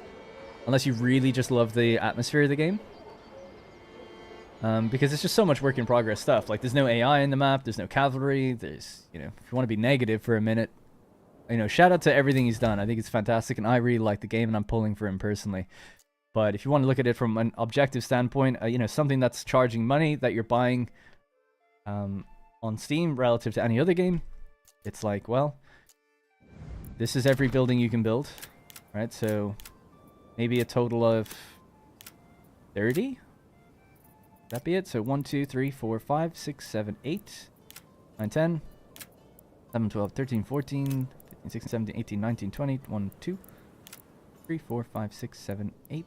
That's 32, 33, 34, 35, 36, 37, 38, 39, 40, 41, 42. Not really a building, but let's just call it 43. And then one cosmetic, 44. So 44 buildings. Actually more than I kind of even thought, but 44. No AI building in the game, so you can't attack buildings yourself.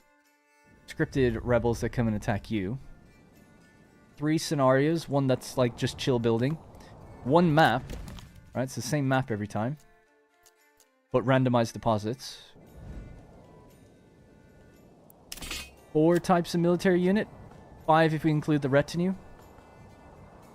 That's something. Mercenary companies. I guess these have different units, actually. These are heavy archers. Those more units. I shouldn't be so quick with that one. There's definitely more units because they are mercenaries. You just have the militia versions, but if you can get armored versions, that's good. What else? There's a lot of pages in the game where there's just not much going on in it. So policies, all of these are just like locked, early access, early access, early access. Production screen doesn't show anything. Locked, locked, locked, locked. Almost everything is locked. I'd say there's probably like 10 different things you can get. We don't have AI lords in this one, but you can go into diplomacy normally and talk with them. Maybe we could do it with him. In the AI, with the AI kind of guy that's outside the map who sends armies in, it's all just work in progress. But what you're supposed to do is go like, it's a pleasure to meet you, and drop it there, and you spend influence to do it. There's a little bit of that in the demo. It's actually been reduced. So, you know, if I feel like if, just to be completely fair, if City Skylines launched like that, which it basically did, would people be happy? I don't know. The difference is this says early access and City Skylines 2 didn't. So let's just... I just feel like it's worthwhile to be completely fair to everybody. Is that a dynamic map of the town when you zoom out? Yeah, that's awesome. So you can actually see your town on the parchment. And it is based on how you've done your layout. So it's really cool. And our town is called Iman Ruth, but you can rename it as well and it'll reappear on the map too. So we could call it Farmville. And if we just pull back now, it says Farmville. That's cool. But yeah, obviously shout out to the developer, one person, so it's just like... I'll take what he's doing over any AAA company any day, really, to be honest. So I'm not trying to shit on him, but I'm just trying to be completely fair. If everyone wants to know all the negatives, that's basically all the negatives at once. Gotta get all the rocks out of the field. Don't forget the add-ons. Oh yeah, so that's true. We have upgraded buildings, right? So the Burgage plot is standard. Then we have the level 2 variant, the level 3 variant. And then there are 4... I think there's 6 types of workshop that go on the back. There's more types with 6 building types, if you know what I mean. If you look at the brewery, for instance, they had a brewery building in the game that they removed. It now goes into the back of a plot. But it's like a wooden plank, and you just see them stirring a wooden... like, on top of a wooden plank, so... I don't have to suck up to Paradox. No, I don't know. Sometimes I just want to push back a little bit when people are like, oh, this developer should look at this to see how to do a good release. It's like, well, if this game costs $60, I'd have a pretty big problem with it. I don't know how much it costs. I think it should be, if it was me, €29.99, you know? That's probably what I would charge for it. £25, €30, $30. Early access, that seems reasonable, but who knows? Could be 40, could be 50. At that point, you start to weigh up, like, okay, is the content on offer really worth it, or are we paying for the potential of what's to come, you know? So, I'm just trying to be fair. Quadruple A. Infamous, what is it, Sea of Thieves? Oh, not Sea of Thieves, Skull and Bones. First quadruple A game. And Sega's quadruple super game that they talk about. Anyways, let's be more positive again. Right, anyways, 21 families. I'm struggling to get the equipment in. We're still only at 15 shields. We do have some money now. I want to reserve all that money just to go into buying more equipment. Just going to keep it on triple speed now. We're waiting for our farms to get sown, their fields. This one's been sowed. Yep, that's fine. And then we can take people off that. Not that we have much else to do anyway. We could probably put another family on the berries. And we could probably start hunting soon as well. Looks like we just bought some shields. We're up to 17. That's good. We can field 17 people now. Wild animals 12. Yeah, go on then. Get some of the wild animals going, please. And then the forager hut as well, which is here. We could maybe put another family on that, because it's gaining faster than we can pick them. So we'll reduce down this now to just 3 families for a little bit while they finish this farm off. A little bit of sowing left to do.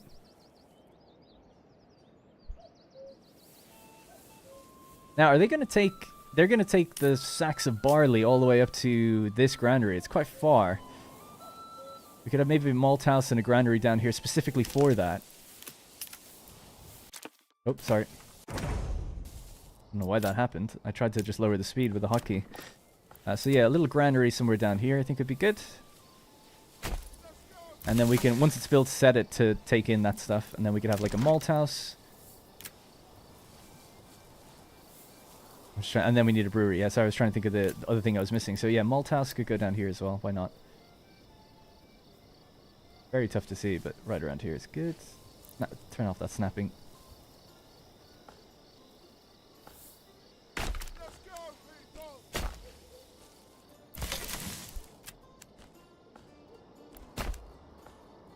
All right.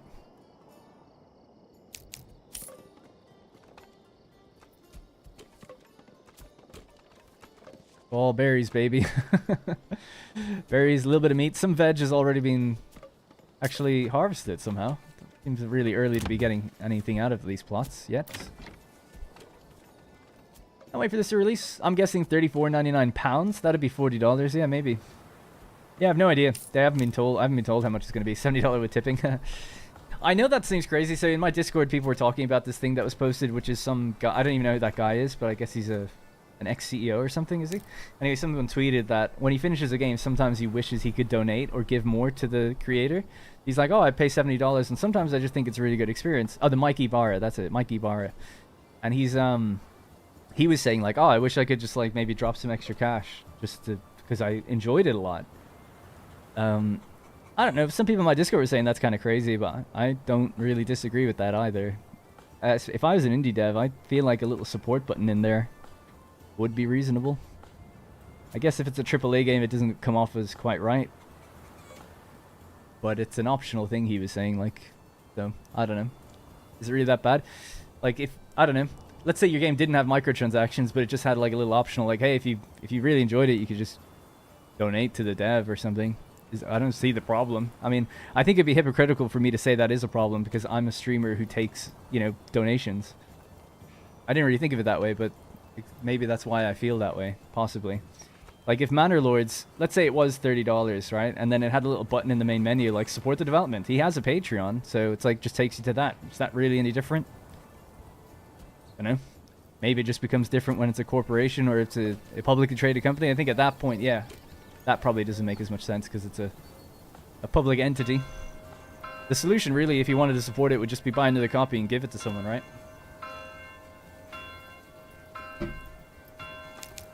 Anyway, no other attack coming in. Work area is empty. I should hope not. For who? I don't think so. 100 berries right there, please.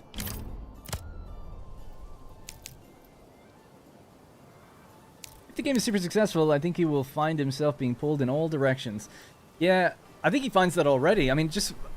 I don't want to speak for Greg or anything, but when I've looked at his Twitter and see what he's responding to, people are asking for all sorts of things. So... I'm in a creator, Hooded Horse Discord where we got sent this game early and people were talking about it a little bit, you know, giving him feedback. This is a feedback and suggestions thing for Hooded Horse. And I found it kind of, I don't know how much I should say really, but there are other creators that the things they're suggesting are like, to me, fairly insane. Or just like, not insane, I can understand where they're coming from, but the thing you're asking him to do would take months of development. It's like the things that they were asking or they would like to see. And then other people had more measured things like just small little additions here or there. And not everyone knows how games are made. So I can appreciate some people thought maybe like, oh, can you just like do this? And it's like, actually, that would take a very long time. So I kind of feel bad from that perspective. Because if I was him reading that, it's like, oh my God, like people are going to be asking me to do everything. Like they want this to be everything. They want... bigger battles, bigger armies, more formation controls. They want, you know, specifically being able to place the workshops in a plot. Like, why can't we do the castle planner? That was a bit of feedback I saw. Like, why can't we have this, but for every house? So it's like, okay, I design where the blacksmith goes at the back of a house and stuff like that. It's like, I don't know, guys. Like, everything at that point is up on the table, isn't it? When you start talking about, like, why can't we have like a diamond formation? So it's like, I don't know, dude. Is this at this stage of the game's development? Is that really where your feedback is at? Really? But okay, fair enough. Anyways, but it was only a handful of people. I can't really blame them for it. I mean, it's just different ideas about what they'd like to see. So I can appreciate it. But I was thinking more from Greg's perspective. It's like you read that stuff and you think like, well, where should I focus my attention? How many people are going to feel that way? And then when he gets all the feedback from everybody when they play the game. I mean, might be mean for me to say this. I'd be very surprised if this game doesn't sit on mixed on Steam after like a month, because I feel like people will just be like, yeah, I want more of this. I want something like this. This is buggy, blah, blah, blah. So we'll see. I hope that's not the case, but I would almost find it hard to believe knowing how, you know, how demanding people can be, and rightfully so, depending on the price of the game. I'd be surprised if this is like overwhelmingly positive or something, you know, even as much as I like it. I see it for everything it has. A lot of people are going to see it for the things it doesn't. Anyway, maybe it's time to reset people's expectations. It's hard to do that with people who live online. Yeah, to some extent, because not everyone's gonna know as well. Like, okay, it's solo developer. He's been working on it 6-7 years. He's reworked a bunch of things based on feedback already. You know, not everyone's gonna understand or know. Nobody. Should they care? Maybe. Maybe. It's an interesting conversation. It's like, is the game worth more because the one guy made it, or should it be cut some slack? I guess, but it asks for money the same way every other game does. So you could go back and forth on that so much. Anyway, I'm getting very metaphorical, I guess. So let's rein it in. All right. Anyways, what are we up to now? So we're at 22 families. Families are still moving in. Approval's good. 71, 21 living or 27 living space. I'm just trying to think what else I need to be doing. We're just waiting for arms to be built up. So actually, it's looking good. We're nearly up to 24. That's great. So that's been working away in the background. We're just selling firewood all the time. That's why we only ever have 60. And food has come back up. All right, yeah, so I guess what we should do is start preparing for the inevitable harvest coming in a couple of months. So that's what we did down here with the granary, right? Sorry about the rain. What can we do, huh? So, advance. We'll say just turn everything off for now. So we're going to be storing... Well, there's no barley. Oh, maybe barley goes into a regular storehouse. Oh, that would suck. It only sucks from the perspective of we just built that. Yeah, it's in resource group crops, which stores in a storehouse, not a granary. Got it. Alright. Well, we'll leave that here. We might use it depending on how we rotate the field in the future if we end up doing that. Let's see then. Storehouse. Just a small one down here, please. Come on, people, get to work. The guy seems pretty level-headed from all I've seen. Yeah, I love him. He's great. I think he's great. So he deserves all the success, you know? I feel that way. And Jack says, especially when, with the way he has dealt very professionally with contractors like for the soundtrack. Yeah. Yep. Yeah. So far, I don't think he's done anything wrong, you know? Maybe slightly over-promising with trailers and things, showing off, like, you know, 5 years ago, seeing cavalry charges and stuff. Maybe go a little easy on that, but, and he's doing it, though. He's getting there, so you can't fault him for that. The rain is crazy. It's constant. I know it's June, for God's sake, but this is England, after all, right? Probably. Seems like it. 11 leather. Oh, my God. We really need to get a standing force to get ready and go out and start taking out some bandits. I did say, actually, just wanted to increase the amount of commodities that we're making here, so maybe we need now... Let's try to get up to 30 of each. So they're going to get sidearms first, actually, so try to do that one first. Leave this where it is. Alright, speed of time. I feel like I've gotten quite distracted lately, so we need to get focus going again, take out some bandit camps, get some combat going. No attack has happened in a while, so that's been good at least. Or it's bought us some time. We're making little bits of money all the time. Ka-ching. Shame that no one's living in those vegetable plots. 3 houses empty here. Construction finishes the storehouse. Let's just move down to that again real quick. And we'll go to advance. Turn off everything, but we'll just leave on the barley. So when they inevitably harvest down here, they don't have too far to go. And then we can assign someone to the malt house. They should hopefully just grab from the storehouse. And then actually, they'll store the malt in there as well. Right? We can make them do that. They're both accepted. Then we'll, someone will have to have a brewery built in their town to refine it. So that's not going to happen for a while, because we'll need tier 2 houses. And you select the brewery extension, right? So they produce ale from malt. But then we can build a tavern and at least meet some of the demands that people will have. But before we even get there, we'll also need cobblers. So we're doing well enough with producing lots of different materials. So our building should be quite quick once we get to that stage. Maybe more planks actually on the go would be a good thing to prepare for the inevitable upgrades that we're going to be facing.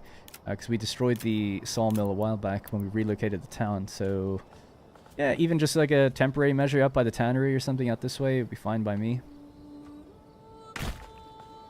Now, I also said that this could be a potential farm next season. Yeah, we'll wait till winter and maybe carve out an area here. So these guys could just continue chopping these trees down, I guess. Clear that for fields. And I suppose just aesthetically, maybe we'll just clear some of the bushes out here.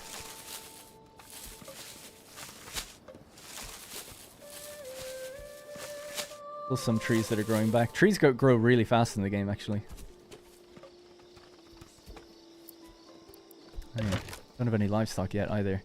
Pantry full in the forager hut. 41 berries.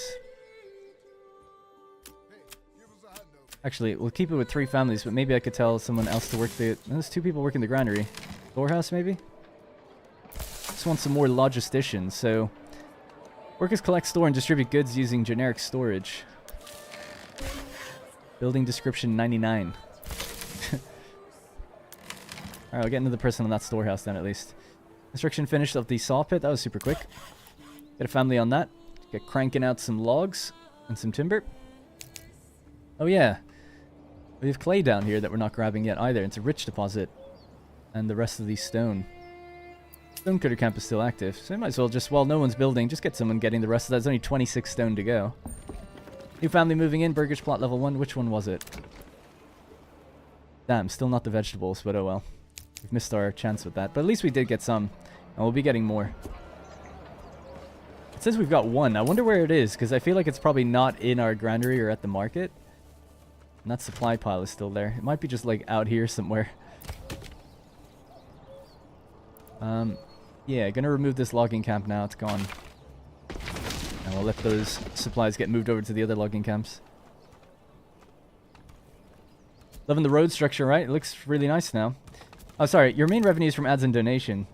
Their main revenue is to sell a product. I feel like to support a small indie dev via Patreon to fund development or Kickstarter feels a bit different in my opinion. Yeah, that's fair. That's fair. Like I said, you could just buy another game, I suppose, if you wanted to support it. But if it's an... I just don't really have a problem with an optional thing. An optional button to support anything, really. It's fine by me. I just find it hard to get mad at that. It'd be different if it came up in your face and you had to, like, click it away or something, you know? If it was, like, a subtle thing, I'd be alright with it. I don't think I would do it from my own game or something, but... Who knows? Anyway, 71. That's not bad. 24 and 26 now. Be a bit micromanagey with this just because money is tight, but bring that up to 27, bring that up to 27. I should see both get done around the same time. It's the most we've ever had now, so we can finally field a unit of 24 men. We want to get up to 36 if we can. That's a full unit once we make all their weapons. We accidentally, I think when I destroyed a storehouse, some of them were left out in the rain and the frost, specifically the frost, and basically 10 of our shields got destroyed. So that was a real setback, because that's probably about 160 gold or something, because they're like 16 each, something like that anyway. Maybe 120 gold between those two numbers. Oh, and we could take the people off the farms, right? Don't need anyone on that now. They just kind of do their own thing. So this says, add a plowing station enables oxen at the farmhouse for significantly faster plowing of large fields, as well as bringing crops back to storage more efficiently. So that is here. Alright. Looks like we got through all the berries.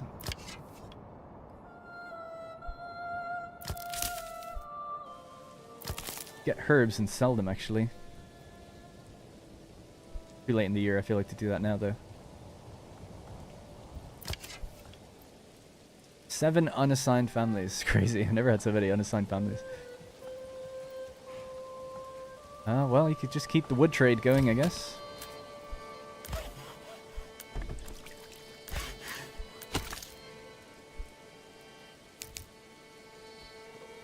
And then just look to build more houses. We do have a lot of timber, so we could build some more out the back here.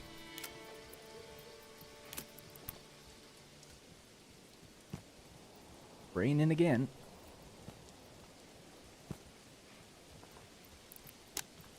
Another big square. I know you love it.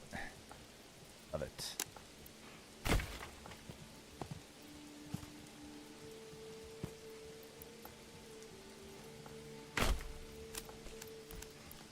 Question is it too far from the market? I don't know. Market's there. Hopefully not.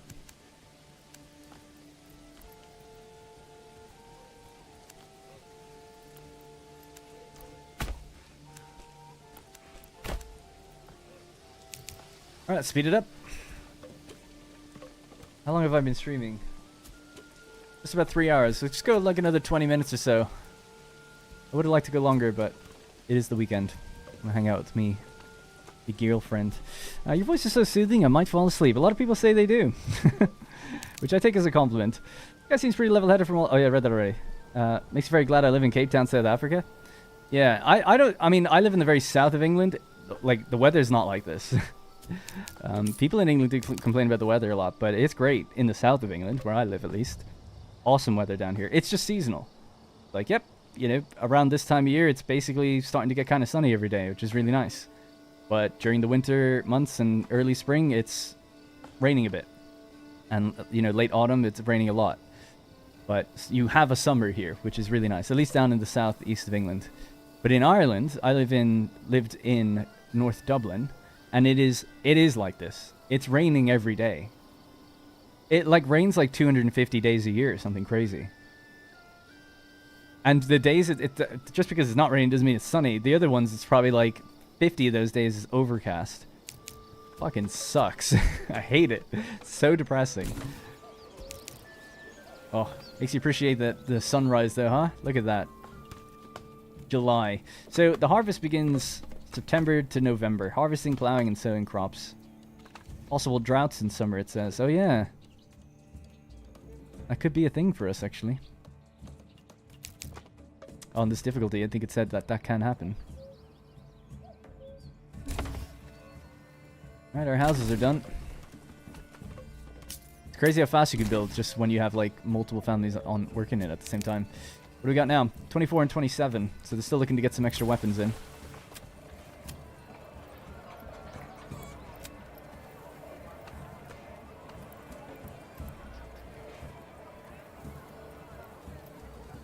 We have 80 gold. Okay, we can bring this up again. 30, please.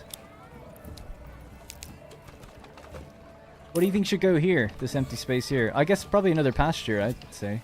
Or even houses, because there is a market there. So maybe some houses fit in that little area. People have moved in. Yes, they're moving into this house here. Grow their own veg. I wonder, are they growing different vegetables or something? Oh, they're carrots. Oh yeah, carrots and cabbages. I see. They look pretty much ready. Work area is empty for the forager hut. It is August. Still summer though. Crops grow, so we should still see some more coming back, right? No? Maybe not. Doesn't say growing anymore. Guess that might be it. I'll just leave them on it for now. We don't really have to take them off it. That's the firewood. Yeah, I might need to get some... I might raise the limit of firewood, actually, just because winter will be a bit rougher as we're growing a lot, and I haven't been raising that.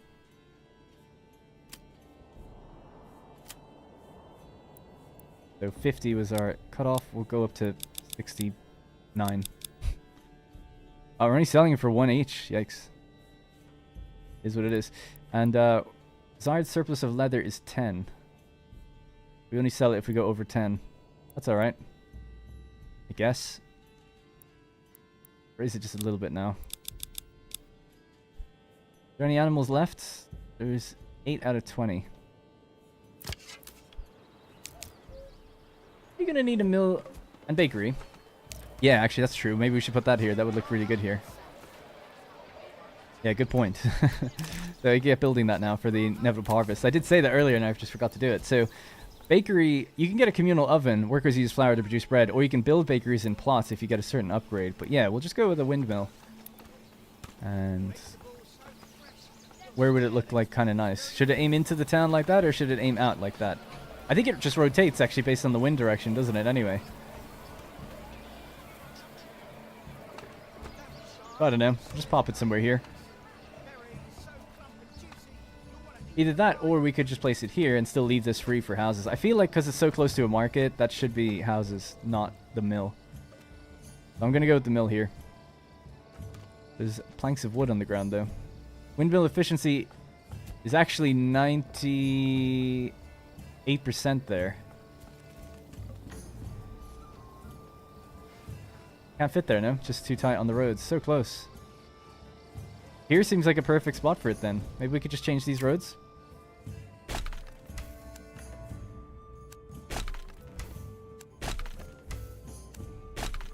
to rebuild some of them.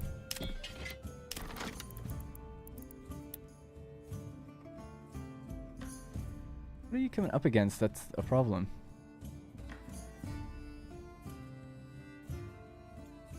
Might just be proximity to the road there. Sorry that I'm being so particular about it, but I was just trying to find what the issue is. Yeah, whatever. Stick it there.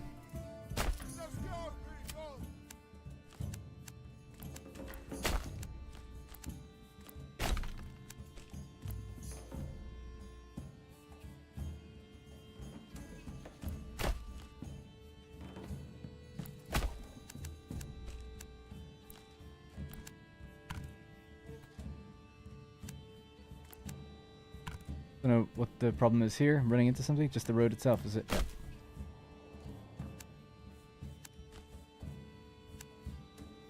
Oh, I don't think we could fit. Damn. Really?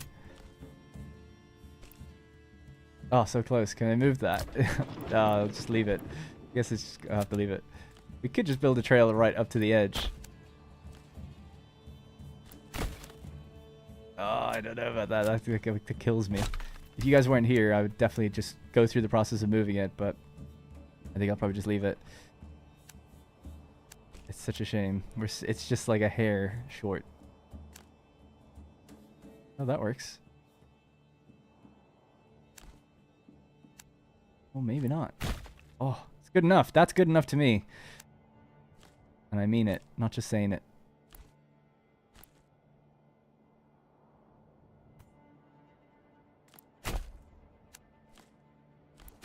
Alright, cool. There's the trail. So that's supposed to lead out to the corpse pit. There we go. Nice. Nice. Yeah, because it actually... Whoops. I was going to say, it actually looks like there's like a bush just in the way or something. Like, it's just kind of overgrown a bit, so I'm totally fine with it. Totally realistic. Anyway, 15 minimum animals for repopulating is what thought was recommended. If you haven't already, I'd set a limit. No way 15 is the right answer to that, because that's no way. I mean, it repopulates when it goes down to 2. So I wouldn't say 15 is the minimum. I've seen it come back up. It only has a deposit of 20, so definitely it's not 15. You say that's what's recommended. Is that for... Oh, maybe that could be for, like, optimal reproduction or something? That could be the case, actually. I don't know. Maybe they just replenish much faster if that's the minimum. We could try raise it and see if they come back quicker. I guess you'd assume that they should, right? I suppose. Yeah, it's a shame that the deposit's locked to 20. I've in my Let's Play, I've got a rich deposit and it goes up to 40. It's so good. And then I got the perk for advanced skinning and trapping so that we just get so much more meat out of it as well.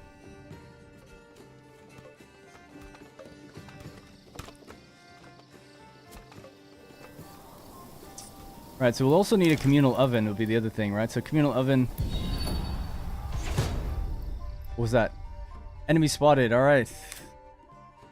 Oh my god. 18, 18, and 18. They're still coming in from far away, actually. Maybe in this scenario they always do.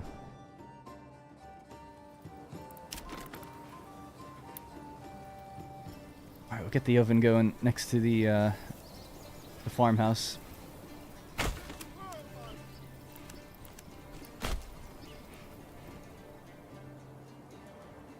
So how long is it going to take for them to get over here? And what do we have? 28. We can field 27 soldiers plus the 5 retinue. Gonna be a brutal one. Gonna be a close one, that's for sure.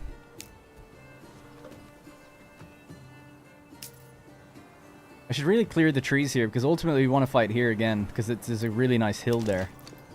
So if we just look to build something, it'll show me. Not that. Anything else? Yeah. So this hill is actually quite a big advantage if we can kind of force them to come up this way. And they are coming in from that direction again, so they tend to want to engage you, not run into the town randomly, so that's good. Hey, check it out, it's raining again. Who would have guessed?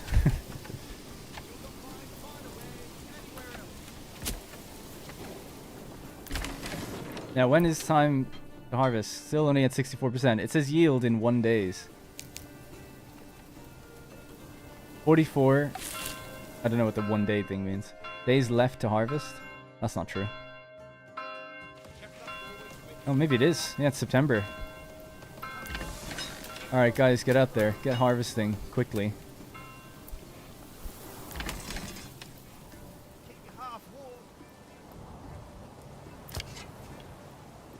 Take that family off as we're waiting for the animals to come back up anyway.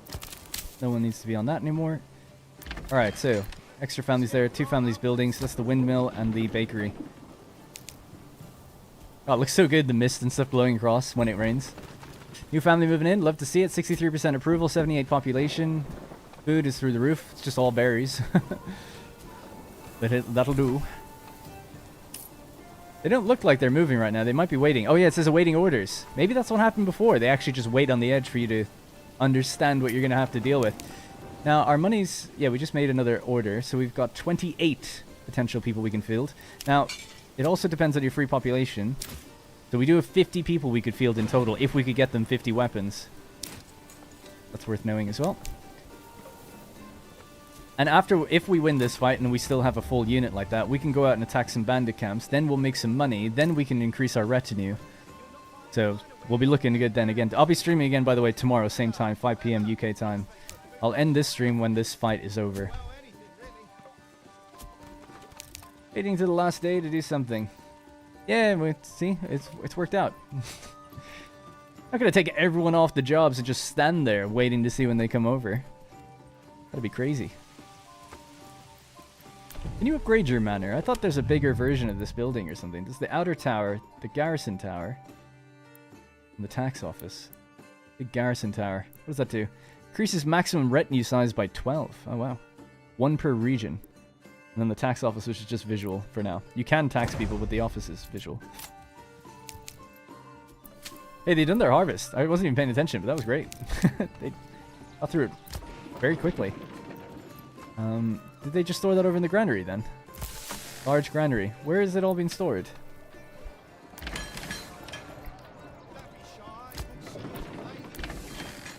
I don't know. There's 4 in the field. But it says we have 32 wheat, so it's obviously somewhere. It would pretty much... I would have thought it would have to be in that granary.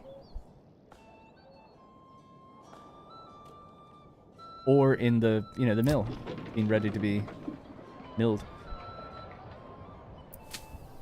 This is the next one. Still in the growth phase, actually.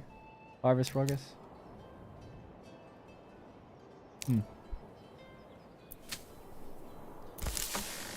It's not something that goes in the storehouse, is it? No. Yeah, weird. I have no idea where they took it. Where are they even? They could be still carrying it for all I know. I don't know.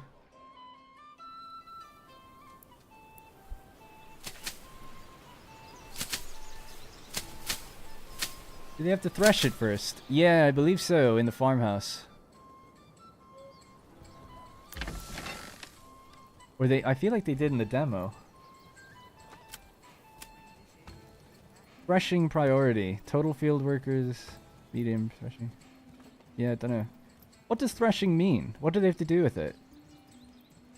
They have to turn it from, like, wheat into grain. Is it? And then they turn the grain into flour.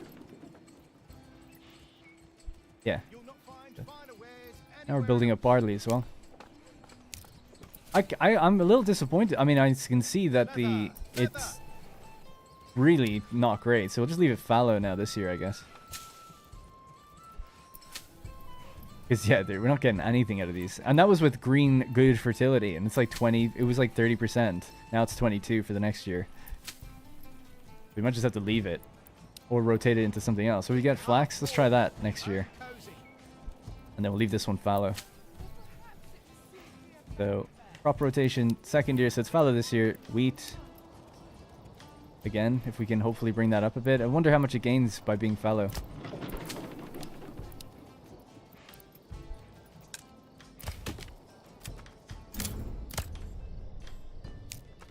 Are they moving yet? They didn't move actually for like almost a full year last time, so it could be quite a while. Threshing is taking the grain off the stem of the plant. Yeah, they beat the wheat to make it into grain. Got it. Thank you. Cool. I haven't played, so trust you, dude. Yeah, I'm just going by experience. It could be, if someone told you that maybe it's the optimal, if you go under 50 and you start hurting the growth rate. I don't know how anyone would know that. You would have to literally just test it and time it. Because there's no indication of like what the speed of regrowth is for them that I've seen. And I've read the help pages on it, so... You could be right, but I just really don't know. Keep an eye on your animal count. Well, you don't have any animals. We just have 2 oxes, right? Oxen. We had bunch of goats, but we just let them run free because it doesn't seem like you can do anything with them when they're in a pasture. They don't multiply. You can't sell them in a livestock trader. You can't do anything. You can't put them back in a plot. So basically, we had goats in a burgage plot, deleted the plot. The goats just stood there, wrapped a pen around them, and it said livestock, 7. We had like 7 goats in a pen. But they didn't do anything. They just stood there. So I had to get rid of them. We didn't have to. Just chose to get rid of them eventually. How are we doing on the harvest out here? 47 sacks of barley. See, it's crazy that we got more barley than wheat, I think. But maybe you can get multiple bits of grain out of wheat. I don't know. It doesn't... This is one thing the game doesn't tell you is like the conversion rates of stuff. I've noticed like 1 timber turns into 5 planks. It never tells you that, but I've just noticed it in the inventory doing it.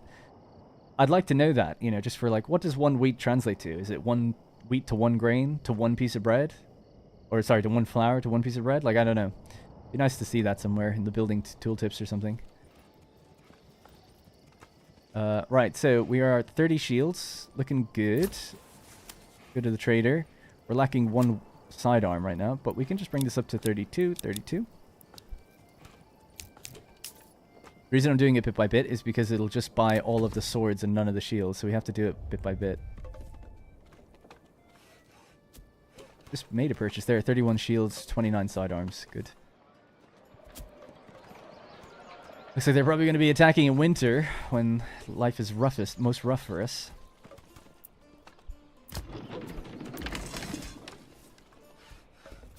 So the farmers are going back out? Oh, they're gathering. They must have just left it out on the ground, did they? Oh, yeah, I think they did. They're just gathering it now, and they're bringing stuff in.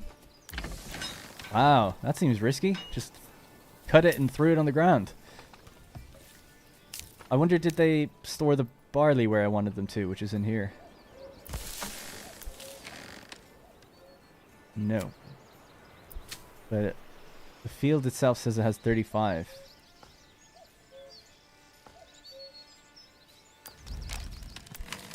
Okay.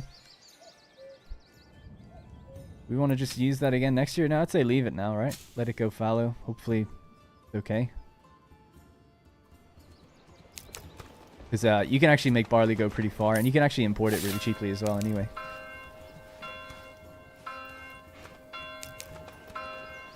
Still no sign of those guys. Just keep looking out there just in case. So we still have a bunch of families on the farmhouse. Advanced. Threshing priority. I like to get that going now if we can, just to increase our food variety. People are still transporting resources though. Oh yeah, they must be doing the barley now. That seems very inefficient. We're going to cut it all. I guess they need to harvest it and they just throw it down. And then they get over to the next field and harvest and then throw it down. And then they just go back to get the things they need based on the priority. It's kind of inefficient. It's like you could have just brought it, into the farmhouse and then gone out and done the other field. I feel like the priority should work that way because this is like high priority and the other one's medium. So it's like, okay, do everything for that first, then do everything for the other one. But maybe they spoil if you don't harvest quick enough, right? Something like that, I guess. And now they're plowing. Oh, is that because it's been set to wheat again? Oh, that's fine. We'll leave it. We'll do it one more year, I guess. Get a little bit out of it. Barley and wheat is in there now. They moving yet? Still not moving. Still awaiting orders. Got 26 families now. Nice. And hey, the longer they take, the better we are prepared. We're just gaining money, or gaining equipment and money all the time. And then buying stuff with it. I think they're harvesting everything first, which is weird. Yeah. Feels weird to me to do that in that order. But especially with so many families, you think maybe they'd even be able to divide it up a bit. Like one on transporting only or something, Now they're sowing the fields again. I had meant for them to leave it fallow, but that's my bad. And then they're gonna do flax, I guess, next. And then maybe they'll thresh the wheat, I assume.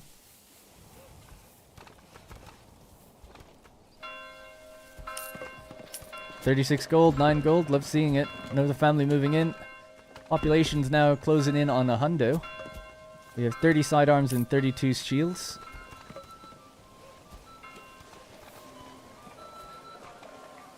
And it's raining. Alright, crop growth has already started here in November. Wow. Interesting. Didn't realize it would do that.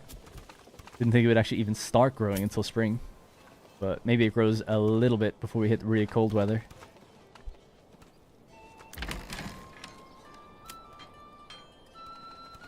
Why would you need a work area? Oh, you can say which farmhouse does what. Oh, well, there you go. I guess we could put another farmhouse out this way. Tell them to only work out on this one. We're running out of fuel.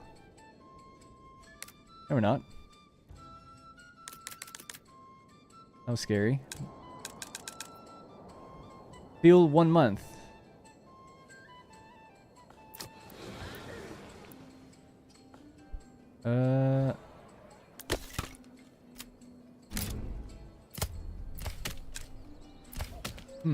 I don't know what the deal is with that. Bit concerning though. Does the oven need fuel or something? Where is my fuel being stored right now? We have 66 firewood in the large storehouse.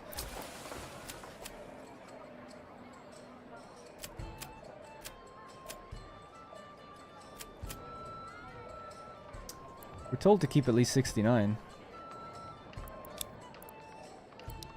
Okay, maybe just a mistake. I don't know. Seems a bit odd.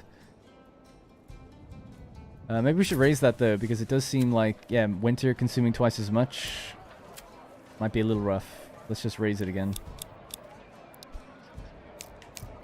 We still have 64 regional wealth, so we'll still be able to buy a couple more weapons. I mean, it's kind of hard to look on the stream. Yeah, especially since I'm fast forwarding, and I apologize. There's nothing I can't do anything about that, you know. Please still play after launch since you'll be through the entire content this week. Well, I don't know. Like, I'll play, beat the scenarios. I want to beat every scenario and play it on the hardest. But after that, then there's really nothing to do, you know? Other than just try to push for scale, I guess. Hey, Bitmark, by the way.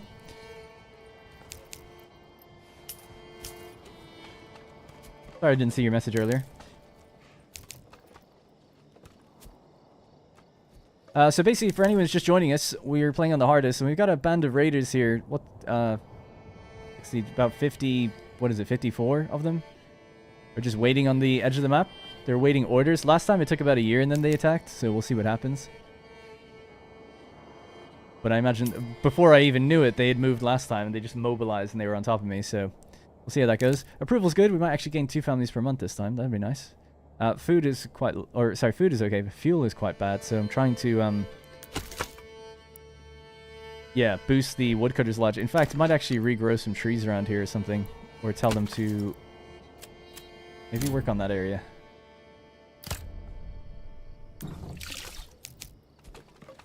Farmville. And are we threshing? Hey, we're threshing like mad. Love to see it. And that's almost the threshing done. There we go. We're threshed. Alright, we'll reduce this down to just 1 family for now. Another family can go on the windmill, and another one can go on the communal oven. So now we'll take some of the flour and hopefully turn it into bread. Have a nice secondary, a little bread basket, as it were, for the year ahead. Because our berry supply is going to run out, and that should give people the 2 types of food they want. Everyone's planting their vegetables now, at least, which is good for next year's harvest. Although it's, yeah, actually grown significantly. They're not harvesting it now, I guess. I would have thought they actually look fairly ready to get, but maybe it won't be till next year.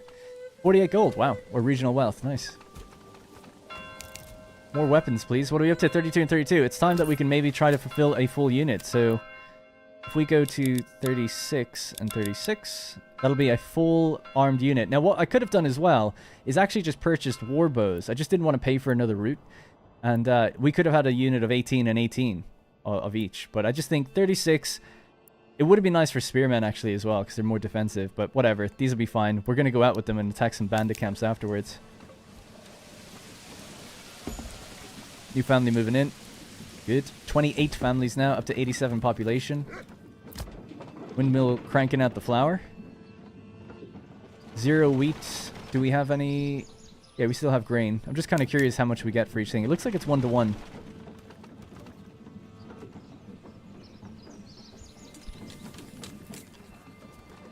And then the communal oven's doing this thing. We should have a look at... Maybe if we can see them in there. Oh, there it is. Did someone just walk in there?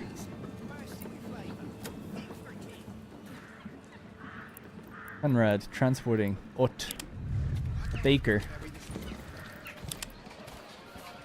Wonder what they're transporting. I wish I could see a person what they're carrying. He's carrying a little basket. They need firewood, I guess. That could be what they're getting. They're going to get firewood maybe for the oven.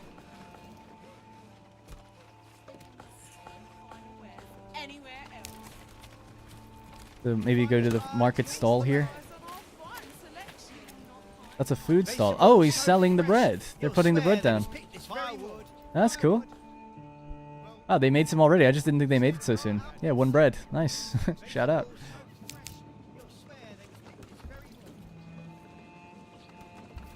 I don't have any animals. No, no animals. We do have a pasture for the future when I wanted to save all my money for weapons and stuff.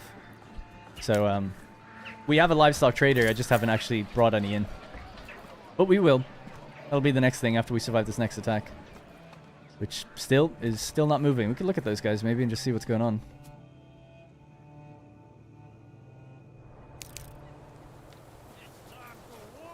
Yeah, they're just waiting.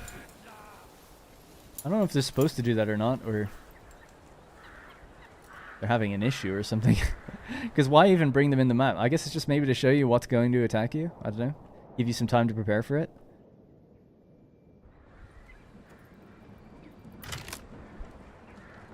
Corpse pit's ready to go, though. Ready to go. Alright, we've got 8 free families. That's just because that's how many people I tend to put on all the farms when they go crazy. Maybe we could do some hunting again. It's up to 16. Resource stolen by bandits, some of our berries. Alright, new families on that. Just trying to think, what do we need now? Soon we'll just be thinking about, okay, level 2 plots. We have a malt house. We could start actually turning it into malt already. Don't have to wait for that.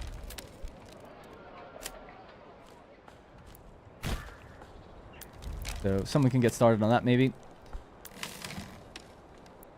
Someone can maybe work this storehouse. It's supposed to be only storing barley and malt. And here, did I turn off storing barley and malt? I should if I haven't. If that makes any difference. They're not storing... Oh, they are. 53 barley there. So maybe these guys will start moving them between buildings. And that way the guy doesn't have to go too far to get it. And just stores up his malt there. That's the idea. Then what we need is a brewery to actually do stuff. Now, I was also trying to make planks. Oh yeah, we made loads. That's great. So, the saw pit, that can go offline now.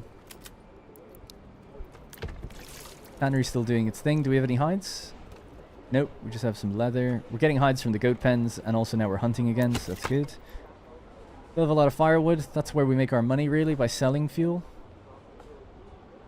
And we have 39 flour. That just has to slowly turn into baked goods. So we'll just assign more families to that while we have them. Cool. Everything's going well. Isn't a church required at this point? Or do you have one? We have one. Yeah, I wouldn't be able to maintain that approval if we didn't have a church. I could do a little tour of the town to get re-familiar with it for people. So... yeah, so we've relocated the town now, really. I know it's a little difficult with the snow and everything. But effectively, what we've got, right? Our central marketplace. Big circle around it here. And a nice way of just visualizing where all the houses are, I suppose. We could just hover over this. These are all the houses. Green ones obviously have their stuff. The red ones do not. They might be a bit far from the market. Or we need more logisticians moving stuff around and things like that, I guess. Food variety in those houses. And then clothing in those houses. So we have like basically a big row of houses here, another big one here. Then we have very tightly compact houses here. Another row on this side as well. Yep, so those are all our houses. If we were to look at then the kind of amenity buildings, we have our church just across from the market. Looking down on it. We have our stables on the main trade route road.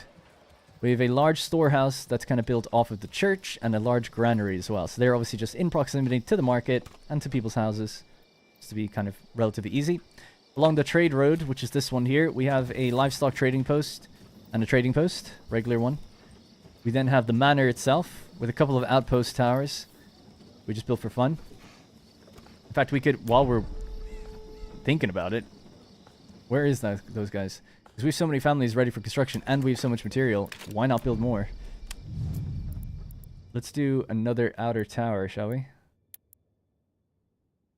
Here, and maybe we could just defend right outside the walls. Very Game of Thrones-like to get outside the walls, but... Road access obstructed. Where's the road? So the arrow's pointing out that way. Oh, it says that, but it is white. I think I can still place it down. Now this extends your tower, your influence out, doesn't it? Yeah, so we could even go down there now, which is right where we wanted to defend, really, on the hill. But maybe... Oh, the thing is, I'm building this, but I don't even know how we put people in there. I haven't worked that out yet. No one seems to know how to do that. So we'll hit commit. Okay. And then open this up again, I think. Oh, we have to wait for that to be built. And then we can put the final road in, I think. But yeah, I haven't found it 1v1 with Jackie if we do multiplayer. Don't you need a level 2 church? We only need a level 2 once we have level 2 houses. We can upgrade people now. They're ready to upgrade. They have their water, church, fuel, multiple types of food, and clothing. But as soon as we upgrade them, approval is going to fall dramatically because they're immediately going to want a tavern, 3 types of food, and 2 types of clothes. And the second type of clothing has to be different than the first type. So it cannot be linen, leather, or yarn. It'll be a different set of things. And how to get that is we'll have to change one of the plots into a joiner, I think. And they'll be able to make, like, shoes and stuff. Or, sorry, cobbler. They'll be able to make shoes. To do that, though, we'll need way more hides. So we'll need to stop trading for weapons all the time. Maybe trade for hides. And then we'll use our tannery to refine it into leather. The joiner will then take it and turn it into shoes. So we learned the hard way. We had level 2 houses, remember? But then everything just collapsed because... It's like, oh, you need a tavern. It's like, okay, you need barley, you need a malt house, you need so many different, like, layered things for all that. And normally that would be fine. You can kind of grind it out. But on the harder difficulty, approval hurts you so much more. But only in this difficulty have I ever lost people because approval drops so low. But in normal difficulty, you can just have houses with things unfulfilled. It's not that bad. It would have to be, like, the core things would need to be missing for people to be leaving. So because of that, I've taken a much slower approach, and it's worked well. We're defending just fine. We have now lots of weapons, 33 and 36, so it is working. We're staying ahead just barely of our fuel and food. Approvals through the roof. We're actually gaining 2 families per month. We have 29 families in total with capacity for 32. So we're growing really nicely now. It's just been a slower approach to things, but it's working out. Do the townspeople flee into the walls of the fortified manor when attacked? No, not into the manor itself. I've seen people run to the church to ring the bell, and I've seen people scream and just run away from the bandits, but I haven't seen them run behind walls or anything like that.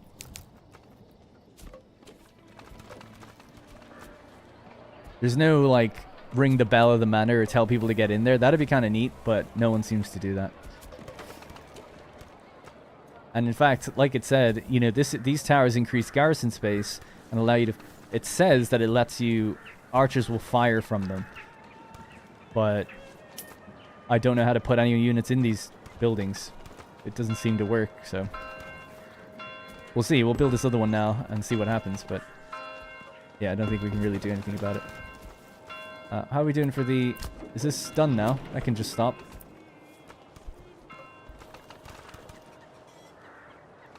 It's 13 flour. Yeah, so I guess we just keep the oven on for a while. Keep making that bread. 5 bread. Man, it's pretty low... amount of stuff I guess you get out of it. I was really hoping like 1 flour you make like 3 bits of bread or something. We haven't made that much. It's been consumed like instantly. This is taking so long as well, but because I said I was going to wrap up, it's been 3 hours 30. I'm really going to go like 15 more minutes or so.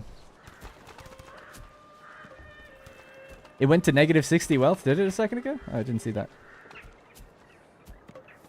Get that bread. Yeah, we're getting it. You finally moved in. That was 2 in 1 month. That was good. 20, so that's 31. So we've got room for 1 more. So we need more houses. We want to take in 2 at a time. So our market's here. I did say, I think this would be a good spot for some houses. Cheating him? Never.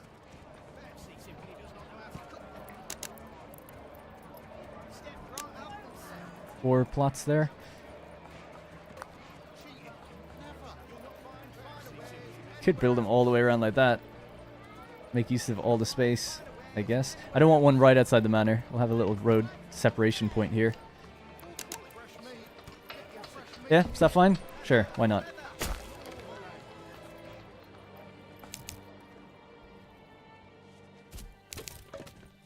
All the people peddling their wares, you can hear them mouthing off at each other.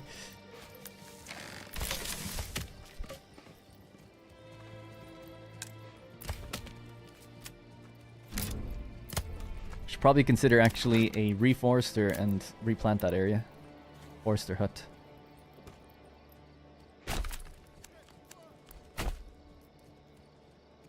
Alright, 9 families are building though. We've got tons of material, so it shouldn't be a problem. And we've loads of planks so that we can do lots of upgrades. We need 4 timber per household to do level 2 upgrades. So I don't know how many houses we have, but... well, actually I do. 32. So what's 32 times 4? 3, 6, 9, 12, 126? 128? Need 128 timber if we wanted to upgrade everybody. So maybe we'll try to build up to like 100 or something. So you guys can get working on that logs. Those logs out this way. Thought I had 2 logging. Are they moving yet? No. Thought I had 2 logging camps, but I can't remember. I think I must have removed it. I think it was here, wasn't it? Yeah. Oh, this is the other one. Okay, cool. Get chopping.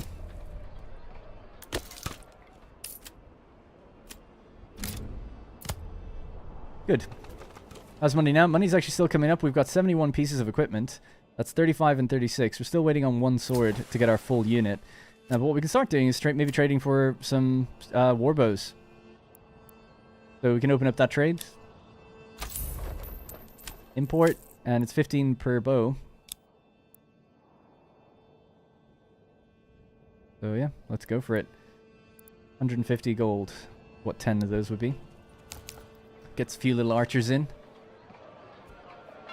Hey, Alaskan Wampa. Fighting seems to be very central to this game. Well, I'm playing on a... I would actually say no. I think it's very... I actually said earlier that fighting is quite tertiary. It's not like... I mean, you have to at some point, I suppose. I don't think it's a central thing, but we're playing on the hardest difficulty, and we're playing a scenario where there's waves of enemies coming at me. So for us, yes. In the normal mode, not really. Not really. I mean, you have to have some sort of defense eventually, right? Like, you will. But I wouldn't call that central. It seems like that's the smaller part of the game. And then there's the standard mode, the first mode, which is there's no enemies at all. So you wouldn't have to do any equipment or anything like that. You could just make equipment if you want to sell it, I suppose. And have a little army just for the fun of it, but you wouldn't need it. Oh yeah, I was doing the tour of the town. I guess we've mostly talked about everything, but then here we have our manor. We talked about that. Then we have our farmhouse, our mill. We have 2 fields here. 1 flax, 1 wheat. Communal oven, so we do our baking there. We have a couple of deposits out here for animals and for berries. We have hunting cabin and a forager hut out there as well. Down this way, logging camp. We've got logging, saw pit, tannery, so a little bit of industry on the left side of the town there. And then further down, we've got another field where there was some decent yield for barley, so that's what we set up down there. We've got someone working on malt down here. They've made 23 already, so that's good. And they're using the barley to do that. There's still 18 barley to go. They've made 25 malt so far, so that should be lots of ale once we get the brewery set up. Which we'll do. We'll do the level 2 houses once we just take out these guys. I'm not going to do upgrades while they're about to push in on us. But they haven't moved yet. It's so frustrating. I'm triple speeding and being like, come on, let's go. But we're growing really nicely. Over 100 now. It's the most people I've ever had in the game. Maybe you need archers for the town garrison. Possibly, yeah, I really don't know. It doesn't say. So that is built now, so... Enemy unit spotted. Are they moving? Okay, that's a different group. That just... Things just got interesting, and they're much closer by. See, I have a theory... my theory was that they were bugged and not moving. We had that earlier, though, and eventually they did move. But it seems weird to me to bring people in and then not move them. I feel like they... Every time I've seen them before, they just immediately move, and these guys are moving. Okay. That's coming from a slightly different direction than before. Just very quickly, while we're waiting for them to get here. Here's some of the shrubbery. Can't clear those trees, though. It's not a very good watchtower. It's like... Can you see anything? All I see are leaves. But yeah, no idea how we put people in there. We'll make some units, and when we do the fight, I'll show you like what it looks like. Nothing happens when we click over it, for instance. So if I just open this again, let's see what it says. Increases the maximum retinue size, that's the big one. And this one is provides 10 garrison space. Garrisoned units and villagers shoot projectiles at approaching enemies. So maybe when we get attacked, they'll run in there. And they auto-garrison. That'd be great. But we haven't seen that before. They didn't do it last time, that's for sure. Maybe, and they're refueled. After building your first manor, your starting retinue will start here for free. Buildings. Military? Anything to do with garrisoning.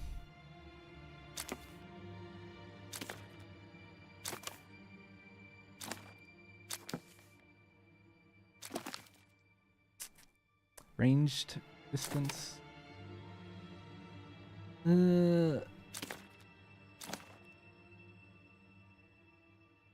created each type of blah, blah, blah. After the battle is over, units can get disbanded again. Villagers go back to work and retainers go back to the manor.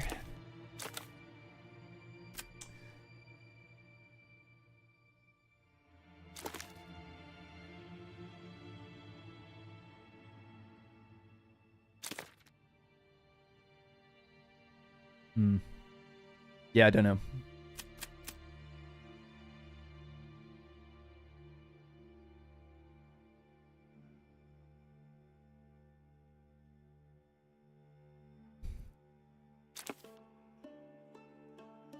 Clicking that doesn't do anything. Yeah, I'm not sure. Sounds like they need bows and arrows. Possibly. Yeah, there's no arrows in the game, but yeah, we've got 2 war bows, so maybe 2 people will grab the bows and go in there. Maybe. Basically, we can now, just even temporarily, we'll just grab this. All right, there's 2 people here. Oh, you need 5 people to do it. Okay. Have to wait then.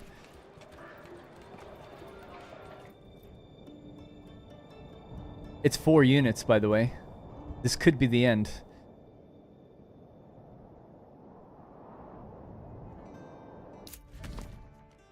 That's 3 are staying out there.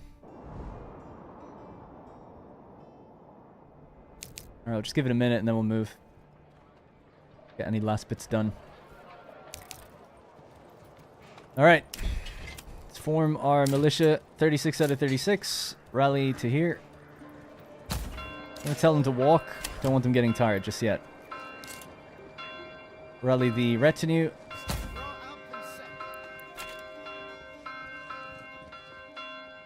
They don't run through the gate, unfortunately.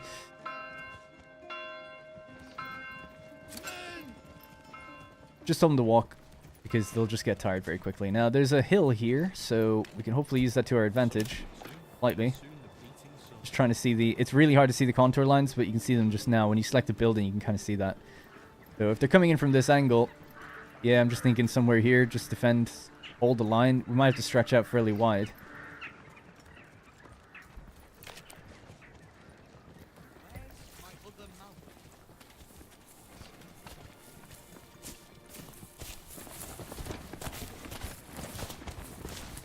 I mean, based on the battles we had before, our troops seem to be a bit better than theirs, the standard rebels.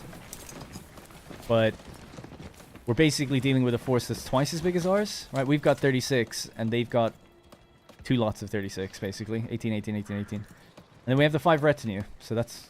They're also quite good. Now, we saw before that when we did a flank, even on that little bit of a contour line, we got a massive penalty to effectiveness. So I might this time just keep them at the front and just let them do their thing.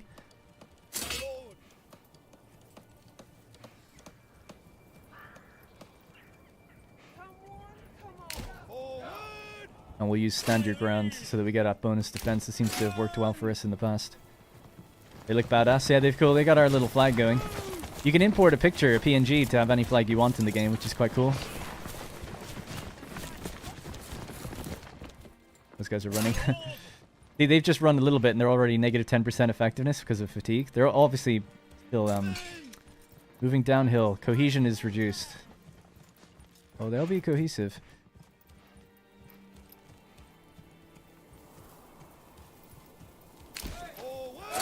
It'd be cool if you could just like lunge out of the tree line. They just don't see you coming, actually. Maybe hitting in from the side would be a good idea with the retinue.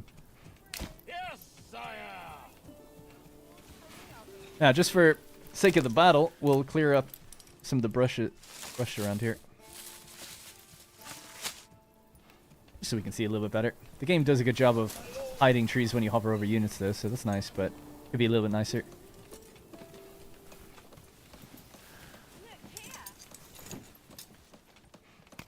The ladies are impressed.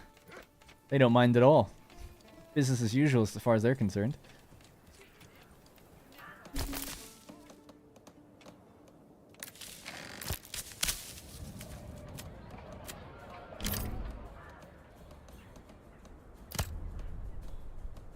Alright, if we had a bell, now's the time I'd ring it and tell everyone to get indoors. Enemy's been spotted. Here we go, boys. People are gonna so abuse that flag feature. Yeah, it's just gonna be cocks, isn't it?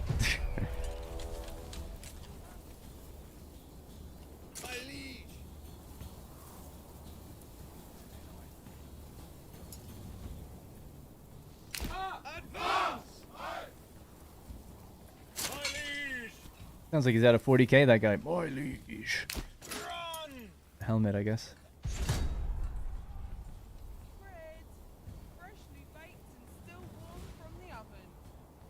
And trying to sell bread when there's a chaos at our doorstep. Those other three haven't moved. Yeah, they must be having issues. Alright, so we're at stand your ground. Soldiers try to stand their ground. Defense is double, but attack frequency is halved. Have we ordered in any more arrows, by the way? Because if we have, we might be able to... No, we still only have 2. If we had 5, we could have fielded at least some people throwing some shots out. It's all down to what we trade, but ultimately we don't really have many people working these buildings because they're all out here, standing here. Alright, here we go. Actually, just one last thing really quickly beforehand.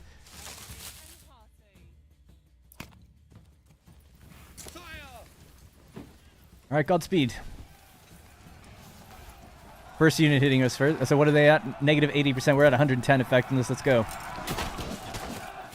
That's the first time I didn't see them brace. They always brace. They have always braced beforehand.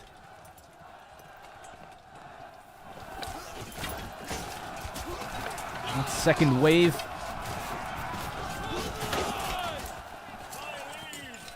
See an enemy. Oh my god, he is. Alright, you know what? We're not going to flank. We're just going to engage. 5v1. 5 men at arms v 1 brigand. Let's take him. Oh, don't crash. Oh, thank god.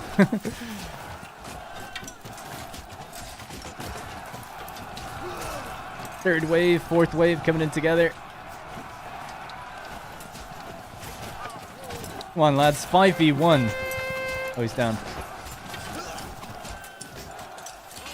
Hang on. Pull back, pull back, pull back. Can you pull back?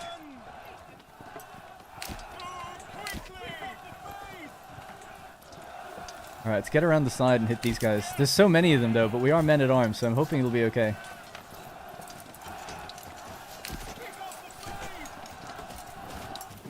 Just do balanced, I guess.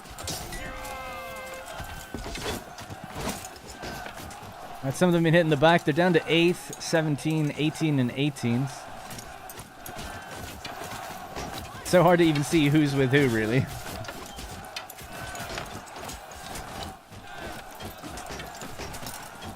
Battles look cool. They look cool, they're just kind of small. Even at the biggest stages, they're still fairly small.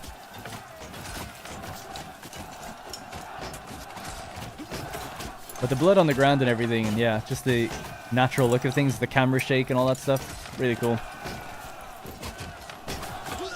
Look at these two, they're not really even fighting, they're just yelling in the background. Oh, we lost one of our men-at-arms. Uh-oh. Cost you a lot of money to get them back. We're down to... We went from 36 down to 26. You okay? She running for the manor, like we said? Yeah, it looks like it. Anyone gonna get in those towers, maybe? No? Fire from the distance? Oh my god, the men-at-arms. That strat did not work hitting them from the side. They're dead. 21 now, just for the regular troops. 21v, double the numbers. I don't think we're gonna do it.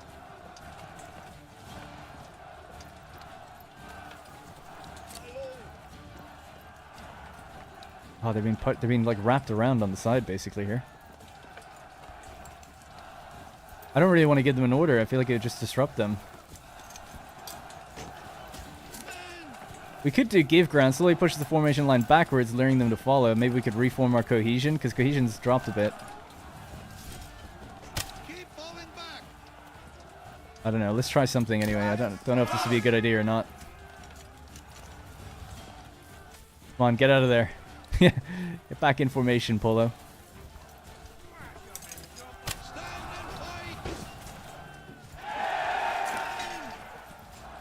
Right, there's 24 of them and 14 of us. Oh no, there's even more than that. Oh man, I think we've lost it.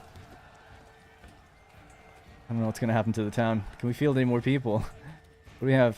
One small shield has been ordered. If we had any money, we could recruit more men-at-arms. Unless we get a miracle and somehow break these guys. Like, they're down to 5. Maybe target them more specifically, maybe?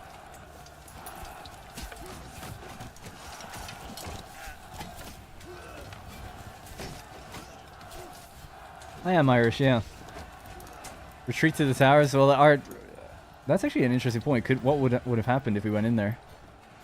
I think they would just burn all the town around us if we just stood in there, by the way. So I don't think that would really do much. We're kind of chopping through them, actually. 10. What do they got? They have 16, 17, 18. We have 10. Like, our kills to deaths ratio is better than theirs. They got 4 hanging in the back. Oh, no, 3 hanging in the back. But our guys are getting, like, yeah, outnumbered. Jesus.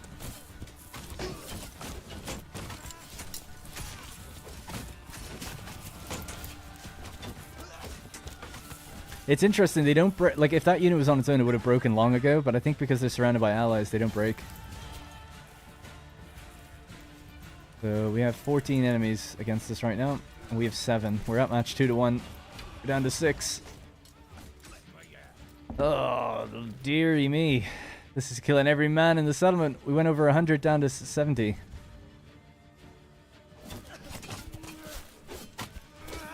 (4v11). At least they never gave up. Shout out to them on that front, I suppose. But these remaining... I mean, it's such a tragically low amount of people to come in and devastate the town.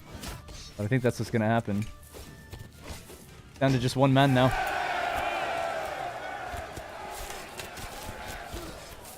Oh my god, let the chaos begin, I guess. That's going to be GG, basically, for this run. Although we might be able to survive somehow when they leave. They do leave after a while. Let's see what they do. Oh, it'd be great if they left now, because there's so little of them. Anyone want to do anything in the manor?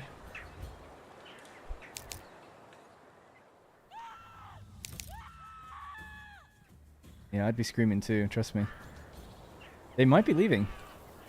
One can only hope. We've no weapons to refield anyone, though. We just have to start all over again, purchasing weapons again. Or making our own, which we might be at the level of now because of the population we have. Oh my god, maybe they're joining the other group. The other group are moving. Oh, no, they're not. No, they're not. They're still staying still. But they might be going out to join them. It looks like they are leaving.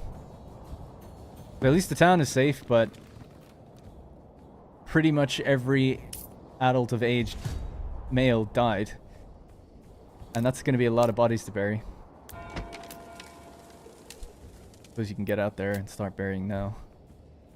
I don't know why they've left, because I felt like that 7 or 8 could have at least torched a few buildings and gotten something and gotten away with it.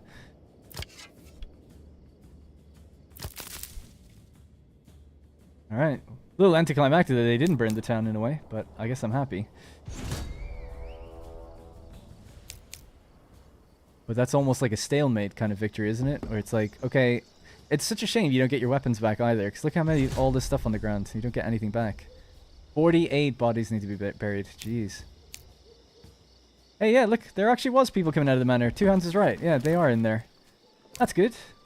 So some of them do protect themselves. No bell needs to be rung. I guess they just get in there. Hopefully, we'll see people just growing back, though, again. That's what should happen. We don't have to wait for families to come back. It should just be family members join settlements that are already existing.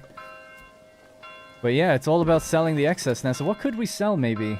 Just quickly get some weapons in. Nothing, really. The leather and the malts, maybe? If we made the ale, we could probably sell that for a good amount. But we need it to kind of... Yeah, they've left. They're gone. Alright. We'll just have to put up with it as is. So what we could do this stream tomorrow, the first thing I'm going to do is basically immediately upgrade all of these houses. That'll generate 1 region wealth per house. So at least half of these are going to be upgraded. So we should at least be then just making consistent money every month. We'll use some of that to get weapons, but then we'll also be setting up the tavern. Tavern I might actually place somewhere like here. Or maybe we could move the stable. No, the well is in a good spot. I was thinking just near the market would be nice. But yeah, tavern could go there. And supply most of town. That'll keep them relatively happy, keep people moving in. We've got enough hands on deck now that it's just a matter of getting the weapon production up and running. Do we have an iron deposit, actually? Oh yeah, we already used it. We made all our own weapons. We've no more iron ore. We can only import it now if we wanted to make our own. Or just import the weapons directly. But one good thing is, once we upgrade the plots... I can't push to tier 3. I was thinking if I pushed to tier 3, we could have got a... Oh no, that wouldn't have worked actually. I was going to say a deep mine, but you can only do that if you have a rich deposit. It gives you infinite stuff. Rye cultivation, irrigation. Anyways. Might be time to expand. I wouldn't expand any further than this for a little while. Because we just went from 110 down to like 70. Families are going to be moving back in. The certain plots are going to be upgraded. So basically, we'll upgrade half of these to like level 2. Certain ones are then going to be chosen to be a blacksmith, a joiner, and a cobbler. So that we can make our own shields and our own weapons. And we could just actually import the ore for cheaper and have our own bloomery and just like refine the ore, make our weapons ourselves. That would probably cut a lot of the cost out. How much is iron ore to import? I suppose is the question. Iron ore is 13 to import. Wow, it's so expensive because we could just import the weapon for 18. I guess at scale it saves you still, but man, wish it was cheaper than that. Oh yeah, sorry, that's what I was thinking. This one. Better deals. Removes the tariff from imports. So you only pay... it's kind of crazy powerful actually. So I'll show you what the cost would be. So... You see the way we have export price on the left and then import price. So to bring a roof tile in, it costs us 18. To sell it, we get 8. So with that little milestone or whatever that you unlock, you get rid of the import price. It's only the export price. That's the price for both imports and exports. Like it says, you effectively cut 10 off the price. So that'd be super valuable there if we could get that. But we can only get that if we build 3 level 3 burgage plots. We can only do that. And obviously all the level 2 ones as well, which we will do. But we can only do that if we meet all the demands of level 2 first. But you could maybe do it. Push a few houses to level 3 just to get the point and then just bring them back to level 2 until you can sustain them. Might be able to do that. Alright, so we got kind of lucky, honestly, that they left us. But we did pay a hefty price in defense. They're out there picking up the belt bodies and bringing them back now. They fought bravely and valiantly. 92 in total bodies need burial. Wow. Some of them just going to go into the pit. Some, I assume, going to go to the church. And have a proper burial. Combat animations look good. Hope team gets bigger and more work on walls, gunpowder, and siege units in the future. Oh, I don't want any gunpowder. No, never. I hate that stuff. Guns, line infantry and guns in these games, it ruins it. I hate it. People love that, fair enough, but I never want that far into the game, into the eras, ever. I find it so boring. I much prefer just melee combat. I'd rather see like just like cavalry and lots of cool different types of weapons and units and stuff like that. But maybe even chariots. But for me anyway, I wouldn't want gunpowder. Oh, that's crazy balance. Anyways, that's going to be it for today. I'll be back tomorrow at 5 p.m. UK time. Remember, if you're a channel member, you get to watch these streams back. In a few days, I'll make them public for everyone. I'm not doing that to squeeze you, bleed you guys dry, as I've said. It's actually just because I'm releasing videos every day the last few days. I don't normally do that, so not to conflict with my own videos, I'm just keeping the streams private for a couple of days. And then when there's a gap in the schedule, then I'll just put them all back out. So they will be there if people want to watch them. If you're a channel member, you'll get instant access. Also, if you're a channel member, you get access to my Let's Play series, which is a bit more curated. There's like edits and stuff, and I explain the game. I'm much more focused, basically, in that than this.